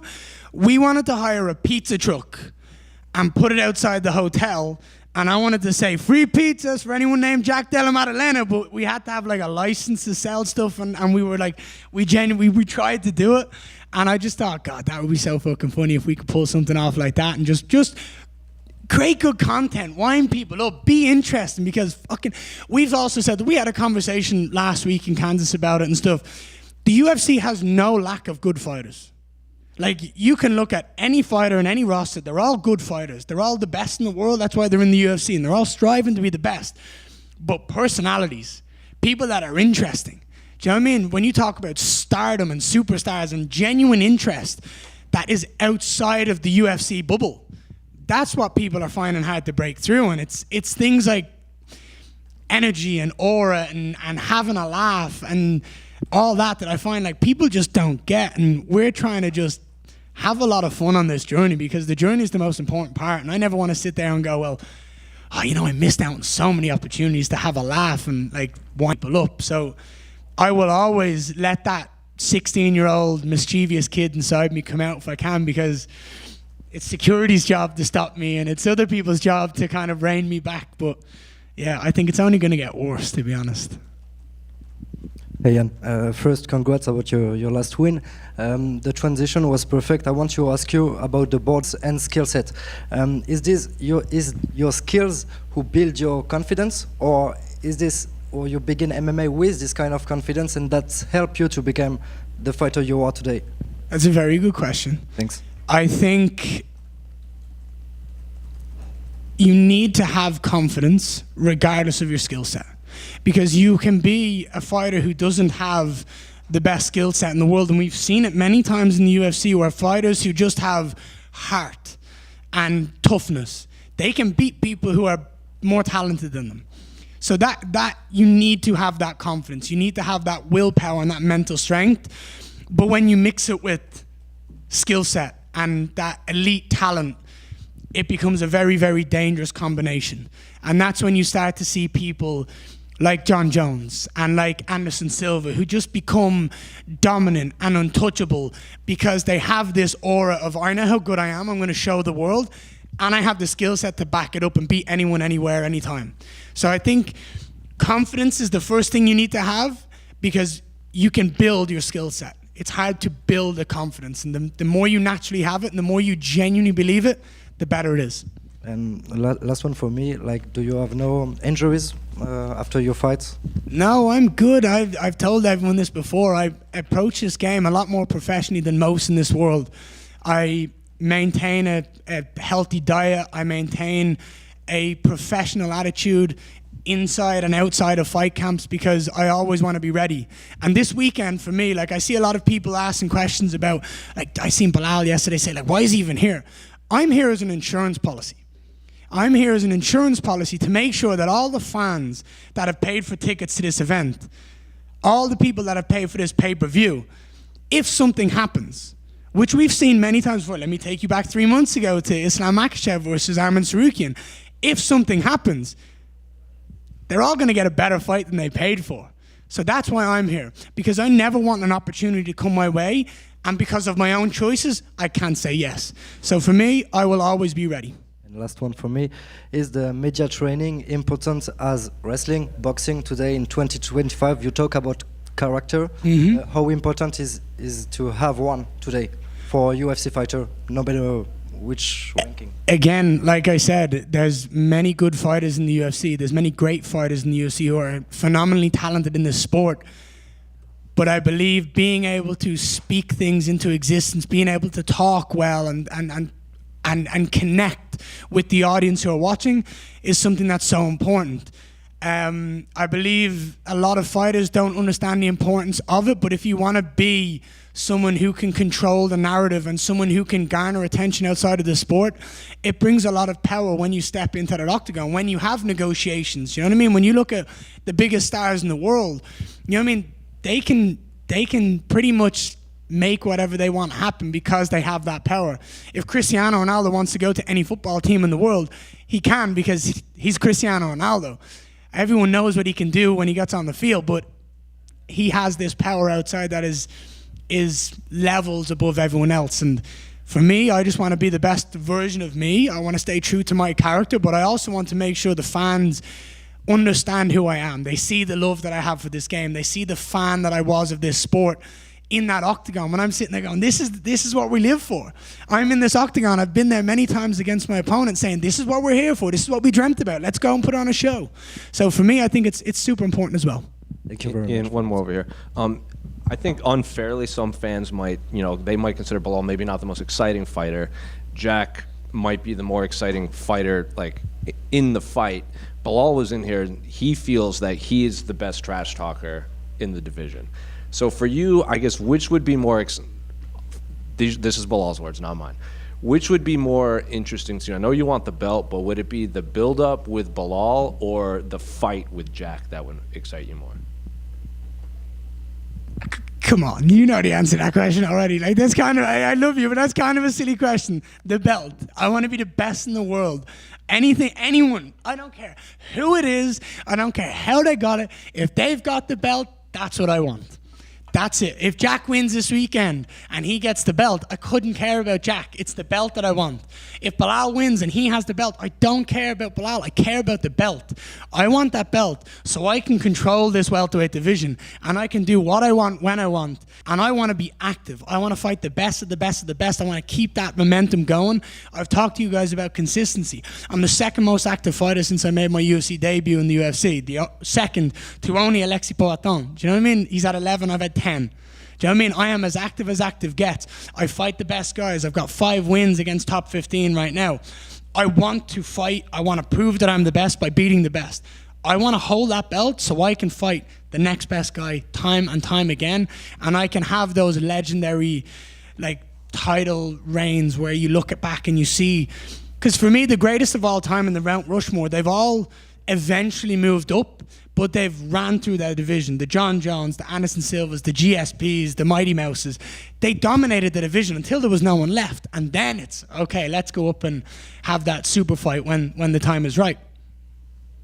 Ian right here. Ian, obviously Paul Hughes is getting his home. Do you know what? It's nice to hear an Irish voice. How are you, man? You good? I'm doing good, thanks. Paul Hughes is getting his homecoming fight this weekend. You've alluded to this already. You know, when are you going to get your homecoming fight in Dublin? It seems like it has to happen at this stage. Dude, you're asking the same questions I'm asking. Again, like I just said, the second I get that belt, I have control and I have more power than I do right now.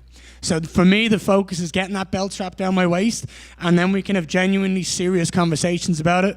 Because for me, it's all I've heard from every conversation I've had is it's a logistical problem backstage with how big the UFC has gotten and the technology they need backstage.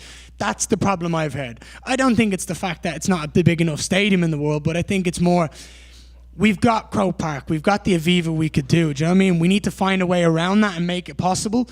But I'll do whatever I can in my power to get the UFC back to Dublin. We deserve it, we've earned it. And when I win that belt, you can guarantee that I'm going to be pushing to get them back to Ireland. It's crazy. Your journey has only seen you fight once in Ireland. That was in the Neptune Arena in Cork. It'd be a great moment, I think, and much needed I feel, for Irish mixed martial arts, who, like a lot of stars in the UFC right now, a lot of up-and-coming fighters too, but it's all about Ian Garrett. Relighting the flame. Yeah. We need to relight the flame for those youth. There's a lot of people, you know, I'm the first of a generation that watched Conor McGregor on the rise. You know, I'm the first of a generation that's made it to the UFC and that's doing everything that I've dreamt of doing as that young 16-year-old kid sat in my bedroom in Dublin, Ireland.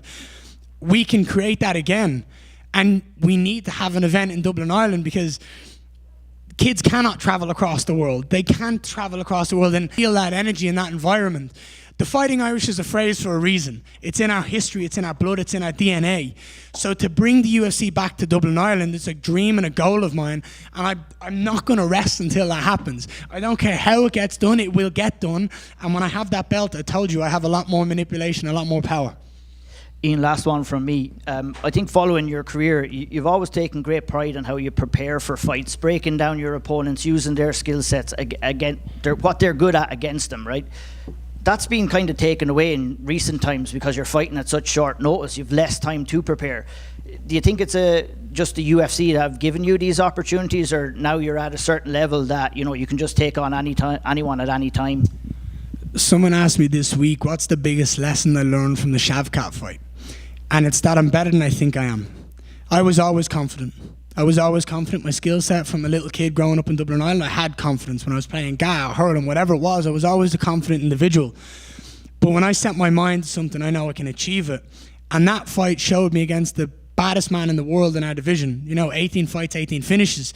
A lot of people didn't want to fight him. I said, fuck yeah, I'll fight him. I'm not afraid of anyone. And I went in there and I brought that man to the wire. And I very nearly won that fight. Obviously, I didn't, and I'm not saying I did right now. You know, it was 3 rounds to 2. But on short notice, I proved that I deserved to hang with the best in the world. I'm better than I think I am. And that gave me more confidence to go out and fight practice on short notice and to be able to show up here 2 weeks after a 5-round fight. I'm able to fight the best in the world whenever I want, and I'm able to do what I want because I'm aware of the talents that I have. And God gave me talents. I'm simply here to show the world what he gave me and put on a show. One last one for me, actually. There's a lot of people will say you're not a finisher, but you've gone in there against Shavkat. He's injured his knee after the fight. You've gone in against Carlos Praches. He's a broken foot after the fight. So, you know, you might not be finishing fights, but you're definitely going out there and doing damage when you get in the cage. Listen, those two individuals are two of the most dangerous opponents in the world, right? You put them in against 99% of the rest of the division, they win, right? I can tell you this. Carlos Praches was not a nice energy to stand across that octagon from. He was game and he was ready and he was mentally violent. I could feel it. But I went in there and I ended a 28-fight finish streak, twice in a row, against Shavkat and against Carlos Praches. And I went out there and I did things that the world didn't know was possible against both of those guys. I out-grappled Shavkat. I outstruck Carlos Praches. And I did it both of them on short notice. Do you know what I mean? You give me a full camp, what do you think's going to happen? I'm going to be far more well prepared. I'm going to be far more excited. But that's now in the past.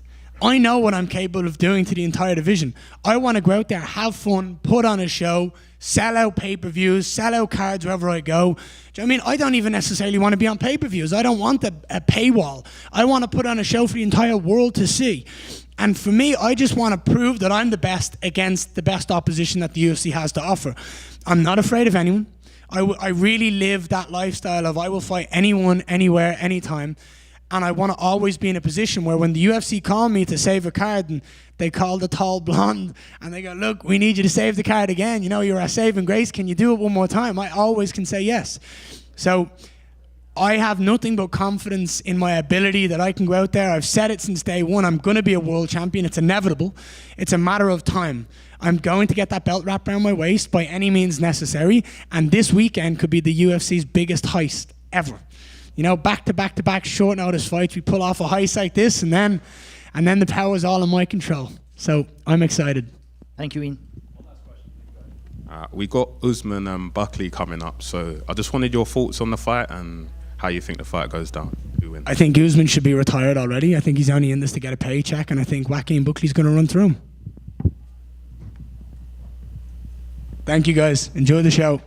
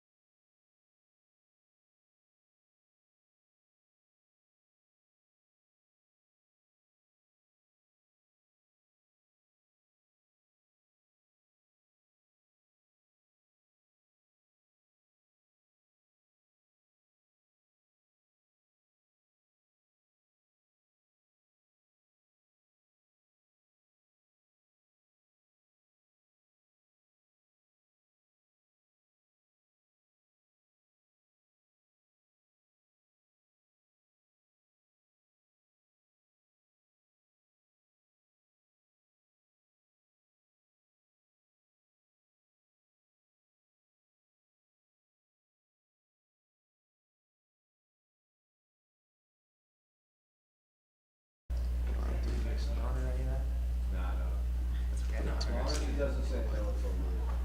No, it's just Muhammad Ali rumbled in the jungle. I think.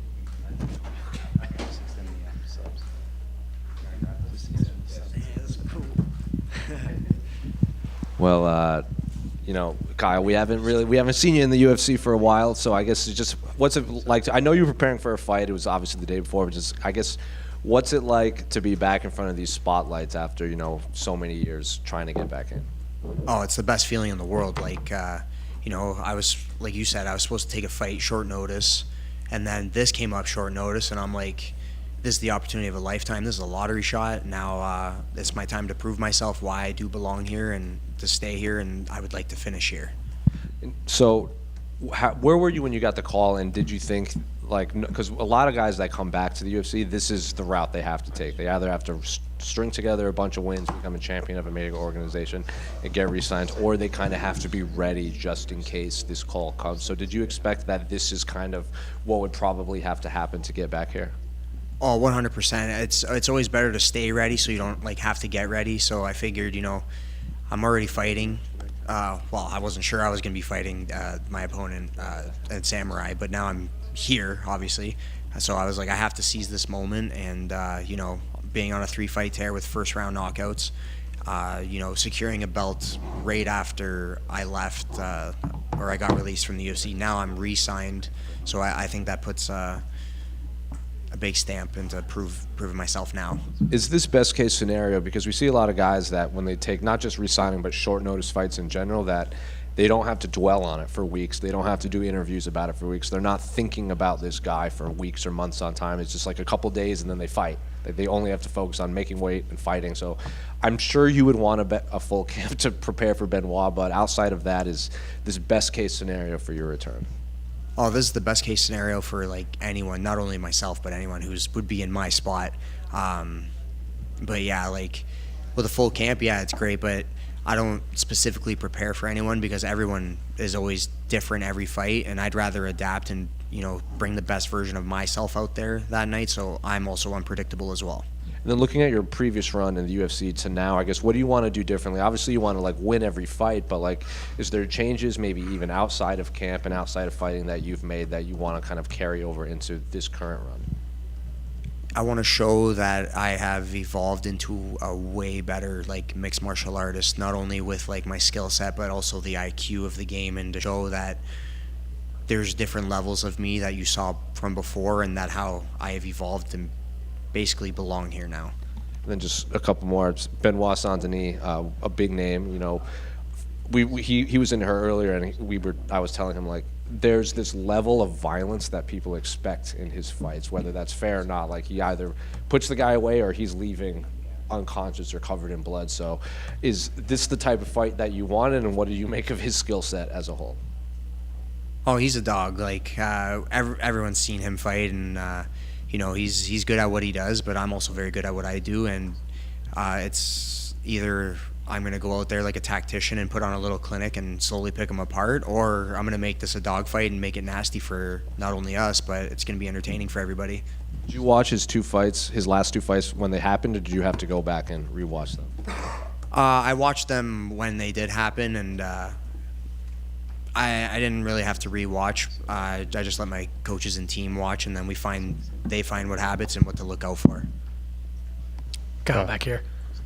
Hey, I don't know if you saw it. There was some criticism of the booking saying that you hadn't been fighting very frequently. I think 3 fights in the last 3 years. But if you look at it, I think you had an opponent withdraw. I think you had an entire event cancel at one point. So just how hard has it been to stay busy on the regional scene?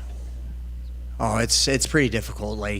Especially when you're at a certain level, people will, you're getting ready for these fights, and then, some guy cut too much weight and he ends up in the hospital, and you're like, dude, day of the fight, what happened? What did you do wrong? I'm glad he's okay, but, things like that happen, or people get hurt all the time, or they just pull out because of who knows what, or like you said, events canceling and moving, and then it's good to not dwell on the things, just life goes on, and just got to keep moving forward and then just progress that way. And then this is your third UFC fight. It's actually your third UFC fight in Canada. So do you look at this as a chance to kind of right those wrongs? 100%. This is the time to really prove myself, and it's all or nothing for me. And last one for me. At the same time, Canada's in a really weird spot in the world. There's been we all know everything that's been in the news recently, and is this just an opportunity to kind of go out and represent Canada and give them a little bit of fighting spirit?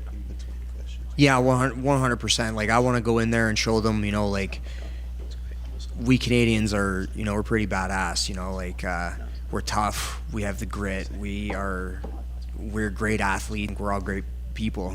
So I want to show the world that I'm like a Canadian Rocky. Love it. Thanks. Right here, brother. Speaking of like the Canadian Rocky and the story and things like that, we've seen with Diego Lopez specifically, like he came in on short notice, and he went on the tear that he did. The thing about you, like you said, it's cool to be up there, but tomorrow you get to be at the press conference, so you kind of get even more exposure. So what do you make of the opportunity, and what kind of things are you going to say on that stage when you get up there in the press conference to kind of draw some attention to you, to not only be the guy that's stepping up on short notice, but to be the guy that's like, hey man, I'm here to stay. I'm not just here for one fight. Yeah, for me at the press conference, like that'll be more on the fly. I don't have anything like planned, but everything's all up here. So once it comes out, and that's probably what everyone's going to get anyway. But yeah, I plan on bringing the attention to show like, hey, this guy came in 6 days notice at his rightful weight class, where the last time he came in, he went up and fought Nordine Taleb at 170. This guy's not afraid to fight people. Some people duck people. I don't think I've ever ducked anybody. And then I think the odds makers currently, they have you as like a 6-1 underdog or something like that. So what do you say to the boys that are going to be backing you in Canada this weekend? Hey, if you bet on me, awesome. I don't really promote like the gambling part, but if you bet on me, that's awesome. If you don't, hey, I understand, but I plan to have my hand raised. Cheers, bro.